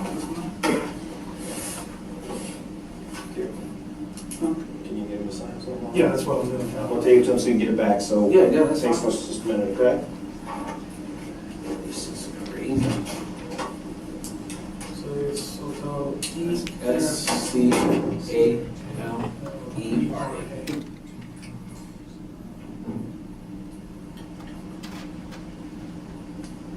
This is crazy. What kind of cell phone?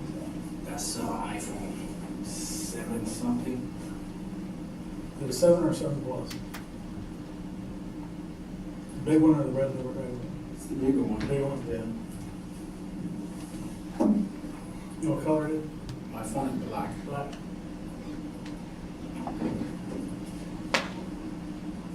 This is crazy. I better fucking interrogate everybody. Well, then, Mother, everybody. what we do in these cases is, it's just as important for us to rule people out, and, because you have contact with her, it's very important that we start, it's like a weed garden. I got It's you. like a weed garden. So we start pulling weeds and getting rid of people, that way we don't have to waste time looking at you. Once we can get everything done, make sure Jose's not in this. I got you. I see So what you're saying. you're out, and we don't have to waste time calling. I see what you, you're saying. I got you. You get everything knocked out while we're here the first time. I got you. They're gonna get that knocked out real quick, so you get your phone back. That's crazy. That's nuts. Do you keep in touch with Wanda on a regular basis, or you just know her, or? No, you're not. That's what I'm saying, Brad. He's like my nephew. He is your nephew? No, he's like my nephew. His mom, they were my neighbors at one point.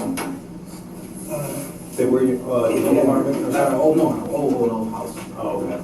That's how I met Brad. I'm gonna read this out to you, all right? Just to make sure you understand that. I, Jose Soto-Escalera, understand that I have the right to refuse a search, to hereby authorize and give permission to St. Lucie County Sheriff's Office and employees to make a full, complete search of my cell phone.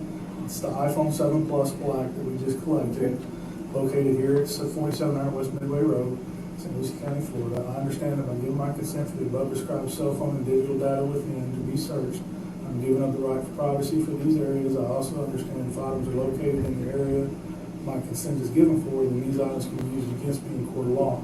I'm giving my consent freely and voluntarily without compulsion or threat of any kind. Okay, you understand that? All right, just sign right there.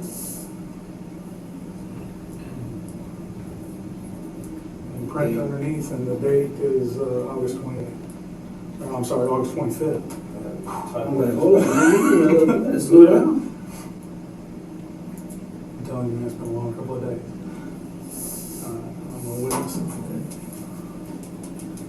Wow, this shit's crazy. I know.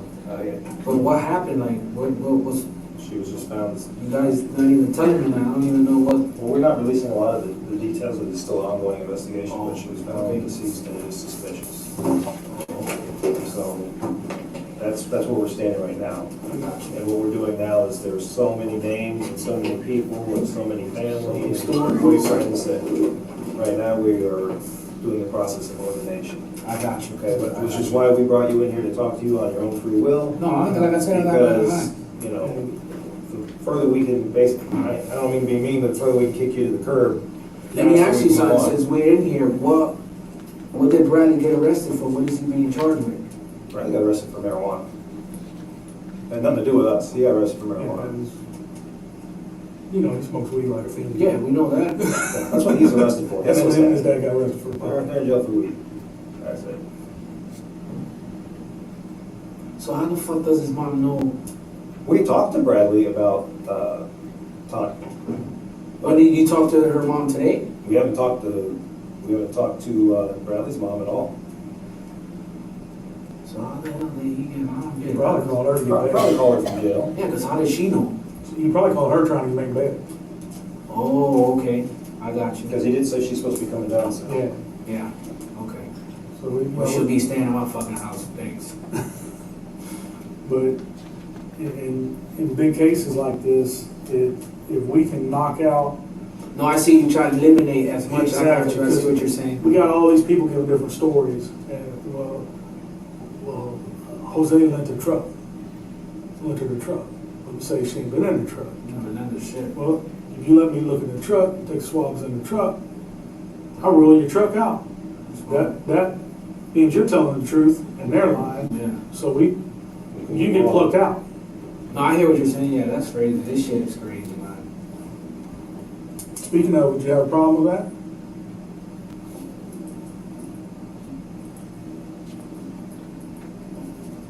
And so she's never been in your truck, other than Yeah, like she long time before, ago. yeah. So like George, you know, DNA degrades, right?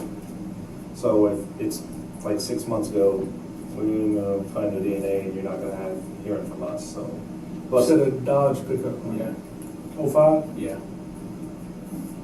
I just, whatever y'all gotta ask me, just ask me. I don't like curveballs. So that's what I'm being We'll honest ask you with to look you. in your truck, make sure it's not a crime scene. It's outside. To swab DNA and all that. That's what I'm saying. I'm being honest with you. We'll be honest. You know, I just wanna know what the hell happened. Single cab or extended cab? No, it's a single cab. Single cab? Step side? Regular bed? Regular bed.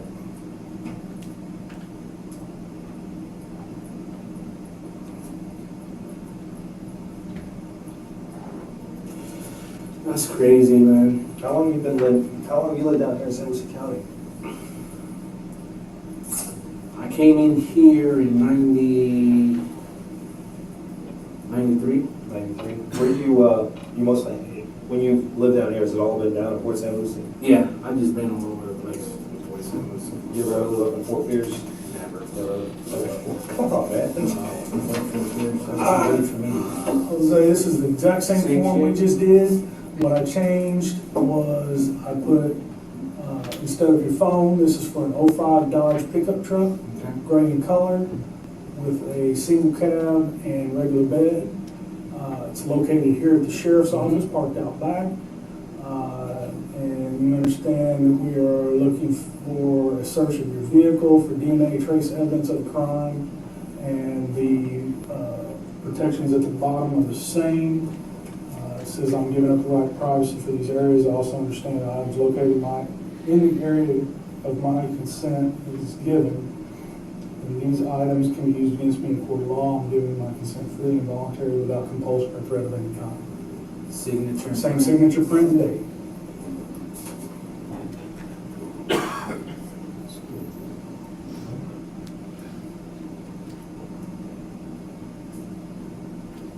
What days you guys get off over there? Where? At Woodsboro. It all depends. You guys got me on soon? Your normal work week, what's your days? It all depends. It's got like Mondays is my heavy route, so 5:30, 6 o'clock, sometimes 7. But I mean, like, you work Monday through Saturday, I don't have a day off. You only get one day off? Yeah, Sunday's the only day off, and I'm in church doing stuff with my church and shit like that. Where you go to church at? Discovery, it's back there, by US 1. It's out of a school, we're doing it out of a school right now. Is that the one behind like Kidderman? Yeah. Okay, Yes, sir. okay. Yes, sir. At the, what is it, Sandy Hill Ridge?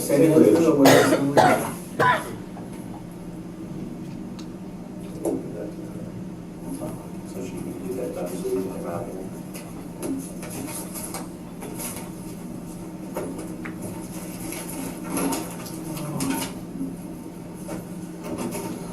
Oh, the other thing that was blowing you out. Days and times. You said you talked to Tania on Wednesday, and she was supposed to bring Jamar over on Thursday. Is that right? Friday. She was supposed to drop him off Friday so he can spend the weekend over. Okay, she wasn't bringing him over on Thursday? No, no. Okay. She was Talked letting to me her know. again. She let me know, hey, it's good, I'm gonna bring him Friday. And she Okay. never showed up. So you talked to her on Wednesday Yeah. to set that up, and then you talked to her again on Thursday. Thursday verifying that was gonna happen? Yes, sir. Okay. And she never showed up. I don't see why. You said Thursday, was that the day you were working on the car? Yeah, Dre's car, the gray car. Dre? Yeah. Yeah, because I remember I told my wife, hey, guess who called me? And I told my wife that Tanya had called me to see if Jamar can come as well. You know Drake's last name? Figueroa? Figueroa, you already said that. That's fucking crazy. And after you worked on Drake's car, where did you go? Home? Went home? Yeah. Stayed home the whole time? Yeah, I've been home ever since then. I tell you, I was maybe gone for, I want to say an hour, 10 minutes or something like that. Okay. And then you I went was back home? Yeah, I was home. Stayed home? Yeah, I didn't go nowhere else. I was home. When did you leave the house again? In the morning to go to work. The whole time?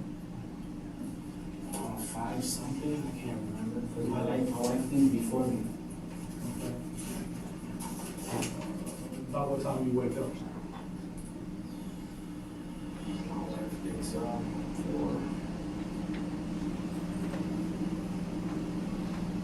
I'm up around like 5:10. I'm up.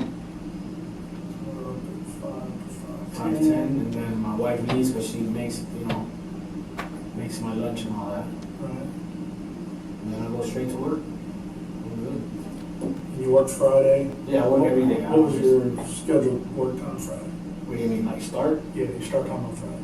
We got to punch in at 6:15. So 6:15, what time did you get off on Friday? Oh, shit.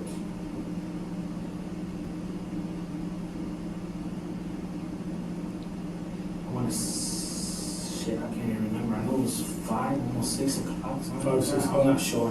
Time card knows they have all that shit that you guys need. Do you punch in and out? Yeah, I punch in and out, yeah, Okay. yes, sir.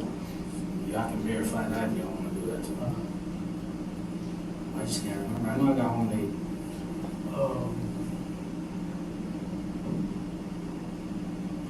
She was crazy. Wow. Do you or any of your neighbors have video? You don't have video at the house? No?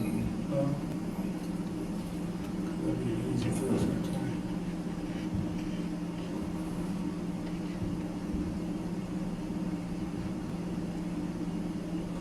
That's a quick rule out, and if you got video or something, watch it. That's how when I get in my house, that's why I want cameras in my house. That's exactly why I want shit. I want to say that there hasn't been any cameras in my house, man. It don't hurt to have them, bro. No, It don't hurt to have somebody comes to me, what were you at Friday? Hold the phone. Yeah. That's a good That's idea. me. Bro. I'm glad you brought that shit I'm up. there, I'm still there, you know. I'm glad you brought that shit No. up. That's a good idea. Now, when I get my house, that's what I want. That's what we're trying to do right now. This shit is crazy, man. You got no video at the house at No, all? sir. That's the rental we rented. Oh, it's a rental house? It's a rental house.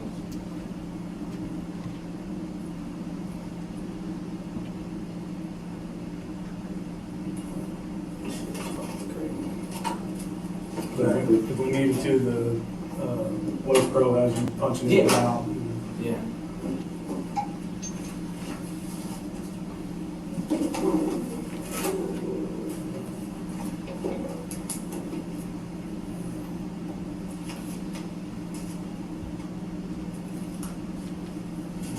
I'm actually gonna excuse myself from this whole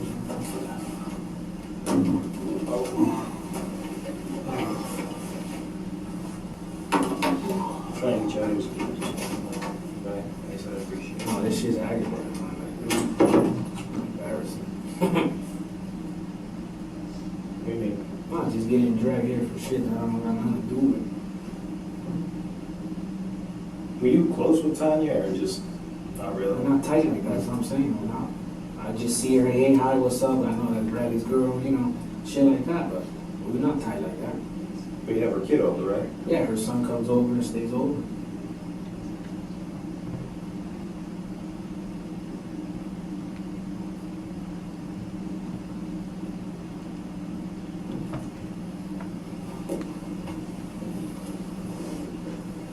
Is there any reason you wouldn't delete yourself off her Facebook? What do you mean? When I pulled up her Facebook earlier, you were friends with her. That's how I got here. I don't fuck with Facebook like that. I don't even know how to do that. No, I don't have her on. I never had her. Never. You didn't delete anybody else? No, I don't even know how to do that. My son usually use my phone, and he probably was fucking with it, because he just ran me like a $300-something phone bill a few weeks ago. But, and like I said, my wife's the one that handles my Facebook stuff, so. I never added her. She was never. No, that's crazy. She was never on my Facebook. Never had her on there. My wife would have questioned that. I got shit popping up on there. I don't even know how it's getting there. 'Cause like I said, I don't request people like that. I don't even know how to.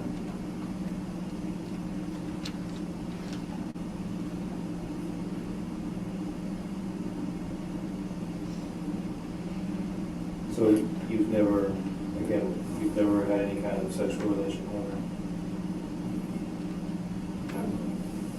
You guys ever talk a little dirty or anything like that? She's flirtatious with her mom. Like I said, she's ghetto because she talks about how she does shit, but she never tried none of that shit on me. That's what you're trying to ask me.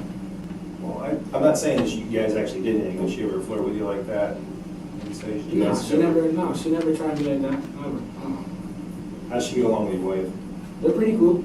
Tell you, we went out to dinner, her, me, and Bradley before. We hung out. But you weren't tight? No, we wasn't tight like that. Like, hey, come over, you know, hang out, let's have, not like that. So is there a difference between going out and eating and having a kid over and hanging and being tight? Yeah, because we hung out with her because of Bradley. I'm tired with Bradley. Yes, I'm tired with Bradley. So after Bradley and her broke up, how was your contact with her? Did it keep the same? Did you We get talked, but like she'll bring him over, and then she never brought him over, like shit like that. But yes, being on the phone and having a long conversation, none of that. So your kids were introduced while she was dating Bradley and hanging out with you guys through Bradley, and then That's because how your we kids met. were friends, Yes, sir. she would still bring them over once in a Yeah. while. They were, like I said, they were in a pretty fucked up relationship. They used to fight and yell and all that shit. One day they're together, one day they're not, but that's their business.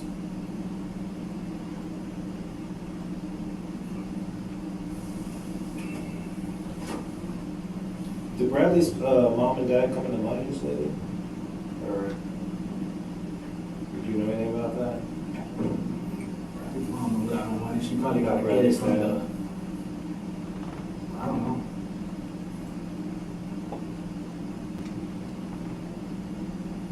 Did Wanda like Tanya? Yeah, she was pretty cool with her.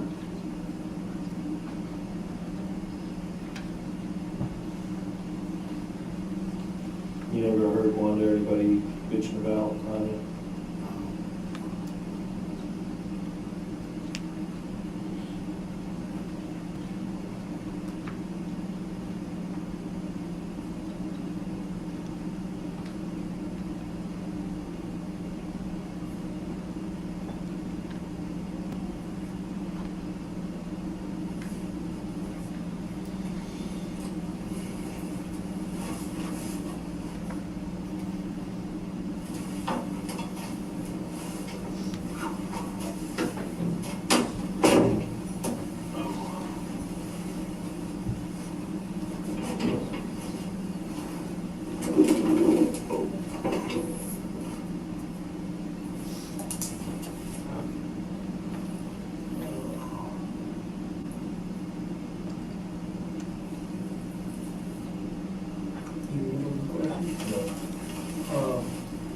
on your phone, what do you have Tanya listed as?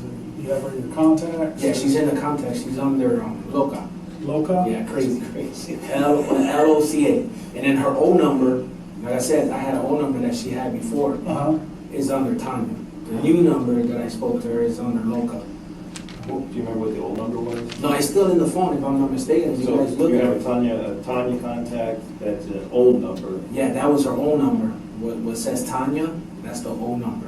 She has a New number. T-A-N-I-A? I think so. Okay. I think so. And Loca is? That's the current number, yes, sir. So the one that she called you on Wednesday about the kids getting together was on? Yeah, Loca number, yeah. That shit's crazy.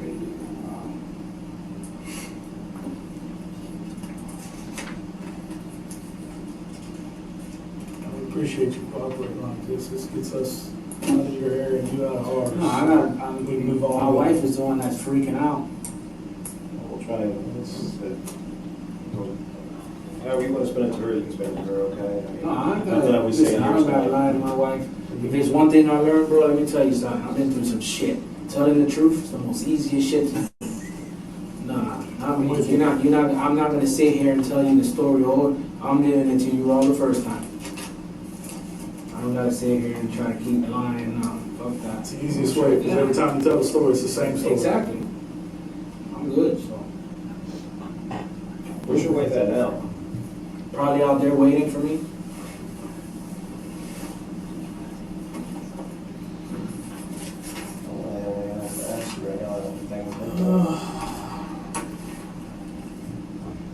Do you have any questions for us? This is fucked up. Well, that's a statement. Can't necessarily disagree with you.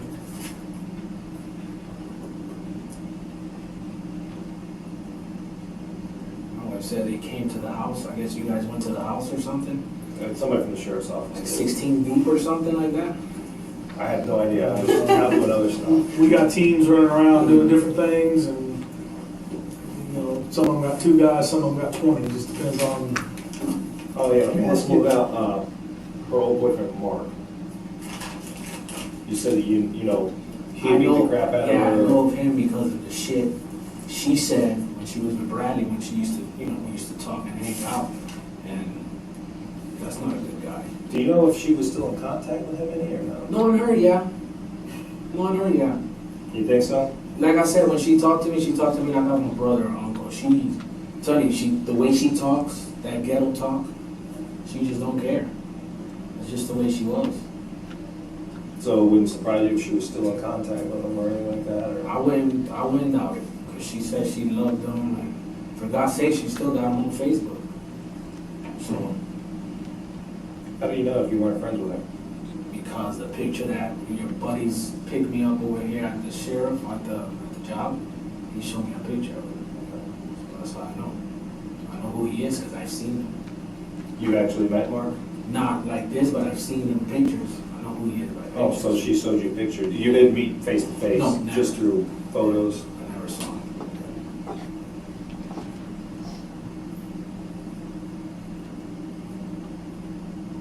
Did she, after her and Bradley were going around and after her and Bradley broke up, did she ever talk about Mark again or anything like that? I wouldn't know. You wouldn't know? Was she talking with your wife when she would call your wife and chat? No, because my wife was a little disappointed out of her because the shit she used to do with the script and all, and my wife don't. My wife's real professional, like. I don't know, I can't explain it. My wife's the reason I'm doing this shit right now. So I'm good. Did you ever see her dance before? Never. Never? You ever been to a strip club? Yeah, but not to where she's worked at before. Any around here? No, I've never been here. It was a boys' club. What's wrong? That was a long time ago there.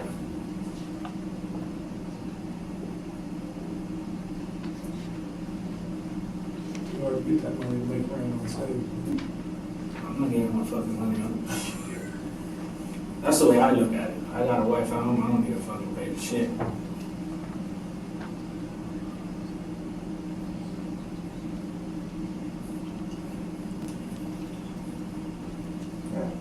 anything else real quick? I'm gonna double check on where they're at with your stuff. That's why I'm gonna go check to see how we're doing on that, okay, so we can get you moving along.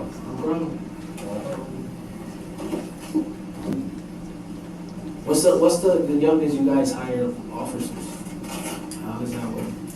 Used to be 25, but that's like 21. Awesome. So maybe another 19, 18. It's, Damn, I'm still fucking like, wow, man. Is there anything you can think of that we haven't asked you that we might need to know? Any body that comes to mind that says maybe they ought to look in that direction? I don't know. There's so many guys she talked to me. Shit, I don't know. I can't even. Like I said, I never talked to her like that. We were tight, but not like that. Like, I don't know her business like that. You know? I know her mom. The only thing that I know is that her brother lived with Bradley at one point. Right. Some shit like that. Let me see what else I know. That's pretty much it.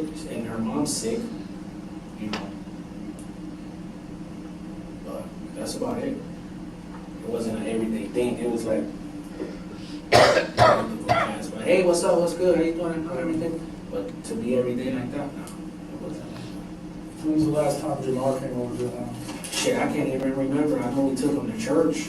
That was the last. I can't remember what the hell that was. You talking months, years? Months, no months. It wasn't here. It was months ago. Was it this year? Yeah, it was in this year. I know that, but it was months ago. I don't know exactly when, but you know.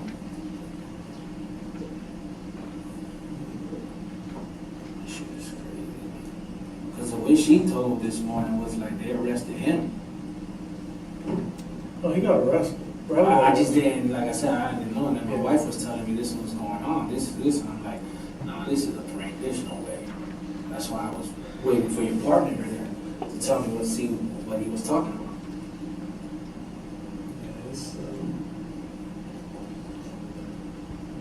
How many guys you already interviewed? Oh, you can't. I can't tell you, I've been working a lot of hours. I got you. We've talked to a substantial number of people. Okay. We still have a substantial number of people who I got you. No problem. And like I said, you know, it's the weed garden concept, you know. Just Throw this shit out here until you get. Sometime one of them I'm just curious, what the fuck happened? This shit is crazy. I'm curious. in the ballpark. It's gonna be a few more minutes, but we're halfway done with it. It just takes a few minutes for that shit the computer programs to talk to each other and shit like that. So, I'll be in the other room for a minute. Well, I appreciate you coming in, okay? No problem. Thanks a lot. You're welcome. All right. Guys are funny. It's kind of crazy.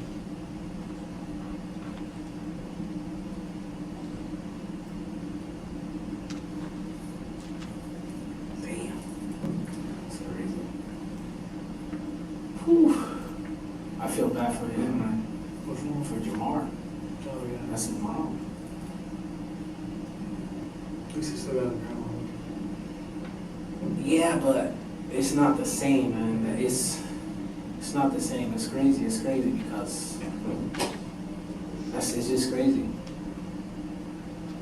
It's crazy.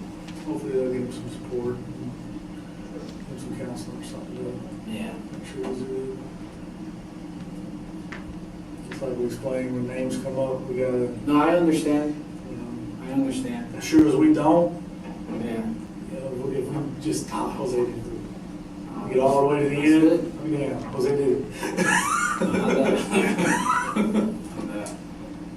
This is fucked up, man. Yeah, it's, I just want to know what happened. Like, what the fuck went down? it's,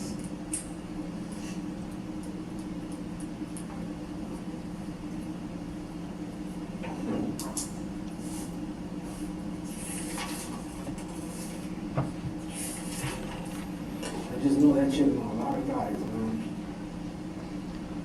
And she knows a Crip members, Yeah. Bloods and Crips, shit like that. Yeah. Yeah. Uh-huh. She ever mentioned it by name? No, she never mentioned name, that's what I'm saying. She was real, she wasn't stupid. No. No, she wasn't stupid. She wasn't a stupid chick, that's for sure. A lot of stuff going on, that's for sure.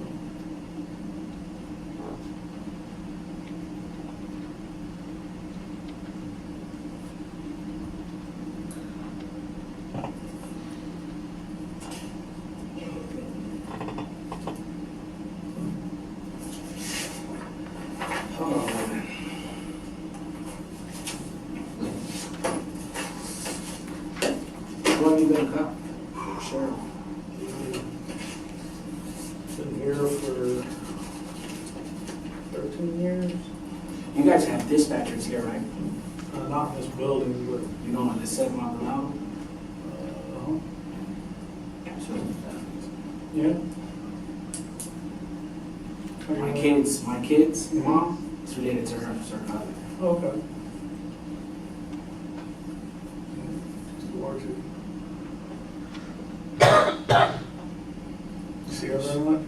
No, I see her on Facebook, but when I see her at the gas station in the morning, on the street. Seems to be the meeting place. That's where all you guys are at. You guys at, right, yeah. Oh, shit, it's crazy.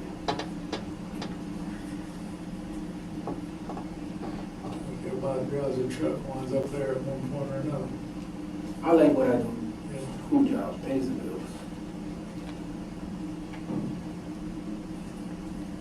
You work a set number of hours, or you just drive your route until your route's done? and You gotta come pick back? that shit up till you're done. You can be done. There's no really, there's heavy days and there's light days. Right.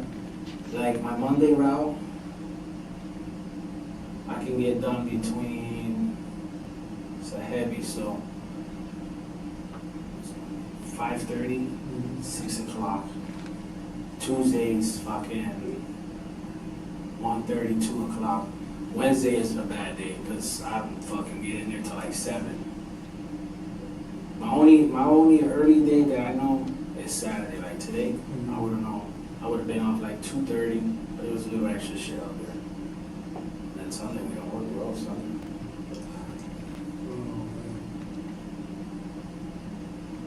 You guys work hourly, or you get a salary, or? We get by the day, but anything after a certain amount of hours, it's like Chinese overtime shit.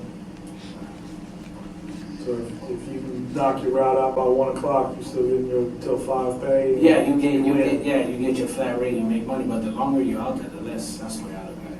I just did it because of the benefits. Right. Because with the other job, the money was good, man, but it was the day fucking nights that they were in French. People don't have no compassion, no. Did they take taxes out on you at that place? That was all cash money. Under the table, but then my wife was like, we gotta buy a house. My wife just fixed my credit. I had a 356, it's up to a 766 right now. Nice. So that's what we're trying to do, get a house. Cause she just Yeah, it's hard to fix credit when you're not making the tax payments. So now that I'm on the books, hopefully I can get something and see what happens. That's what I'm trying, that's what I'm shooting for. I just want Because the bank won't recognize that money as I just income. want a house with a pool, man, so I can enjoy that shit and drink some beer and just, that's it. I used to go out when I was young. I used to party and shit like that. You get older, I'm like, fuck that shit. I look back and be like, I blew a lot of money going out drinking and shit like that. Where'd you grow up? I grew up in Connecticut, from Bridgeport. Really? Yeah, and then I moved here in '93. This shit right here wasn't even here. Like, you couldn't get back here. Way back in Torino, you couldn't get through there. None of that. All that was closed. 93 was it? Yeah. Was 95 even done there? Or they still building on it? It wasn't. They were still building on it. They just started on it.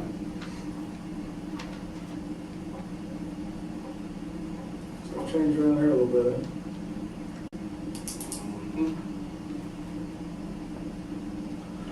Yes, it does.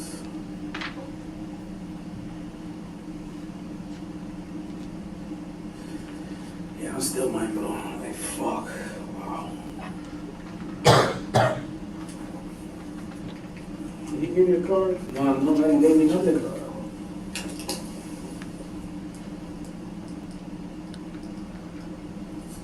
That's a case number? Okay. It's my name and number on the front. It goes to, You know who I delivered to? I was hoping I got you, Mascara. oh, yeah? Yeah, I've been to his house over there in Point West in Vero. Uh-huh. Yeah. If something pops into your mind, No, definitely, I definitely. should have told This them is this, crazy, or man. This is I crazy. forgot about that, or they need to know about this or that. Yeah. This is Call that crazy. number. I'm not at the desk, especially now, I'm not at the desk at all. But it goes to a voicemail, Okay. and then it emails me, so I get it, and I'll get back to you as quick as I can. If you think of anything, or, Yeah, I'm just trying to see if I Hear can something. remember anything she always said, but yeah. like, fuck. Like I said, she pops up in and out. She was just one of those, so. Well, you Like, if you ask me about Bradley, I can tell you with Bradley, because I worked with Bradley for Right. such a long time. He was my neighbor. I see you him have, grow up. you have connections that are intermingled in amongst this circle. I got you. So if you hear something, or you see something. No, definitely, because I don't want to be. Give me a call and let me know what's up. This is crazy. It's fucked up. Does her mom know what's going on? Like, what happened to her? Like, because I know your partner said, Well, it's, I mean, you watch crime shows on TV, right? yeah. You know, some things we tell people, some things we don't. I got you. I don't look at it like that. It's part of the game. I got you. It's crazy. Most of it we just don't. 'Cause somebody's gonna tell us. I got you. I see what you're saying. That's the way you just got the roots. I always wanted to be a cop, man. I just never got to it. I don't know. I always wanted to be. What is that, you guys? I was talking to a gentleman in Okeechobee, like undercover, busting people in their house and shit like that, like street shit. Yeah. That was my gig. Did a lot of time in the schools, Yeah. all the kids. What's like the worst case you ever seen at work, shit like that, like been through?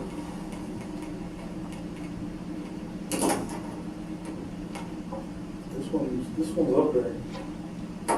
It's maybe different. I got you. Different places to Yeah. to look. It varies. You know, I've done a lot with fire service and EMS and law enforcement. I got like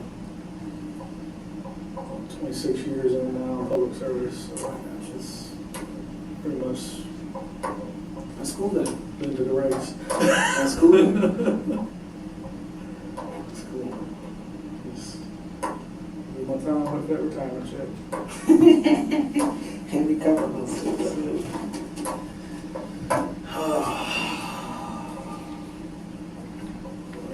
Let me try to see what's up with the phone and see if we can get you out here. Be right back.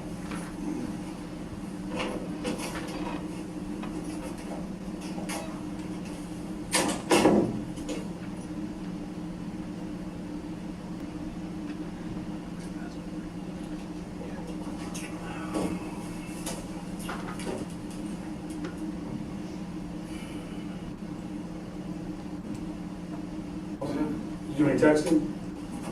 Did you use any apps or anything to communicate with her?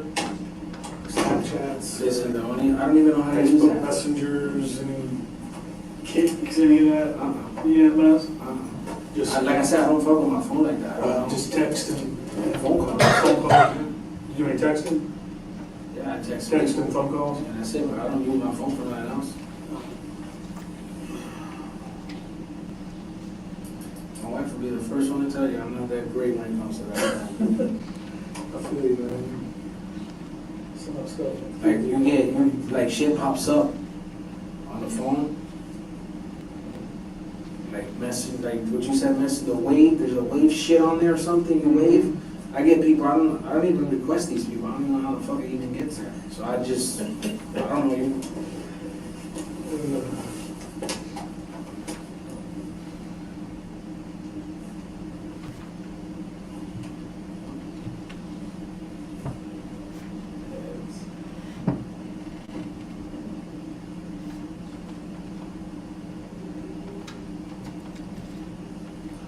shit is crazy.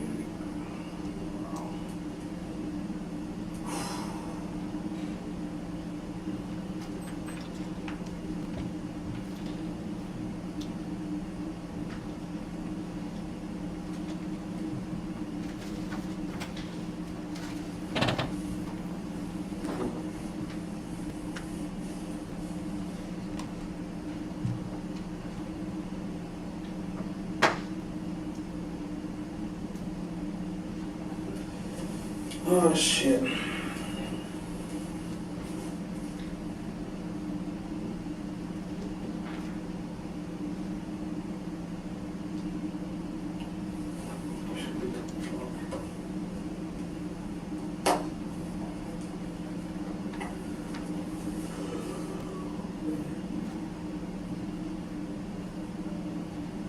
One thing I get off work early is something. Shit.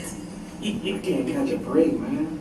Well, this was my kid-free weekend. All my It's kids fun, into too. the How many kids you have? exercise. Four. It's all at the exercise. That's big. Weekend plans. Dante, I'll be doing this shit right here. That's it. All that's out there.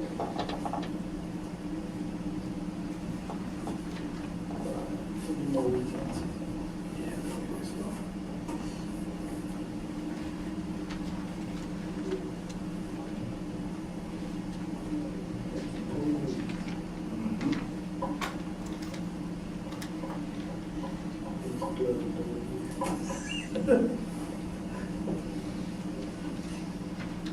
So you're in that big frame truck. The big green ones, yeah. Yeah. Things are dangerous. You gotta watch them. Especially when they gotta load them. They don't stop the brakes. It's crazy. You always see them until they're stuck in the middle of the damn road. Yes, sir. Ah, we got a winner. Thank you. I thought y'all were gonna steal my phone. Nothing like that. I appreciate it. Thank you very much. Let me run, double check, nobody got anything else I need to know, and we'll get you up out of here.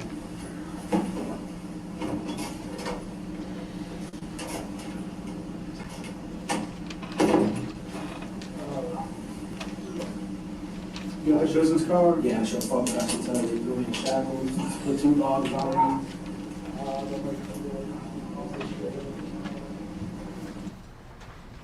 Members of the jury, we've reached the end of our court session today. We're going to break from this case and resume tomorrow morning at 8:45 in the morning. Please be downstairs at 8:45. You should have a better experience in the morning with parking because there's going to be less jurors reporting to the jury clerk. Please remember, don't talk to anyone, including your fellow jurors, about the case. Don't do any research in any form whatsoever.